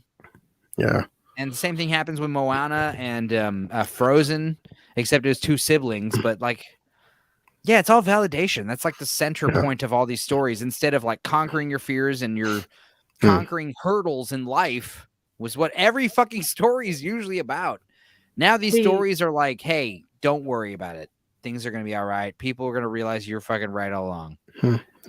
See, funny thing, like my DuckTales tattoos are of characters who do like have issues with the older generation, but like there's actually a valid reason. That girl that I compared to Meg of Hercules, like the fact that you compare it to like her and Magica to Meg and Hades, it's an abusive relationship. Like there's actually something to break out of a shell and grow out of. And I think I connect with the other example more because she's like a teenager with literally nobody to guide her except for friends who have healthier relationships and can like help her ease into things. These kids these days are getting guided by fucking TikTok people and Twitter and Instagram influencers. Which reminds me, Wes, if you're still watching, there's going to be a TikTok version of Hercules from the Russo brothers. So are you serious? I wish I was making that up, but they Wait. flat out said that TikTok was an influence on how they were going to direct Hercules. Christ, I'm sorry. Oh, I thought you were saying that the Russo brothers were releasing like a Hercules movie on TikTok. Well, that would Like- be just as stupid. Would it Like not? we're doing Yeah. honestly, like I wouldn't be surprised if like the ADD with the kids, it's like we want movies that are told in 25-second installments. Yeah. Please put his response up, please. I'll give it time. No, I don't know what you're saying, goddamn it, too, but yeah, I agree. No, Whatever it is, with yeah. with Hercules thing, it's why he's a goddamn it. Yeah. But like, could you imagine, like, you know, I could imagine that's like Blade Runner 2049 type dystopian, like fucking bullshit where like the kids are like, I'll watch the new movie. And it's just like 5 seconds commercial, 10 seconds commercial, 7 seconds commercial, 30 seconds commercial, credits over. Yeah. And that's your whole story. I'm proud to say I've never used TikTok in my life, so I have no idea how neither. this is going to be an influence on the movie. But all I know is Alan Menken has confirmed with us that the Pocahontas remake will never happen. And I just sat there and I'm like, Why? well, we have one already. It's called The New World. I like that one, but why won't the Pocahontas remake ever happen? I think we all know the answer to that. I legitimately don't, because everyone's so racist and stupid anyway. Because like the SGWs are the most racist, so I'm sure their reasoning is racist beyond my comprehension. So like, what is the reason? Well, I'm guessing it's the fact that She's supposed to be like a child, and she's supposed to be like married to this white dude against her will. Yeah, I that think kind of it's the- shit. I think it's the whole like the animated movie painted how history should have been as opposed to what it actually is. Which, Right.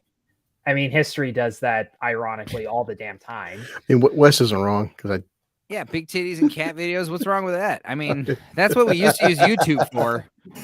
But then, like, that's why That's what Instagram's for. Come on. Dude, I can just upload a fucking 2.5+ hour video on YouTube for free, no problem. Like terabytes of fucking footage for free.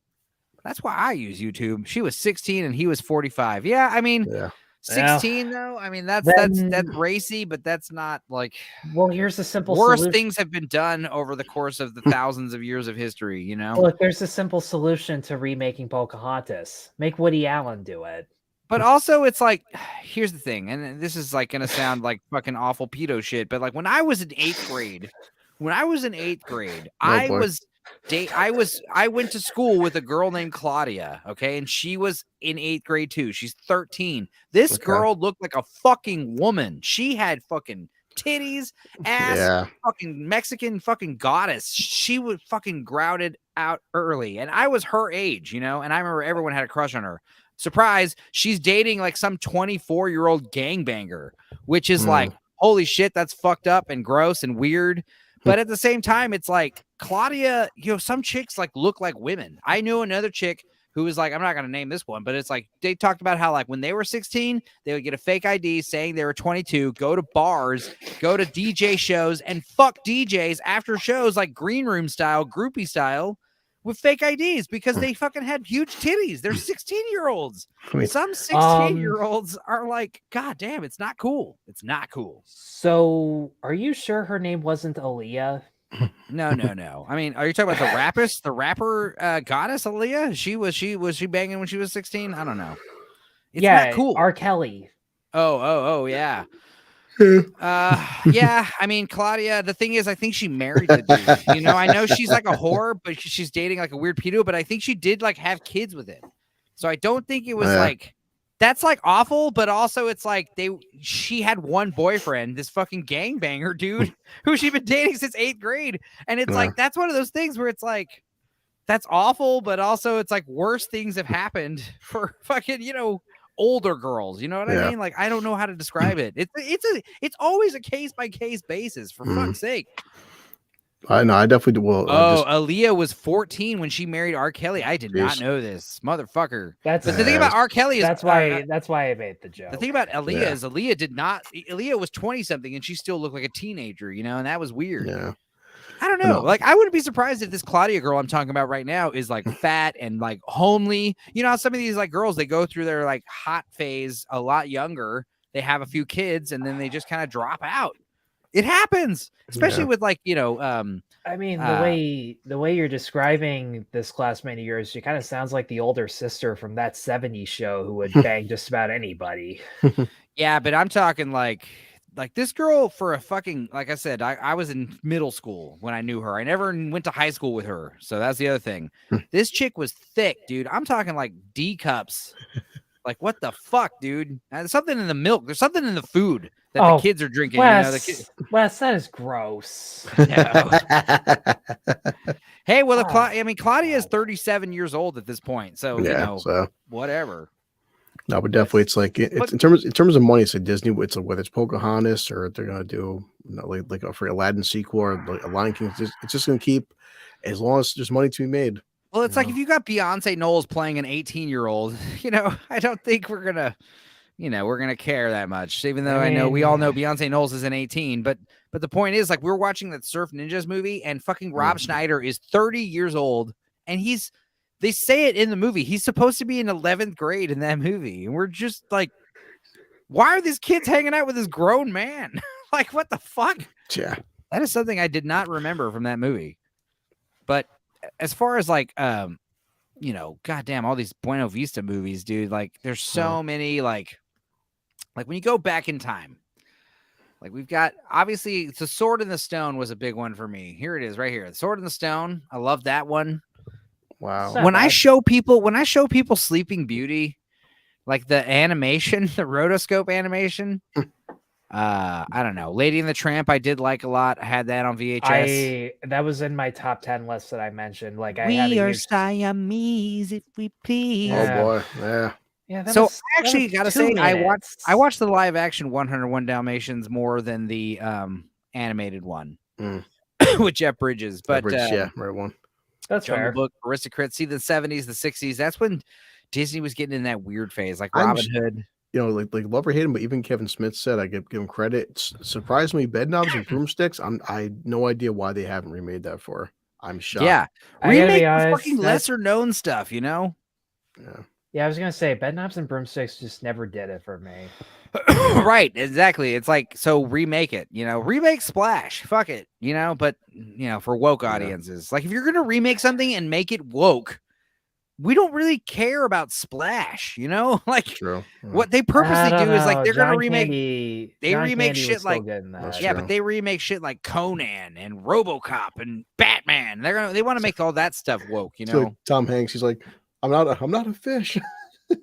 Oh, dude. All the Ernest movies, Brave Little Toaster, 3 Men and a Baby. You guys got me too. Like, I've seen some more pictures. Why does John Cena look just like fucking Ernest? It's creeping me out. Oh, John Cena, yeah. Every year he gets old, he looks just like Ernest. It's Jim Varney. It's weird as hell. You think so? Yeah, dude. Can't Buy Me Love. I remember this one. Have you seen comparison pictures of the two of them? It's like, I'm sure Enzo can find one. There's a lot of pictures that show Jim Varney. No, I can just see it in my head. They have the same like long nose and like frown face, that. Yeah, it just looks like he just like Jim Varney got fucking ripped. I can see it in my head. But yeah, Who Framed Roger Rabbit was that's a Touchstone Pictures movie, but that's one of those VHSs that I like wore the tape out. I watched it so many times. I remember I broke my heart. I thought Roger Rabbit was real for the longest time period. Yeah, exactly. Because like that's the thing is like you drop us in the Roger Rabbit world, and it's very easy to believe like, is Roger Rabbit like one of these like droopy type characters I've never heard of? Like, it's like, no, he's totally made up for this dumb movie. But yeah, Honey, I Shrunk the Kids, dude. The ant scene, Turner and Hooch. My God. Yeah, you got a dog getting gunned down in the movie. Like. So that's officially the new Honey, I Shrunk the Kids. That's when Rick Moranis is coming back for that, right? That's what I kept hearing. I would love it. I mean, why not? I mean, Rick Moranis. The thing is, like, yeah, we've all heard the story. Like his wife got cancer. He quit acting so he could raise his kids. His wife died, but it's like, okay, his kids are no doubt grown and married by now. So the same thing happened to Martin Short. Well, I heard, this is not joking. Rick Moranis is actually a country singer now. Oh God, I'm sorry. Yeah, he's a country western singer now. That's what he's been doing. Oh yeah, I missed a few chats. Surf Ninjas, yes. Don't make me get. Oh yes, Scottish accent. Don't make me get off of my porch and beat you with my leg. Yeah, dude. Rob Schneider. Oh, yeah. Remake Dragon Slayer. Thank you. Dragon Slayer was good. That's a Disney movie. Also, Peter McNichol. Yeah, Rated R. He did say it's coming back because Josh Gad is going to play Rick Moranis' son, but after 2 decades, it's supposed to be confirmed he's coming back for. That reminds me. I think Josh Gad is going to ruin Hunchback of Notre Dame at some point. Which one's Josh Gad? That sounds familiar. That name. He's been in a lot of stuff. Okay, I'll look. I was gonna say the fat guy from Pixels, but that's I know who you're talking about. I know exactly who you're talking about. Okay, cool. So, I liked him in Book of Mormon, but Babe and Can't Buy Me Love is a meth head now. I didn't realize that. I'll look that up later. I forgot about Oliver and Company. Holy shit. But yes, this right here, 1989. This is the beginning of the Renaissance. And we talked about this in the first episode where it's like the first stream 3 years back, like the animation, we didn't talk about all this crazy shit like Ernest Goes to Jail and, these weird, the Rocketeer, dude. I'm surprised Rocketeer hasn't been remade. Yeah, Olaf from Frozen. That's another one. Yes. Yep. I know who you're talking about. Encino Man. So this is the first Disney copyright claim I ever got was on this Encino Man video. And still it's technically in dispute. So Jesus. I'm hoping at the very least they deny it, but still keep the movie up. And they're just like, whatever. We'll keep the fucking Honey, I Blew Up the Kid. Oh, dude. Yeah. That was one scene that I always stuck with me was obviously the little child gets all gigantic. Yeah. But the subplot is the youngest boy from the original has got like a little girl he's got a crush on, and they get like fucking the girl gets I think picked up by the baby, and it's like, dude, I don't think babies have that kind of control over their hands and strength. I don't know. You get crushed to death. A part that really stuck with me is in this third one, Honey, We Shrunk Ourselves. Oh, Jennifer Connelly. She's so hot. 100%. We were talking about like the girl next door. Someone was asking like what the girl next door means. And I was like, look, let me describe it like this. Like Jennifer Connelly, she lives next door to you. She's so hot, you would not talk to her. Yeah. She is not the girl next door. You know what I mean? If the girl lived next door to you, she's hot enough to where like I could talk like Kristen Dunst. I would have no problem talking to Kristen Dunst if she lived next door to me. That's true. She's beautiful though, but it's not like unattainable. I shouldn't waste your time. Beautiful. Like Jennifer Connelly in the fucking 90s, Dark City. It's like, I would just like stare at her and just be like, oh, that girl checking her mail is fucking gorgeous. What the hell? She's probably married to a guy already, Supposedly making a Labyrinth sequel finally. But it's like you're saying, like, finally, it's like at this point, like, stop. Yeah. We're doing it too much now. That's mean they're out of ideas. Oh well, there's also the movie The Girl Next Door. I remember that movie. Yes, it was the chick from 24. Yep. Yeah. She's a porn star, right? Yep. That movie is hilarious. I don't know why I remember that movie so much for. And it stars that young fellow who was in Into the Wild and Alpha Dog and all that stuff, right? And there's that vivid scene where he's like imagining the school security guard crashing in a car and dying in front of him. It's so violent, and it comes in the middle of this like rom-com. Yeah. And it's like literally jarring with how graphic it is. And it's like, I think more like fun, like romantic comedies need to just have like a jarring, like fucking horrific, graphic, violent scene in the middle for no reason. I would unalive all for I wouldn't blame you. Wouldn't take it personal. Wouldn't say I wouldn't fight back though. Wouldn't try to fight for my life. And if I live, do I get the 5 minutes with Jennifer Connelly? That's like, does that pass on to me if I win? If I survive? I did want to watch the new Muddy Ducks, but I heard they already freaking fired him because he did some anti-vax shit. And I barely remember the first one. I let me guess. They're a ragtag team of hockey players, and they managed to beat the big team at the end after, right? The only thing that really stands out is that Jussie Smollett is the black kid. That's about it. Shit! Wow. Really? Oh no. And Foggy from Daredevil is the kid that broke the window with a slap shot. Well, I Wow. know that one fat, wow. Jesus. darker kid, he like became a crackhead and lost a shitload of weight, and he's like unrecognizable. I have I have a soft spot for Captain Ron. I don't know why I fucking Yeah, Captain Ron. No, it's a good movie. It's fucking fun. Kurt Russell, man. The Oh, shower God. scene is so great, and Muppet Christmas Carol. All the Muppet movies are great. Oh, Super Mario Brothers. I want to do a wee watch of this one, but it's like again, it's like I didn't realize Disney owned it. I'm glad, you know. I'm assuming you guys seen the Drinkers video today. Yeah. I saw one about the Mario one. Yeah, because Was that today? Jesus, I I've been was- up since I was 10, kinda- so I it was feels like kinda 2 days have been surprised. passed. because I woke up my girl and I'm like, hey, look, the Drinker loves Super Mario Bros. She said, Chris, I want to go see it again. I'm like, yeah, I know this guy named Dark Hour who wasn't the biggest fan. One of those things where it's like, it's not like this right or wrong, dude. It's like I was joking about on the last stream how it was just funny how like you get grown men in their 30s just talking about it over an hour. Like it doesn't matter if you loved it or hated it. Like if you're over 30, like the Mario movie, I don't know. I mean, maybe if we were really dissecting like all the Mario stuff, like I could talk about like when we talked about best Mario games, mine was always like Mario Kart 64 Really? and the Wow. fucking Smash Brothers, obviously, but also I didn't see anyone mention it, but all the Mario Party 64 games are awesome. They have such replayability factors because like those are games where it's like anyone can, like we're talking about all ages, family entertainment, Mario Party 100%. on the Nintendo 64 and on the Switch too, whatever the DS, whatever the hell it is. I don't That's know. my friend in New Hampshire, his wife, he bought a Switch just for that. We'll go there, like myself, his wife, a couple friends, and we'll see. A long-wandering rewatch of Mighty Ducks, man. Wes, if you like these Wii watches, man, give mine a try. I feel like nobody's watching mine. I'm not gonna pressure anybody to watch them, but I definitely put like a lot of work in them, and I do it for fun because I think they're funny. And I'm sure, like maybe at the end of the year when I start really promoting the channel, like I said, as long as I get like 100 people, I'd rather have 100 subscribers that actually just watch the shit.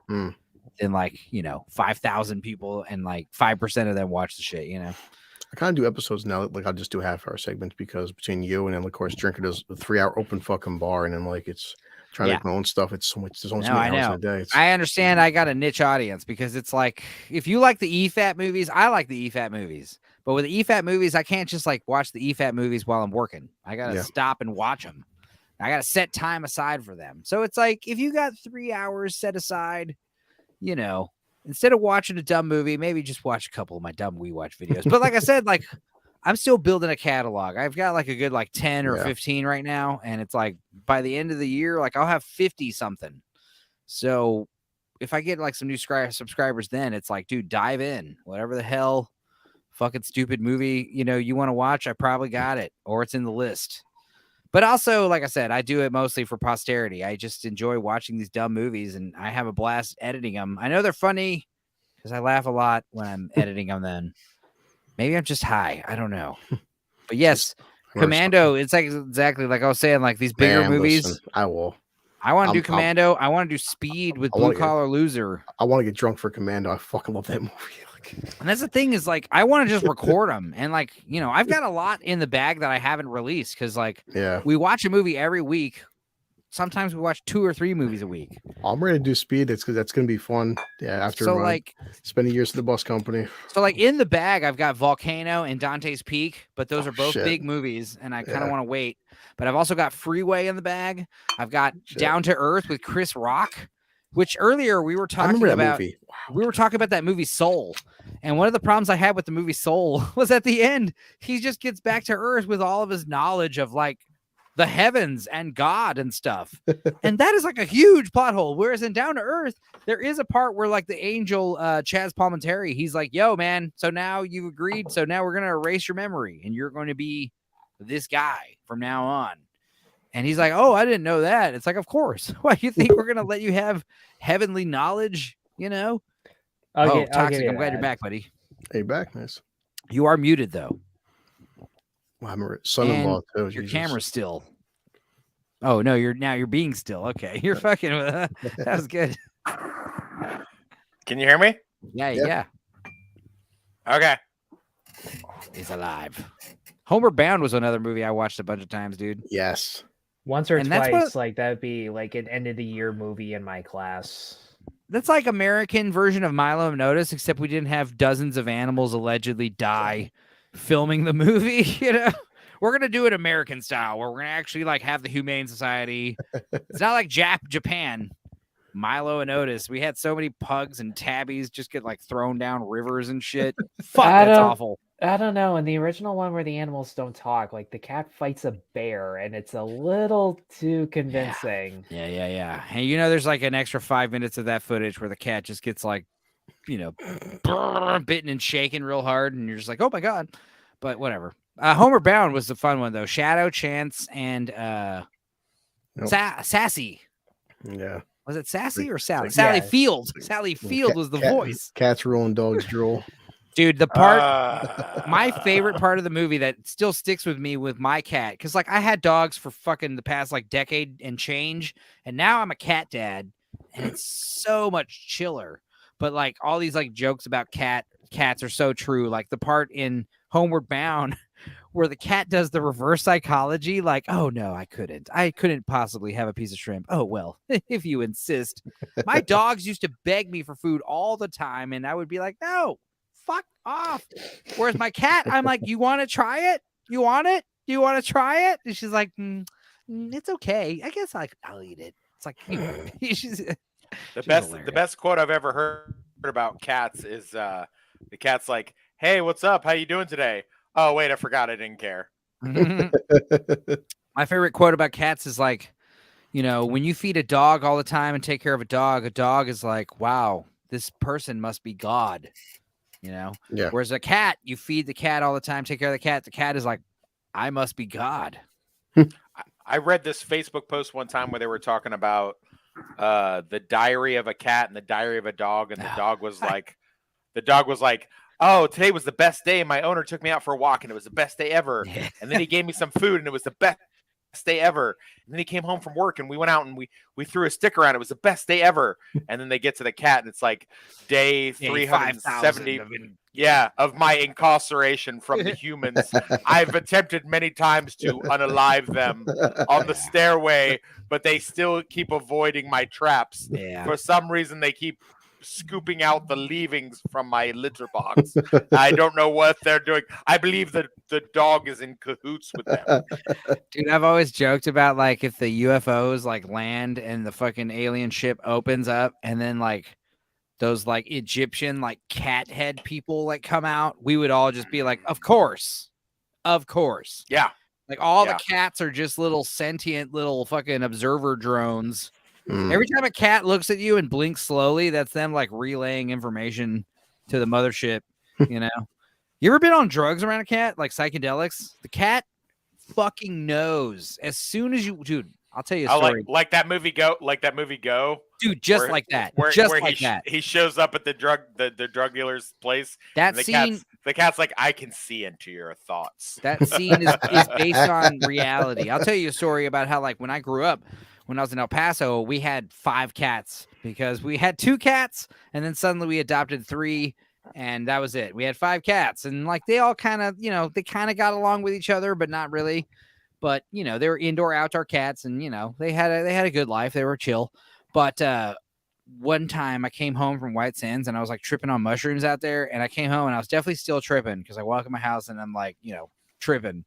But what was crazy is like normally I had a black cat named Max and he was the only cat that like enjoyed being in my room, getting like high, residually high off of marijuana, you know, like, you know, secondhand smoke. He was the only cat that like, it seemed like he enjoyed getting stoned with me.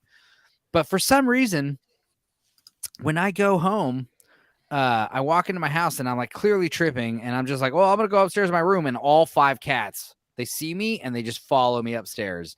And like, I get up in my bed and I'm sitting down and all 5 cats are like on top of me, like rubbing on each other and rubbing on me. And like, I've never seen anything like this. And even my mother is like downstairs, like, what the fuck? What are the cats doing? What's happening? I was like, I don't know. And I took all the cats and just threw them out of the room and I shut the door, dude. It was like, dude, there's something. They knew right away. They were acting like I was made out of catnip, dude. Crazy shit. Scientific evidence right there. So cats. But yeah, Homeward Bound. I mean, I remember that one. You know, Super Mario Brothers. As Wes will mention, I just watched the pitch meeting again. Super Mario Brothers was fucking hilarious. Oh Christ! Yeah, I'd like to do It's so crazy. It's so crazy that John Leguizamo can go from, "Hey, I played an Italian plumber," to everything that you do that's not Latino base is racist. I mean, the hypocrisy of just claiming like Luigi's a Latino character now. Like, what are you talking about? You want all the dude? That was the best part. Is my cousin was on that stream yesterday, and you know, me and my cousin are Italian, and Blue Collar was asking him like, "What do you think of the Mario stuff as an Italian?" And he's like, "Well, it's kind of fucked up that those guys are called Goombas because that is literally an Italian slur." Hey, did you guys see that stream that Dark Hour did where they had we talked about this the Star Wars guy? No, not that one. Sorry. The other one we were there. We talked about it. With the whole little platoon, and he had Vex or whatever her name is. Right, man, she's fucking hilarious. She's like a female version of me. She was supposed to be on that Boogie Night stream with us, but I guess scheduling. Was she? Oh man, I'm kind of glad it was just me and Dark Hour, but it's like I definitely could have done. Like right now, we're at 3 hours. I could talk for another fucking 2 hours about all these dumb movies. No, she's fucking. If you get a chance, watch her video on the Marvel's trailer. Yeah, she's fucking hilarious. I shared it in the group. I'm gonna start doing what Russ is doing, is just like messaging these random people on YouTube or whatever or Twitter, and just being like, "Hey, do that. I do that. The problem is my schedule doesn't mesh with a lot of like. I mean, I have like a huge advantage over these people with the working from home, and you know, as long as I meet my deadlines, you know, I can make time for whatever stream. As long as like, you know, obviously, if you told me, hey, I'm ready to stream right now, you want to come on? There's really like a 50-50 chance I could be available, which is better odds than most people, you know. But if you tell me, hey, tomorrow at this time, like I can move shit around, you know. Yeah, I'm definitely gonna try to start doing more video. I want to do a thing. My next video is probably gonna be movies that you didn't bother to go watch, but you'll probably catch them on streaming, which is gonna be like the Scream 6 and Creed 3, which I thought were great, and I enjoyed both of them in the theater. I need to ask Dark Hour has some Rocky video he's got coming out, and I forgot that he wants something from me, a graphic for that, but like I don't know when he's trying to release this video, so like need it right now? I don't know. He's so super famous now because I mean he's in there with all the other people. Like I'm surprised he even answers any of our fucking messages. Well, here's the thing. This is what I was going to talk about with him earlier, and him and my cousin. It's like, you know, like when he was like, I really got 2 hours for the stream. You know, my cousin's the same way. My cousin's like, I don't want to stream more than 2 hours because like longer than 2 hours. What's the point? I'm like, what's the point? We're talking. Who gives a shit? Who's, you know, someone wants to watch for all the whole 3-4 hours. Great. Well, he's still got a 9-to-5 job, and he's still. But you're talking about Russ. I'm talking about my cousin. My cousin's like, I don't want to do anything longer than 2 hours because people have hard time watching stuff longer than 2 hours. And I'm like, I watch fucking 5-6 hour streams all the time.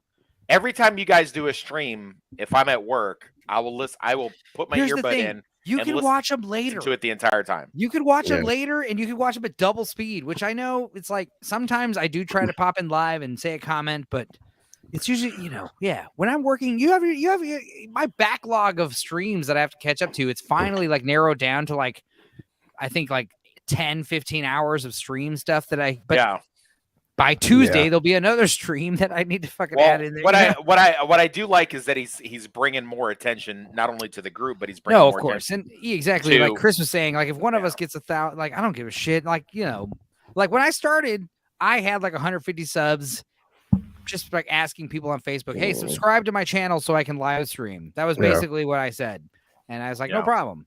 And then it was like when I started, I noticed like Dark Hour had less subscribers than me, which was weird. But like in like a month or two, now he's like almost double as me. And it's like, good for him. Well, I pushed that super chat that Chris put in on the Drinker's last open bar. And they were all like, everybody in there was like, "Oh wow, Dark Hour's doing the rounds." Like, "Oh, that's awesome." Well, I don't want to Yeah, talk he too is. much about it, but I know Dark Hour, like, he's dealing with like, ownership issues with his channel. But it's like, yeah, dude, it's like at this point, it's like it's all you, man. Just go for it, whatever, man. Everything that's like you got dealing with, it's like that's why with my shit, it's like my shit's all slapdashed, but I do everything except for like whatever my guests say. I do pretty much everything on the streams except for what my guests say and the music. I don't make the music in the show, but Jesus Christ, every graphic, every fucking overlay, every fucking all the editing and it's all out of my head. And like when I get later in the year towards like the editing of the short videos, the analysis videos that I plan to do, like, yeah, I mean, I plan to put some effort in them. Try not to make them too long. That's another thing, like 10, 20-minute videos.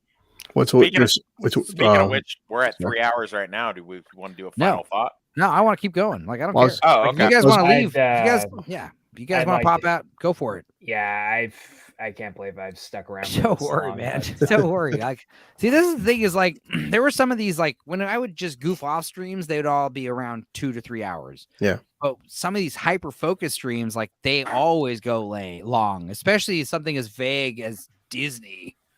Like, dude, just My Boyfriend's Back. Have you guys seen this movie? Yes. This movie's hilarious. I highly recommend it. I highly fucking recommend this dumbass movie. And it's got this like 50s doo-wop vibe, and it's got that beautiful girl from Fright Night 2. And yes. zombie romantic comedy zombie movie. I mean, yeah. Romantic zombie? I don't know what to say. Fucking But yeah, I mean, Tyler, if you want to give out some, if you want to give out some last thoughts and stuff, please. Well, I mean, we can all agree on what the issues with Disney are and how we could solve them. It's really just a matter of time as to how everybody else in the fucking world is going to get to that conclusion, if at all. Yeah. Everybody just cancel your Disney Plus subscription. Yeah.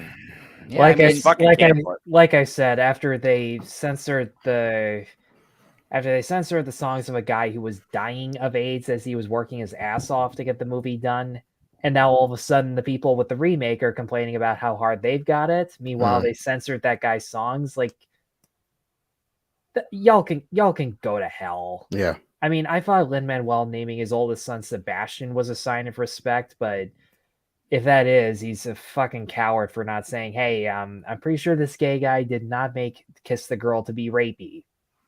That's all he has to. That's all he has to say. It's Alan Menken came back for the remake. He of all people should speak up about it, but he won't. Yeah, I mean, yeah. Like I said, dude, they're gonna change the ending. Like I said with kind of how they fucked up the ending with Pinocchio, but it's gonna be like she didn't need the dude at all. She drives the fucking boat into Ursula and kills her herself. And there's gonna be like, according to what I saw in the page, I can't find on the internet, but like. She's like standing on her flipper tail awkwardly like a kangaroo does, and she's like steering the boat into the stormy waters, crashes it again into Ursula herself. She don't need no man.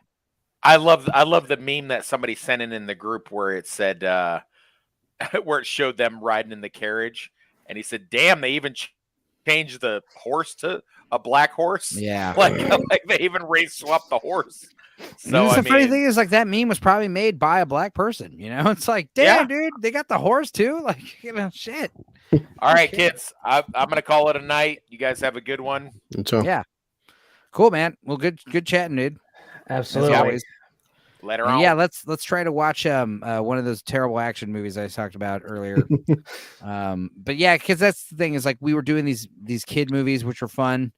But like, I definitely, because it's summer, I want to start pivoting to like lame, violent action movies that are like over the top. Hopefully, stuff that Red Letter Media and Riff Tracks haven't done. Yeah.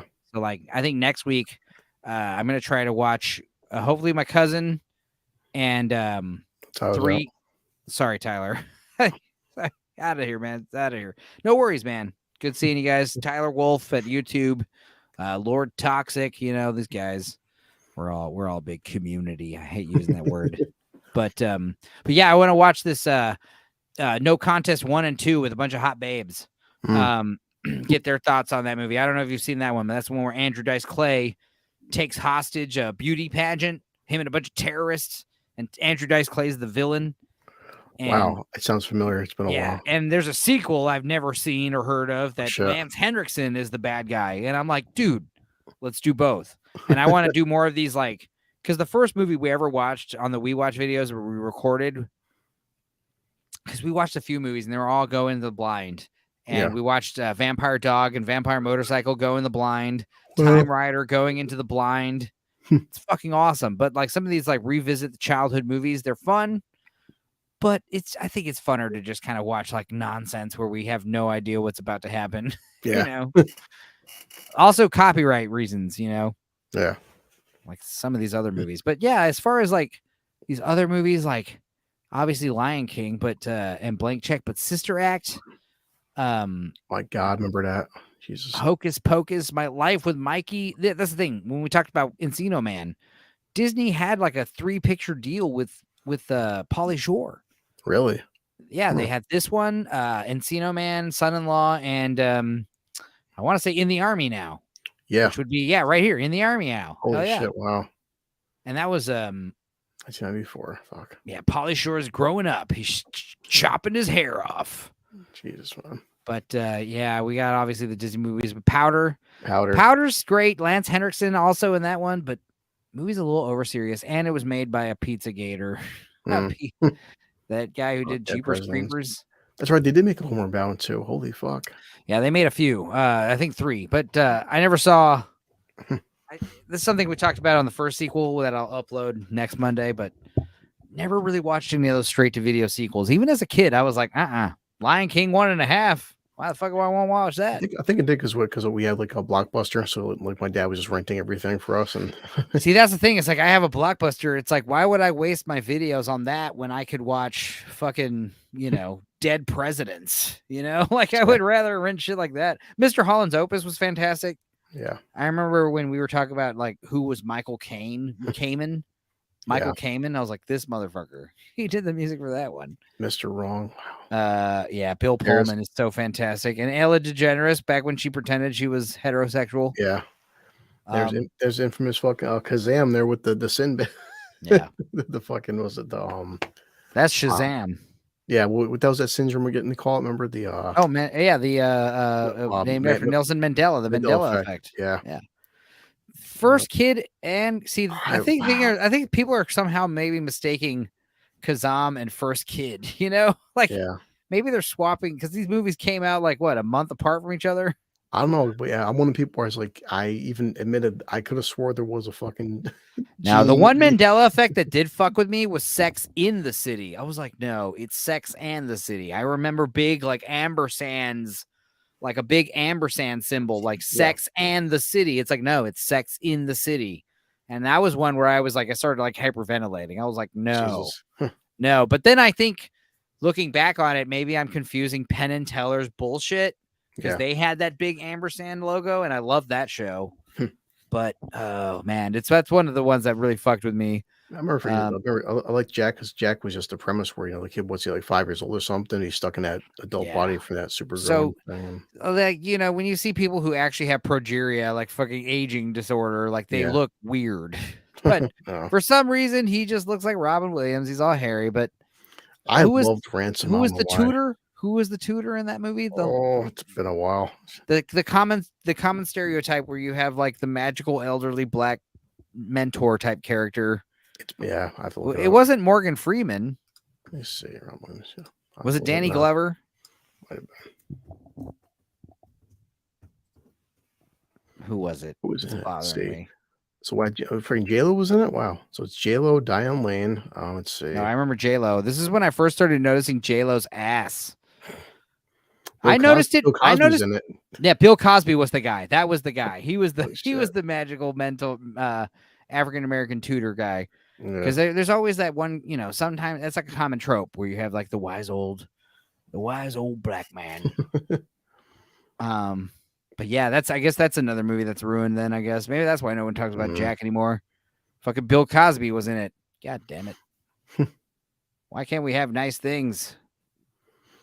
Yeah, like you're showing Ransom. I some reason like when I was younger, I really liked that movie. Freaking, it's like get me back my son, and And get Gary Sinise is the Ransom rules, dude. And yeah, Gary Sinise's death scene is so violent at the end, and it's so like quick too. You know, that's how it usually happens. You know, you've been fucking fighting the law this whole time, and then Jungle Book too. Oh Christ. Oh God, yeah. I mean, let's see. This is where we're getting into the more recent shit, like the Lizzie McGuire movie, like the last stuff they did with like the Buena Vista stuff. Need for Speed, ew. The girl on the train, yeah, it's obviously It's obviously just all crap for the last few years, and eventually around this point, they decided to change Buena Vista Distribution Pictures to just everything's Disney now. The Disney company, Disney, Walt Disney, this, Disney that. High Fidelity, that's a good one. Bicentennial Man, Deuce Bigelow. That Bicentennial Man, that was such a fucking like warped ass, like just look on, you know, for humanity, morality. Yeah, I definitely didn't like it as a kid. I liked AI a lot more. Especially I think now if I rewatch it, being like as we're all getting older and stuff, just trying to see you know, it's like you're facing your own mortality and the friggin' Dude, I loved Rushmore. I did a few songs from the soundtrack yesterday at karaoke. I did Concrete and Clay and Ooh La La by Rod Stewart. 10 Things I Hate About You. Mighty Joe Young, remember that too? That was like the fucking bootleg version of King Kong. It's great. Great giant monkey effects though in that one, and Bill Paxton and Charlize Theron, I think. Yeah, but Bill Paxton's always great, especially as a lead. But man, freaking especially now in 2023, Enemy of the State, that was predicting shit. Enemy of the State is like one of those movies that's more true nowadays, you know? Like goddamn right, man. Like when you were watching Enemy of the State when it first came out, you were like, what? No way. Now you watch it, you're like, yeah, this is all common knowledge. Of course. They can fucking bug you and see you from satellites and find you easily. Of course. Yeah. Oh, and talking about Ellen DeGeneres pretending to be hetero, same thing with Anne Heche. Also, just like Anne Heche, you got the guy from Linkin Park and all these other people. They're all getting mysteriously like killed when they're about to make some weird Pizzagate documentary. Isn't that strange? I do like Flubber. Oh, hey, look, G.I. Jane. Oh, one of the Wii Watches I have in the bag, like totally edited, ready to go, is Flubber. Yeah. And I'm saving it for like a rainy day, but also it's Disney. So I'm like, but it's like a 20-minute Wii Watch and it's nice and short. So like I'm saving that. But Meet the Deedles. I don't know what the fuck this is, but I want to watch it now. Yeah, I do remember watching I remember seeing advertisements for this, but I never saw it. You mentioned the Wii Watch. It's like, when if like me and Russell did Mommy and you guys did Boogie Nights, they're not giving us no shit about that. So why are they giving you shit about your Wii Watch for? No, the Wii Watch videos are where I take the fucking actual movie and put the logo over it and like it's just weird like how it's just like I never. Well, it's a copyright claim. It's not a copyright strike. Yeah. And I totally get the copyright claim. It's like, yo, dude, we own this movie you're making fun of. And it's like, you know what? Fine. I mean, technically it is fair use, but as long as you allow the video to stay up, I don't care. Yeah. Like I said, I I don't plan to make money from the Wii Watch videos. Yeah, no, it's just shit. I'm just having fun doing them. I see what you mean. I think it's just for me. It's like aggravating because Wes has said this before. How many freaking people on YouTube are doing the exact same thing you're doing, and they're being monetized. It's like, well, yeah, I know the EFAP people. Like they're obviously monetized. Like the Mueller videos. Like they do all those EFAP movies. Like those are specifically because the EFAP videos where they make fun of YouTube videos. Those are different. Those are obviously monetized. Yeah. But like the EFAP movies is where that was where I first realized you can do these like riff tracks type style movies, but really like put them up, for a large bulk of the movie. And as long as you like obscure the screen, and it's one of those things where if I really want to fight them, I mean, cause like some of these movies there is no copyright claim on them. Like Megan, which was like a recent movie, Universal Pictures, for some reason, the copyright bites did not claim it. And it's open court for some reason. And if they claim it down the line, don't mind. Whatever. Yeah. As long as you're not giving me strikes, man. But like I said, it wouldn't be like Russ said, sometimes when you reach that 1,000 subscriber mark, YouTube would just be like, well, you've got 300 copyright claims on your videos, so maybe we won't monetize you, And it's like, yeah, but it's like, all these streams, like some of these YouTube streamers, they open with the intro videos and they're just public. They're not public domain music, Yeah. Like every stream you do, you have a Jay-Z song or something play. That's a copyright claim right there, Yeah. Did you ever see Playing God with David Duchovny? I remember that movie, yeah, because he was rules. he was a fucking piece of shit doctor, man. Yeah, he's like it's like one of those movies where you slowly find out about him, but like it starts out where he's like a washed up alcoholic ex-surgeon, and he meets David Caruso, who's a fucking or it's Timothy Hutton. And was it David Caruso in it though? I thought David Caruso was the mobster guy. But they basically it's like some guy at a club gets shot, and it's like he happens to be there, and it's like, oh, Angelina Jolie when she was like fucking hot as hell. Wow. Still like almost a teenager practically, And he gets roped in to be like this like mobster's like personal physician / doctor / like, hey, any of my guys get shot, you don't need to file a GSW fucking report. So he starts hanging out with them and obviously sleeping with Angelina Jolie, who's like the boss. Dude, The Prestige is a fucking Disney movie. Wow, that's my favorite. That's according to Mueller. That's a Mueller's favorite movie of all time. So, I don't know about favorite movie, but definitely favorite Chris Nolan movie. Like hands down. I'll get back up freaking Mystery Alaska. I loved because the poster always said like it's the Rocky of hockey films. And that was like the first time like America was like discovering Russell Crowe. Yeah, that was a very underrated movie. Because I remember him being in like some Russian movies, or I'm sorry, Australian movies. And I mean, when did he do Gladiator? Like 2000? Shortly after this, Yeah. But The Sixth Sense, fuck, dude. One of the first, like besides Silence of the Lambs, like that was like I thought gonna be the only other horror movie to win Best Picture, and it didn't. Yeah. But you got Hercules, the Air Bud franchise, which was like this motherfucker, that dog. This Jersey dude named DeChico who had a dog that could throw a basketball with his teeth. And he fucking centered a whole fucking franchise around it. Romeo and Michelle's. That's one of those chick flicks I love. Yeah, that's one of those chick flicks that guys love too. So, yeah, there's definitely certain chick flicks that guys can watch and have a good time with if it's done right. It's nothing wrong with like you do it so well, but you also kind of like bridge that gap. You bridge that audience. But yeah, Ransom's so good and.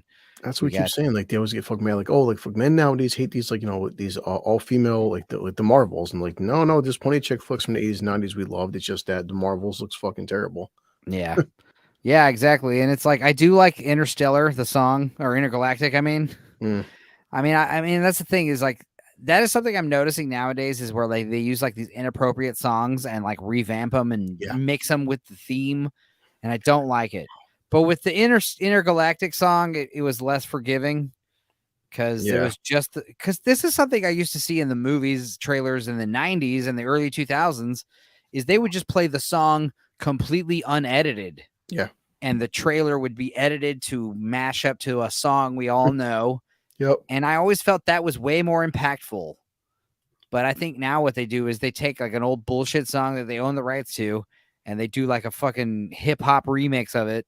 Yeah. And that's the trailer music. But with Dead Presidents, like someone was talking about like war movies, and I was like, Dead Presidents is a good one. And they're like, yeah, that's more of a heist movie. But it's like, no, dude, they did the heist because of the war, So it's a war movie, The reason why I actually watched as a fucking teenager, I watched the Dangerous Minds TV show. It fucking had Annie Potts in it. She was the same character. Wow, what was that like? I mean, the movie was weird as it is. I remember from that entire show was there's one scene when one guy's talking to Annie Potts and she comes out with a T-shirt with no bra on. So it's okay. So you were a young lad caring about that kind of stuff. Exactly. Well, so like Dangerous Minds and Stand and Deliver and Lean on Me and all those like troubled urban youth movies. My favorite is definitely 187 with Samuel L. Jackson. Yeah, wow. Because that was the one where it was like, these kids don't need saving. These kids need discipline, Well, it's weird. Like, I mean, it doesn't seem like it happens anymore. But remember, it's like in the 90s, okay, Dangerous Minds movie, then TV show. They had Blade. I actually watched the Blade TV show. Then they had, what was that? Like RoboCop movie, then TV show. There was so many fucking like TV shows based off of one single movie. And Yeah, it seemed like it would be either do like straight to video sequels or made for Sci-Fi Channel, USA show. Yeah. Dude, speaking of USA, you know what I watched the other night that I hadn't seen since it was on TV in the 90s, and I was like, I only saw the first episode, but I'm like on the fence whether I keep watching it because there's 4 whole seasons, and back in the 90s there were like 26 episodes per season, but it's Duckman. I saw the first episode of Duckman with Jason Alexander, that weird cartoon about shit, I forgot about that. And I was like, what? Dude, 90s cartoons were so twisted and grungy and just weird. So many times because TikTok pop up or something like, hey guys, remember like this one 30-second scene from Ren and Stimpy? And I'm like, holy Christ, there's things out. Whoa. Ren and Stimpy's so great, dude. I love that show. I still love it. I have all the episodes on my hard drive, and I've got the entire discography of all the background music. When I used to do the show on Facebook, when I re-upload the video next Monday of the Facebook quarantine streams, I used to use the Big Show theme from the Ren and Stimpy show, like all that public domain, like It's Always Sunny / like Ren and Stimpy music. I love it. All the show tune stuff from the 50s. So good. And also like some of the best episodes of Ren and Stimpy. I mean, dude, I mean, lots of things. Like I could do a whole stream about Ren and Stimpy. I could do a whole stream about Tales from the Crypt. I could do a whole stream about all that shit, dude. Universal movie, or I'm sorry, HBO original movies. Remember, like Taxi Cab Confessions? Yeah. And what was the other one? Like we said, Dream On earlier. We talked about Dream On and Real Sex. I remember when I was still in prison, we guys, of course, Real Sex would pop on in prison. We had HBO, and everybody's was watching it. Yeah, you can find out. Another one I wanted to talk about was HBO show was True Life Stories or whatever, real life stories or whatever the fuck it was called. Ben Affleck was in one where he played like a steroid guy. Damn. And then there was another one where I can't remember the actress, but it was like an episode about bulimia. And then there was like another episode about the little kid who accidentally shot his friend playing with the dad's gun. They were all just like these like scary straight stories about like the dangers of bulimia. Yeah. The dangers of steroids. Yeah. Terminal Velocity. I remember that movie. Holy shit. Oh yeah. Yeah. You know which one I also love with Charlie Sheen that was like around the same time was The Arrival. With the you remember The Arrival? Oh wow, yeah. With like Charlie Sheen. They were like, this is the first time Charlie Sheen's playing a character like this. He's a nerd. He's a computer hacker. And it's like he's just like he's got like a goatee and some glasses. And it's just like he's not that nerdy. I mean, he knows how to use a computer. Okay. Yeah, Angels in the outfield. Oh my God. One of the ones that I loved was Little Giants. What's weird too, but Angels in the Outfield, even back then, like that was kind of technically before. I mean, were the Angels CG back then? Because it's hard to tell. They definitely did like the old fashioned like superimposed like frame shots with like people disappearing. But yeah, you got Tony Danza as like a pitcher and Christopher Lloyd is like the head angel. But that's like one of those movies they wouldn't make because it's so blatantly Christian. People would have a fucking problem with this movie. I mean, I just remember back in why I want to watch it.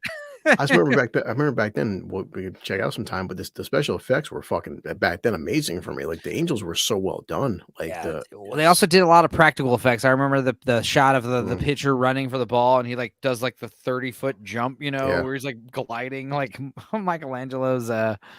Money for Nothing. I remember me and my dad watched that. That was a really good film. Dad, John Cusack, right? Oh right, yeah. Yep.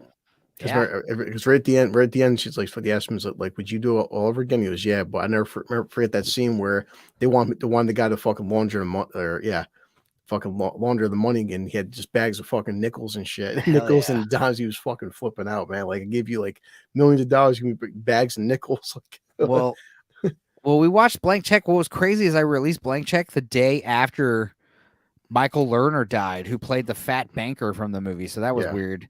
But right here, this is a good double feature, like Cool Runnings plus the air up there. Dude, I loved Cool Runnings growing up. John Candy. Yep. And, that was before I was smoking weed. I just thought Jamaica was cool. Like now I understand like how cool Jamaica actually is. But yeah, Hocus Pocus. I mean, I feel like. Have you watched the new one? No, of course not. I asked my sister. She watched it because for nostalgia. She's like, Chris, I chuckled once, but she's like, it's bad. And that's the thing is like, it just takes everyone to get burned. Like obviously the comic book fans got burned first. The Star Wars fans got burned. the Doctor Who fans. That's why Game of Thrones season 8 was so great. Because when season 8 fucking crashed and burned and everyone was shitting how fucking upset they were. Yeah. I remember that's where I had my moment. Like, remember when you were all making fun of me about getting pissed off about Star Wars? Well, now you know how I feel. You know what I mean? That picture of James Franco. It's like, hey, first time. but Hocus Pocus is great because there's that great meme where they talk about like if your chick says, you know, Hocus Pocus, like, you know, that's like one of her favorite Halloween movies, then she is a basic ass vanilla fucking, you know, can't do no scary movies bullshit. You know, this is poser Halloween shit. Hocus Pocus is your favorite Halloween movie? Come on. I mean, obviously, like an actual Halloween movie is a plus, but like Trick or Treat or something like that, sure. Yeah. But Halloween movies for me, it's like, nah, dude, I want to watch like horror shows, funny games, Passion of the Christ, you know. But yeah, Muppet Christmas Carol, obviously, Captain Rom, the Three Ninjas. I remember that. Wow. We should watch. I want to watch not Three Ninjas, but Three Ninjas Part 3, where they have to fight Hulk Hogan at the roller coaster. Oh my god, I remember that shit. Holy, because that one's even stupider. You know what I mean? Like, yeah. That's the kind of shit I want. Because, like, I know Wes hit me up like, yo, dude, when are we going to watch Commando? And I was like, well, maybe something less known. And he's like, oh, well, what about, like, From Dusk Till Dawn or Mystery Men? That's good. And I'm like, I already saw From Dusk Till Dawn, did that as the first one. But also, like, no, I'm talking more like, yeah, like Three Ninjas Part 3. Or, you know, like, what did I say earlier? We were talking about the Immortals and that shit. Like, yeah, that's going to be great. Newsies. Newsies. That's Christian Bale when he was a little baby. Yep. The Rocketeer is such a perfect movie, man. Yeah, that's why I'm shocked they haven't remade it. Which give them time. I'm glad that they didn't. And I watched it for the first time like last year in like 20 years, and I remember like me and my mom loved it. And like my favorite part, I'm sure everyone's favorite part, is the part where it's like the fucking mafia and the FBI start like, fucking, you're Nazis? The mafia is immediately like on the FBI side, like, no way. Like, no dice. And you got these FBI dudes next to the mafia guys like shooting Nazis, and they're like high-fiving each other practically, you know, like, that's such a good part, you know. Well, to me, it's like, because it's Rocketeer is so fucking beloved, I'm surprised Disney hasn't wanted to just remake it so they can butcher another great film.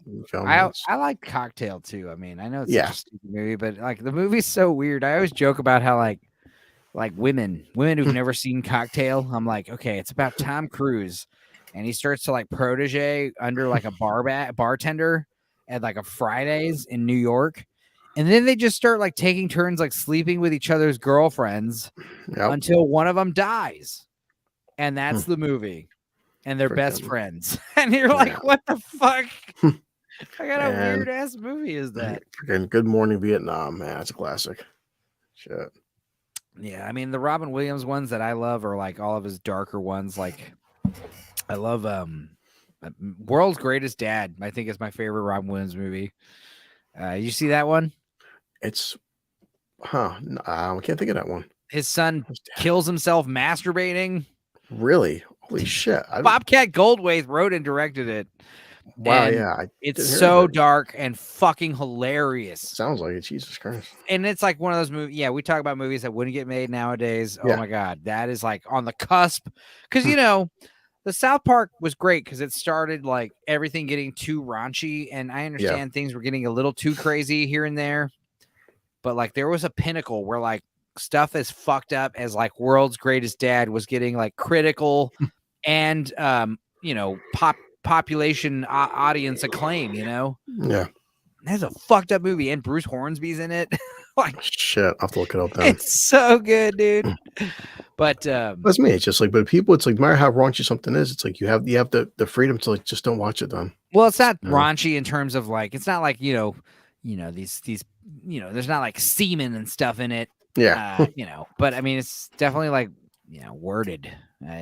Some funny graphic stuff. Like that was the thing about that Freeway movie with Reese Witherspoon. We watched that a while ago, and it's kind of one of those ways I'm kind of saving because it's a pretty fucked up movie, you know.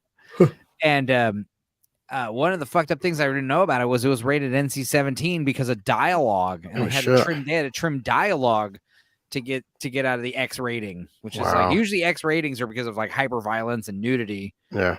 But because of dialogue, you can imagine like kind of graphic sexual shit they're describing. But that's the other thing. It's like, you know, all movies are like censored. You know, when you think of like anime mangas like Berserk, like the stuff that's in that shit would never get put in a movie.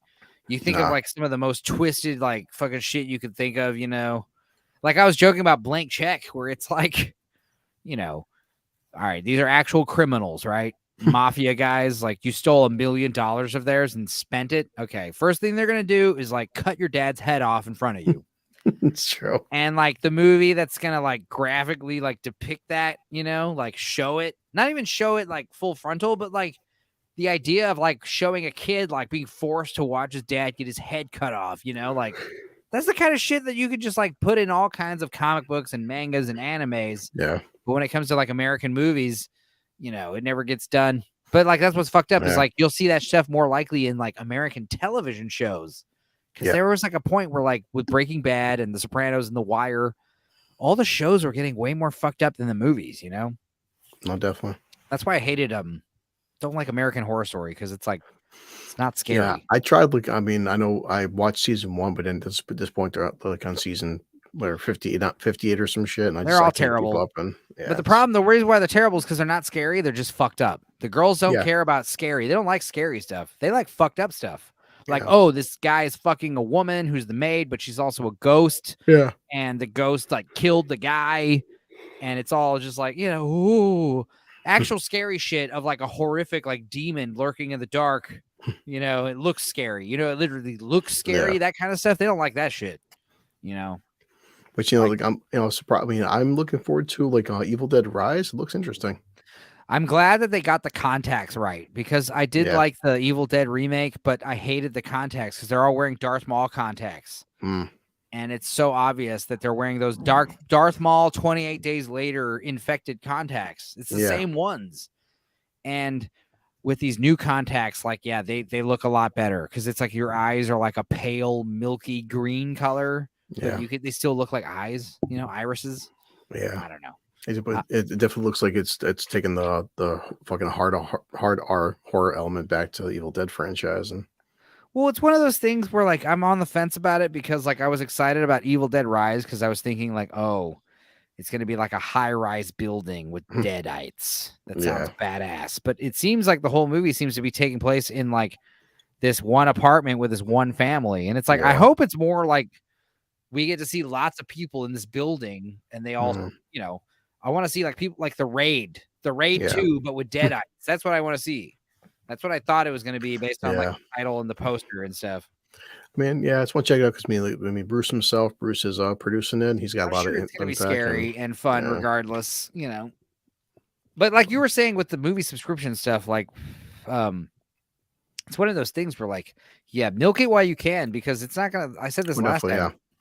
It's not going to take long before like the movie theaters like realizing like the money they're putting into the card manufacturers and the website people and this, you know, the ticket people who run all the stuff on the app, you know, the app developers, once they cut their huge percentage, like they're already, you know, they're already struggling to get by just off of their concession stands, you know? Yeah. It's not going to take long where it's like, you get like 10 to 50 people like you going to one theater, like you're losing money, you know? Yeah, that's why I just keep doing it while at least as long as I can. So yeah, because it's like it's not going to take long before like even like Netflix, they're like, oh well, we're going to start charging different tiers. You know, that's one of those things where like you're adamant about no ads. Yeah. So then when you start floating the idea of ads like 20 years later, people are like, you motherfuckers, you know, like it's true. No, like HBO. What's great about HBO is they're smart because like all their ads are in-house ads that advertise other HBO stuff. True. So that's kind of what they need to pivot to on these other streaming platforms. Like I wouldn't mind a Netflix commercial before a Netflix movie, but not during. Yeah. Not in the middle. You start a movie with like 2 or 3 coming attractions. Remember those? Yeah. Previews were the best part of the movie. So if you could somehow incorporate that into like this like streaming experience where it's like, hey, you want to watch, you know, Escape to Witch Mountain for free from 1975, Sure, but we're going to advertise 2 or 3 original Netflix shows before that, and they'll be short little minute-long commercials, and then you watch your fucking movie. And it's like, I wouldn't be opposed to that. But as far as like how to really save the streaming platforms, it's just like bonus content. Where the fuck, like when I click, hey, I want to watch Escape to Witch Mountain, I should click it and a little menu pops up. And then it's like, if I scroll down, that's where like deleted scenes are, alternate endings, storyboards, kind of shit like that. And when you actually watch the movie, it's like, watch it in a dozen languages and also commentary tracks, motherfucker. Yep. You could make so much money just by saying, hey, we're the only streaming platform that offers commentary tracks. But instead, Hulu's like, oh, we're going to finally do a commentary track. It's for fucking Glass Onion. And it's a brand new commentary track, too, that we just recorded. It's like, dude, when I did the Boogie Nights stream, I rewatched Boogie Nights with both commentary tracks like 2 times. And it was like, they're so funny. The commentary track for RoboCop, the Criterion edition, is so hilarious and informative and awesome. And it's like these other podcasts. Like what I think it was you or Wes was saying, like when you get on these podcasts or these Wii Watches, it was Wes saying, like when you do these Wii Watches, it's like you're watching a movie with friends, Yeah. But how much cooler is like that friend is Kurtwood Smith from fucking Clarence Boddicker from RoboCop. Like he's talking about the scene himself, like, so much cooler. And it's like also like, I have no problem watching a movie a 6th or 7th time. But if there's a commentary track on it, then you're going to get average people who don't watch movies lots of times over and over to be like, maybe I'll, and you learn stuff, especially like when it's someone like Quentin Tarantino, these coke addict writer directors who just love to talk about their own movies. You would love to hear what Quentin Tarantino has to say about his own movies. Oh, definitely. Yeah. No, especially like with Lord of the Rings and stuff, like when the DVDs were there, it's like just listen to Peter Jackson, fucking 30, 40 hours, Peter Jackson just breaking down this trilogy and all the ins and outs and the armors. How many years they spent on those movies? Of course he can talk for fucking 9 hours, 10, 12 hours, whatever it was. Oh, by the way, when we were talking about subscription bases, it was kind of the same thing with like, because like you're taking advantage of it, going to whatever movies you can. Yeah. Do you ever just go to movies randomly without knowing anything about them? Because I used to do that a lot when I was getting like free pass to Alamo Drafthouse. Yeah.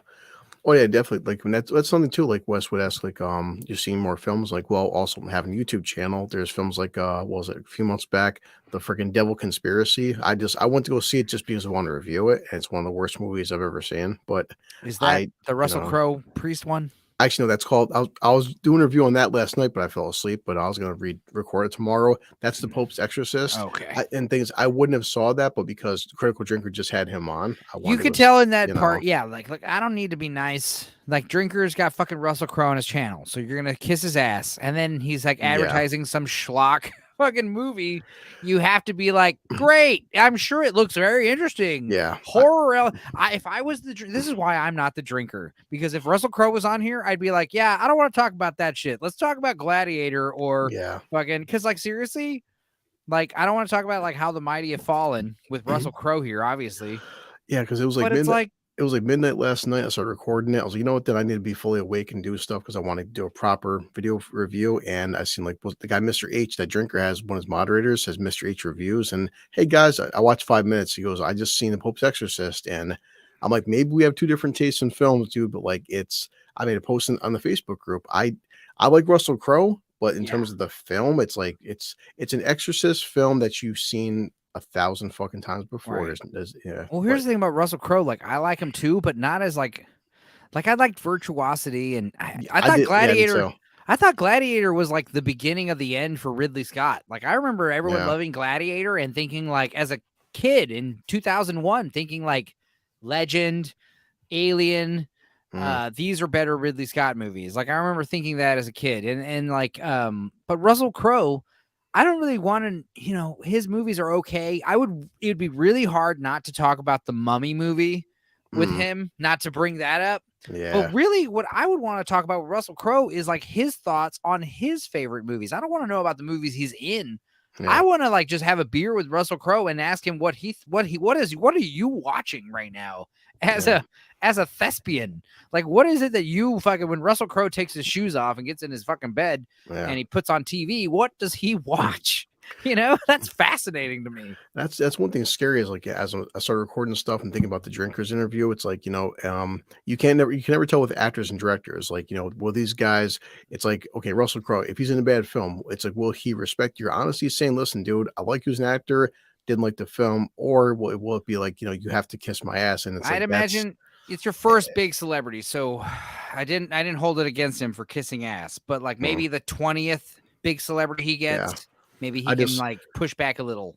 Yeah, not push back, but just ask some harder, kind of more thought-provoking questions that Russell Crowe's not used to getting. We like the drinker said. I mean, and I meant like looking at the trailer, the premise, the ideas of the film are good. They are good premise, good ideas. So the drinker's like, I do want to see it, and it's like I wanted to see it too because I like Russell Crowe, and the premises aren't bad because supposedly this guy did like whatever tens of thousands of exorcisms, but I wonder if the drinker sees it and doesn't like it now, you just had Russell Crowe on. Are you going to do a review saying that you didn't like his movie? Right. You just had imagine if Russell Crowe's like messaging the critical drinker, like, so when are you going to do a review about my movie and how much you loved it? Like awkward, Yeah. Cause I mean, and that's one thing. If like you said, I get why the drinker would do that for. If I ever got that big, I would say, listen, to anybody who's out there, whether it's Russell Crowe or fucking Chris Hemsworth or somebody, guys, I want to have enough integrity to like, if I don't like your film, I'm just going to tell you that I don't like your film. Yeah. I mean, it's like Ethan Van Sciver had issues with Comicsgate because like when they first started, it's like you got a few big campaigns that do well. And then it's like anyone who's got any campaign, like promote it. And then obviously stuff starts coming out and some of it sucks. So you gotta start to learn, like, don't promote everything. But with like with Russell Crowe, like on the critical drinker. Okay, fine. I'll advertise. I'll promote somewhat your new Pope Exorcist movie, but I'm gonna ask you some questions about The Mummy with Tom Cruise and the whole like, what was it like with this Universal thing? Like, did you think it was gonna fall apart?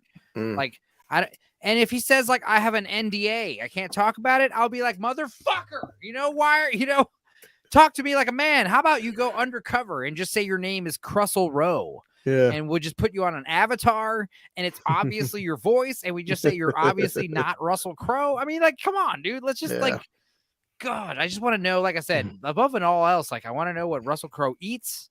What is his favorite food?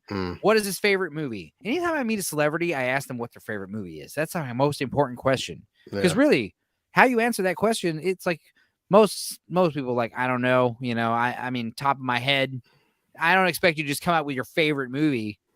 But usually when I ask celebrities, they seem to know what their favorite movie is. Like when I asked Pauly Shore, he looked at me dead in the eyes and was like, my favorite movie is Papillon, the Prison Break movie with Dustin Hoffman. I was like, okay.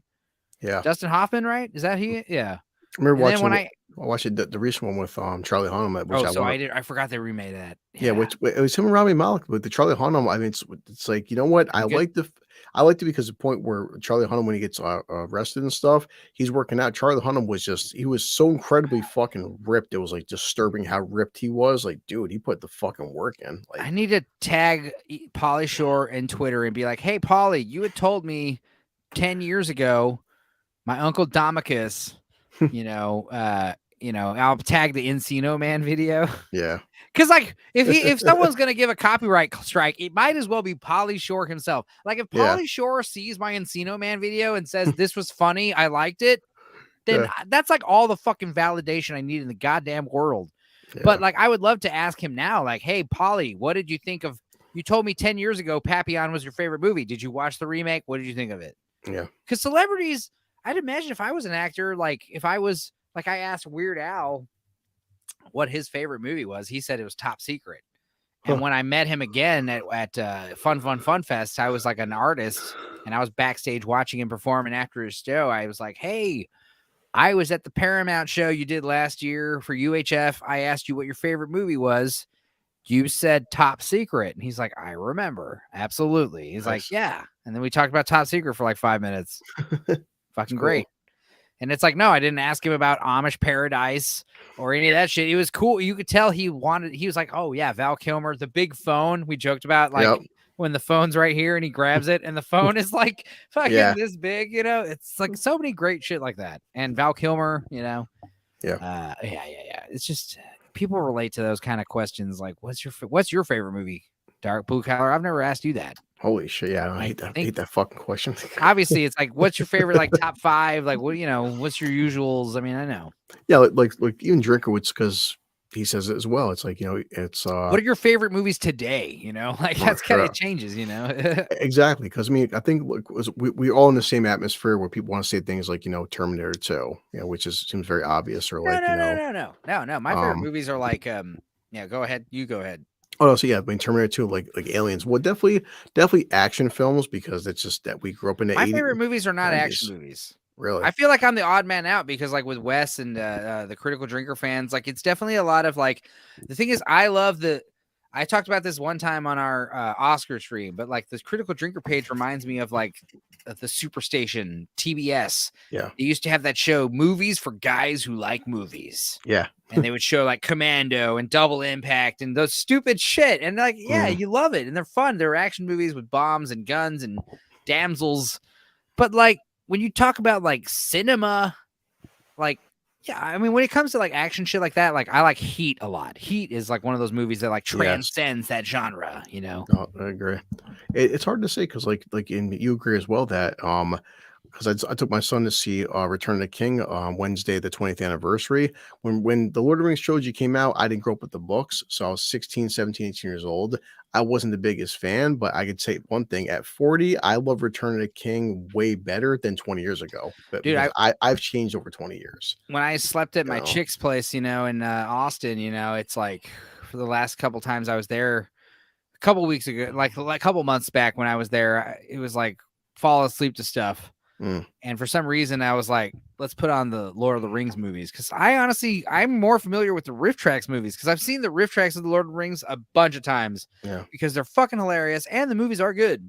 But when you watch the movie without the riff tracks, still, while I'm trying to like, oh, this is something cool to fall asleep to, fucking 2.5 hours later, I'm still awake, like riveted, like watching the first Lord of the Rings movie, which is like the most like quote unquote boringest. But it's like, even though like, that's the thing about the Lord of the Rings movies. It's like, yeah, there's not a lot happens just like in the books, but it's just like all the fucking detail. Just like how in the books, they meet the elves and then it's like a whole chapter about what the elves look like and talk like and where they're from and who they are. And it's like, oh, it's all expository. Yeah. So like the movie does that brilliantly by like the painstaking detail in every fucking frame of that movie. Yeah. And as like someone who's like taken filmmaking aspirations and stuff and like, knows some things in the trade. Like when you watch it older, it's like, it's more amazing, Yeah. So I'll just real quick, because we're coming up on 4 hours. I don't know if you want to start cutting it because only, I don't give a shit. I do want at some point get some food. No, of course, man. But, no, it's I'll over time I got to think about it more, but definitely with the Drinker Said and you, it's every decade I find myself like even Titanic, taking my kid to see the anniversary of that. When I was 16, I didn't give a fuck about Titanic.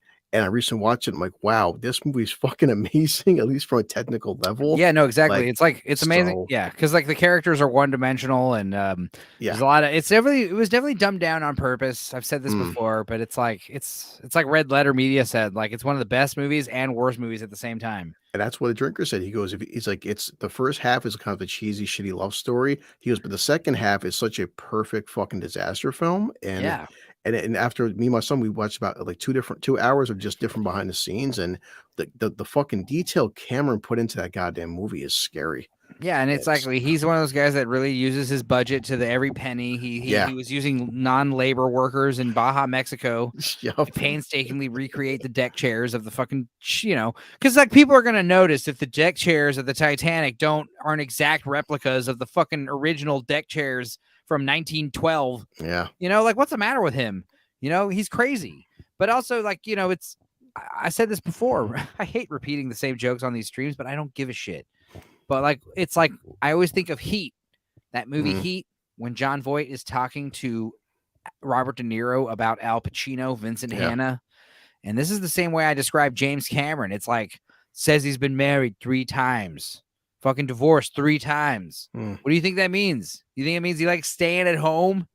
He means he's one of those guys that's out there, always working, always on the prowl. Exactly. James Cameron's insane. Yeah. But the thing too is with Cameron, I mean, the fucking box office speaks for itself. I gotta say, like, I'm excited to go out of town and go hang out with Meg and have sex and stuff. But also, I'm excited to finally watch Avatar 2. Yeah. And I guess we'll just watch it at home. I saw it 3 times, only because even my sister Jennifer said, Chris, I haven't been to a movie theater in 12 years. You have to take me to see Avatar 2. And that's why it did $2 billion for us, because it took people that like even my mother's like your mother, where my mom's 65 years old, and Chris, I want to go see Avatar. And my mother hasn't been to a theater in like 15 fucking years. I mean, that was the movie I did want to see at the theater, but I have no problem seeing it at in Meg's, or my big ass TV. Yeah. Like right here, if I watched Avatar 2 right fucking here where I'm sitting right now, I would have a blast. I have a gigantic fucking TV in front of my screen and a sound bar like 8 inches from my face. Like I would get I have fucking reactive lights to the back of the TV that react to the color, No, I agree with you. It's definitely where I could if I had a big TV, I could sit at home and get the same experience. But there's Return of the King. I watch at least once a year Return of the King extended edition. But a Wednesday, me and my son, just something about seeing the extended edition Return of the King with a bunch of strangers. That's the part about the theater, and it was sold out. And Return of the King just did another fucking like $2 million. Dude, the appeal of the theater. Always you're watching a movie. It is like why I watch the movies, the We Watch movies is like it's fun to vicariously watch movies with my friends, but we can talk, and that's why I can't wait to watch Speed with you, man. It's gonna be fun, even if I don't release it for fucking 3 months. I have so many like in the bag. It's like we can watch it whenever. But I do want to watch Commando though. But in the theater, get on that, dude. Let's do them. Get crazy and watch some stupid movies. I mean, as long as I just take them and back them up on a hard drive, because my the thing is, when I OBS stream a movie for an hour and a half, it's like fucking 7 gigs. It's crazy. Wow. I guess I'm recording from like 2 or 3 different sources, Yeah. But when I edit the final video, it's only like 40 megs or whatever. Yeah. So that's fine. But anyway, no, I mean, I'm always available. And just like it's right now, I put my 2-week notice in work, so technically I'm not working, but I have another job. I'm waiting for background checks. So, and I appreciate not everyone can stick around for 4-hour streams. Like usually, that was the thing I used to do on Facebook. I would just go stream until I got tired of talking, or people got tired of listening.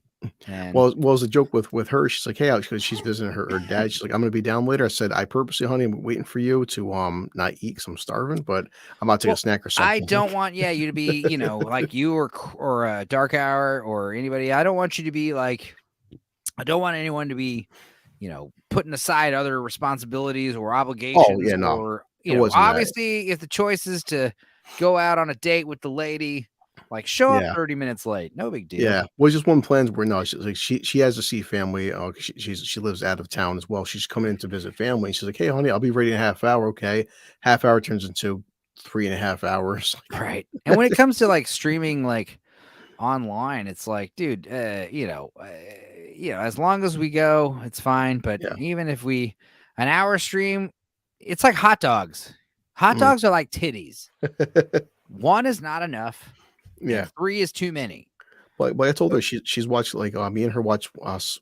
I think I was watching Boogie Nights with her, and she's like, "Hey, I haven't seen Boogie Nights in a long time," and we watched half of it together. I finished the other half by myself, but she's watched all Russell's videos, and she watched all my videos, and I'm like, "Honey," it's like, "Hey, whether it's Enzo, Russell, we are trying to slowly gain more people, and we always at Russell. If you guys don't mind one of these nights, like sitting down and burning through a few of the We Watch videos and giving me some honest feedback. Because like I know it's like it's a task. I mean, obviously, I don't expect everyone to watch these 4-hour streams. No, I don't expect it. I don't care. But like as far as the We Watch videos, like if you haven't seen Surf Ninjas in a while, don't watch Surf Ninjas. Just watch us, because like it's. I mean, I don't want to say like we're a substitution for the art, but I'm just saying like I can confidently say that our We Watch 40-minute video is more entertaining than the Surf Ninjas movie in its full entirety. I thought that watching Boogie Nights and shit was funny as hell, or even like watching Sidekicks. Listen to the whole Sidekicks thing. It was that was fun, man, and that was funny because like in the beginning, like I was definitely having audio issues with the mixes on these, and every video. That's the other thing about these We Watch videos. Like everyone gets better technically. Yeah. So, and I'm thinking towards the summer, the end of the summer, when I start like making these short videos, like because I got my outro video that's at the end of all these We Watch videos and all the short videos. I think I'm gonna just like keep it the same, except add the little like subscribe thing because I don't really tell people to like subscribe. I just put the little at the bottom of all these videos. I put the link to the Facebook page. Yeah, which I know it's like boomer shit. Not everyone's on Facebook. I know, like for me, but it feels like a platform as a whole. What's starting to make it kind of hard is as much as the critical drinker is like, hey, listen, myself, I made a channel because of him. Russell made a channel because of him, and then you'll see super chats. Hey, drinker, I'm whatever Joe Bob or something, and he'll do 5 open bars in a row, and 20 more guys. Hey, drinker, because of you. Now I made a new channel. And after a while, you're like, listen. There's only so many fucking hours in a day, man. Like I can't watch 20 guys. No, and I know what you mean. And it's like I would like to think, like, dude, I say the thing is I watch your videos, and your videos are short and fun. And same thing with Russ. Russ has the niche with the fight stuff, and that's cool too. And with me, it's like, you know, I understand I have a niche too with like if you like EFAT movies and Mystery Science Theater and Come Town and Red Letter Media. Like, that's kind of what these We Watch videos are. And obviously, like when I pivot to more like the Yellow Flash, Nerdrotic type, like OBS style news videos, those will be in there too. But I will still want to make We Watch videos because those are fun to make. Oh, that is above and all else. I don't like never have I been editing one of these We Watch videos and feeling like, oh God, I don't want to do this. Oh, like every time, like I will be tired and I'll be like, well, I guess I could start editing this movie. Yeah. And when I start editing it, now I'm awake. Now I'm alert. I'm laughing. I'm like having a blast, like just rewatching it, reliving the We Watch experience. And, you know, there's so many jokes that don't make the cut because either A, I don't want to say the same joke 100 times. I don't want to say jokes that are too offensive. There's so many jokes that are just like way too hardcore. Like, I'm one of these guys where I have no problem joking about graphic shit. Well, it's like with freaking FNT. Sometimes FNT, I mostly use that for when I was at work, just catching up on like just like current pop culture, you know, news and stuff. So the guys would break down 3 hours of like whatever Star Wars, Doctor Who, or some shit. And with me, I mean, I watch all of Ethan Van Sciver's streams. Okay, those are all the ones that I always watch because he's the funniest motherfucker, who is also poignant. Because I used to love, you know, Zach, your boy Zach, and he's got some hot takes, controversial takes. I don't really always agree with him, but I still watch his short videos. Yeah. But he never streams. But when you're watching the Ethan Van Sciver streams, there's so many hours already just from that. It's like the idea of watching Nerdrotic and Fandom Menace and Geeks and Gamers and any of these other streams. It's like, no, you gotta pick one guy. And like the Drinker's great because he doesn't do them too much. And definitely like when they're hyper focused streams, like the open bars and the happy hours, like, I'll definitely, and you know, the fact that he does his short videos, his recap videos, those are, I need to start doing those, you know. After we sign off, what's Ethan's, what's his channel? Comic Artist Pro Secrets. Okay. Yeah. Send me a link in Messenger. Yeah. He's been like one of the, you know, he's the guy that like fucking, I don't know, culture warrior at Grandpappy, you know, he was on Tim Pool recently. That was a big deal, but he's the guy who started the whole Comicsgate movement. It's why all these like Fandom Menace type, Friday Night Tights type, High Council, Geeks and Gamers type guys. That's why they're all doing comic books because Ethan Van Sciver did it. And it's like, I'm doing it. I'm trying to do it. And it's like, I understand there's a lot of posers, but just like how like I know how you're saying there's a lot of posers with these stupid YouTube channels. And it's like, I've watched them where it's like, these people are just like droning about shit they don't like. I hate to say it out loud, but I get told every fucking day how fucking funny I am. You know what I mean? Like, I don't, you know, and I've been told my whole life I should be a stand-up comedian. And it's annoying to hear. So it's like, how about we compromise? How about we do something I love, which is talk about movies, and I can just joke, be silly. Yeah. And, you know, and it's like, I hate to say like, oh, God, like the difference between me and these other idiots is I'm funny.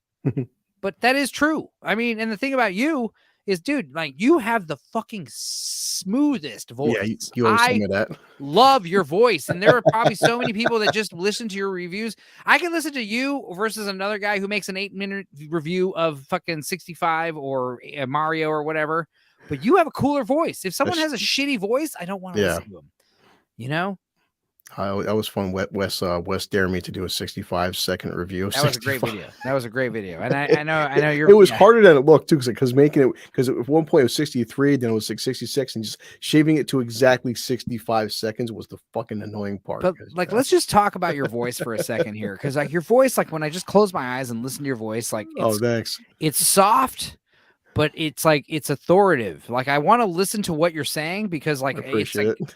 and like it sounds wise, but it's not like putting me to sleep. But it's Yeah. also not abrasive. Like I feel like my voice can be obnoxious, especially when I like get high, get loud. It happens. Yeah. But I do have like, dude, I get told all the time at karaoke, I got the best voice ever. Fucking chicks are like, old ladies are like, I love your voice.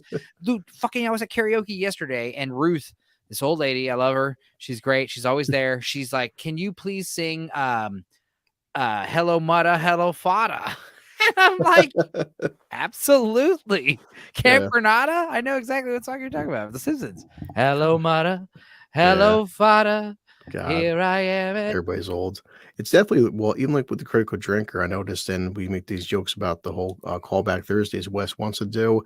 It's just doing it more and more. You start getting better at practicing because the drinker, his voice has definitely evolved from like 4 years ago, which I laugh like saying you can tell his earlier videos, he just hit where his balls would drop. Like the drinker was a lot more high pitched and a lot more just, it's like, Yeah, it's like when you listen to Homer Simpson's voice over the Yeah. years, like how he used to sound like Walter Matthau, and Yeah. you gradually like you find your own voice. Yeah, no, I definitely between the audio equipment plus a different iMac, but with my first like 3 videos, I can even hear the difference in my tone, but also it's just confidence, doing it more, talking to people, slowing down, and I feel like what's going to separate my short videos apart from others is my graphic and editing capabilities. Like Yeah. you know, I'm a professional illustrator. Like I made this wallpaper in like 20 minutes. Nice. You know, and it's one of those things where it's just like, I mean, you know, I might have to could do a poster very soon for a very big band. Very excited about it. I can't say really who, but yeah, it's like, I mean, I'm just like the editing stuff using Adobe Premiere and After Effects. Like, I need to make that thing for Russ right away. Yeah, he wants this like animated Rocky meme, and I'm like, yes, nice. Because I didn't ask him. I'm always like, yeah, you got it. And then it's like a few days, and I'm like, did you need that like in a week or two, or like in a few days? I need to tell that to him like right now, as soon as I'm done with the stream. I'm not gonna lie, like even if you leave like right now, I'll probably still jabber on for another 15-20 minutes. But I'm always glad to nerd out with you, buddy, man. Oh, definitely.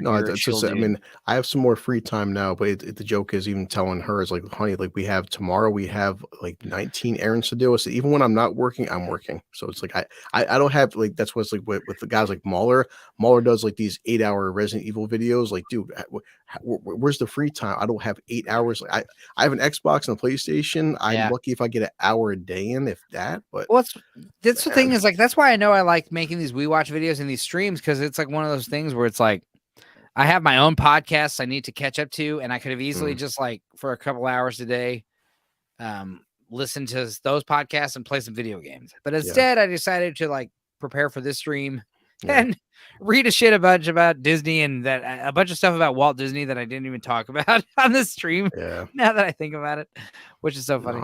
But it's like talking with you and then having Wes in Thailand. You can see how guys like, it's like, hey, we're just gonna do 1 hour. 1 hour can easily turn into fucking 4. I almost said something around the second hour or around the hour and a half mark, but I was like, this is gonna be a long stream. I can tell because I'm looking at this huge list of all the fucking Disney owned movies, but I will say, like, what's so great about this stream, we talked for 4 hours. My Facebook stream was like another 2 to 3 hours.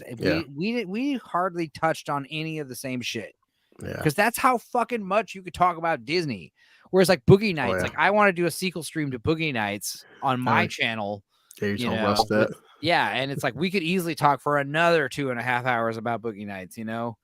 We could easily talk for hours and hours and hours and hours about certain subjects, especially when they're vague. Well, I think that's the whole beauty, and this is why everybody gets so defensive with entertainment, because people always say all the time, like people that aren't in our vibe, where like, why do you guys care so much about stupid Star Wars, stupid video games? It's like, no, people, like as Henry Cavill said, it's like we're not toxic, we're passionate, and this shows the impact of entertainment. Well.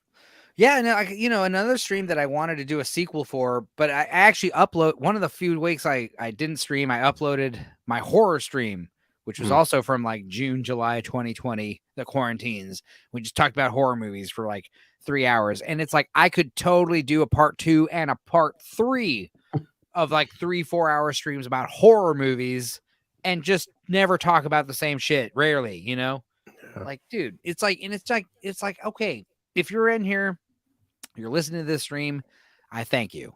You're more than welcome to join. You're more than welcome to come in on these streams. And if you're listening to this shit at work, that's great. I'm so glad you find it fun. If nobody ever listens to this, I don't care, because I had a good time talking to my friend Chris. Yeah, and like that's how it is.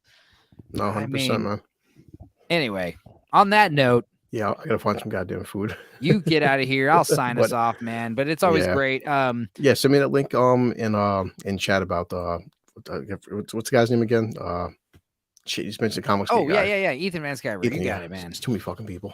Yeah, dude. Yeah. He's one of the OGs in the scene. One of my favorites. I do want to talk to you more. I do want to hear more about this guy, because you've mentioned him a couple of times. So he's like him, and like the Comicsgate stuff and Last Jedi.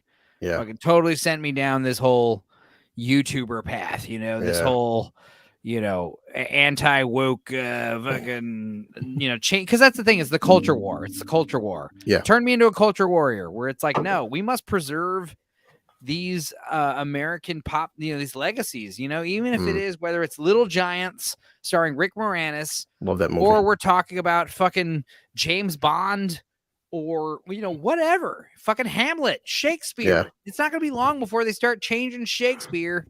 Oh, well, this whole Othello thing is problematic. Hamlet, it's kind of fucked up how they all die at the end. Let's change it. Yeah, it's like, fuck off. It's all for modern audiences. The modern audiences suck. We need to start advertising in the 90s. Rewatch Duckman. Check out like the first episode of Duckman. It's 30 minutes long, and just be like, what the fuck? Oh, tomorrow I'm definitely gonna check. I'm gonna break down, like I said, blank check. I'll probably just do half-hour segments, but so I'll start tomorrow. Yeah, feel free to watch those. And I think what I'm going to start to do in a month or two is like collect all the We Watch videos in like a playlist, start compiling in the playlist. So like when people like find them, they can just burn through them. Yeah. So anyway, I appreciate you, man. I'm glad you made it out. Same thing with Tyler and Lord Toxic. So happy you guys came out and, bullshitted with me for 4.5 hours. Yeah. Also, as long as I'm available, I have no problem doing this shit. No, I got you, man. And it's always fun, man. Just nerding out. But on that note, I mean, I'll go ahead and sign us out. I mean, dude. But you can go ahead and pop out if you want. Yeah, my chubby has to get some food. Yeah, I don't know.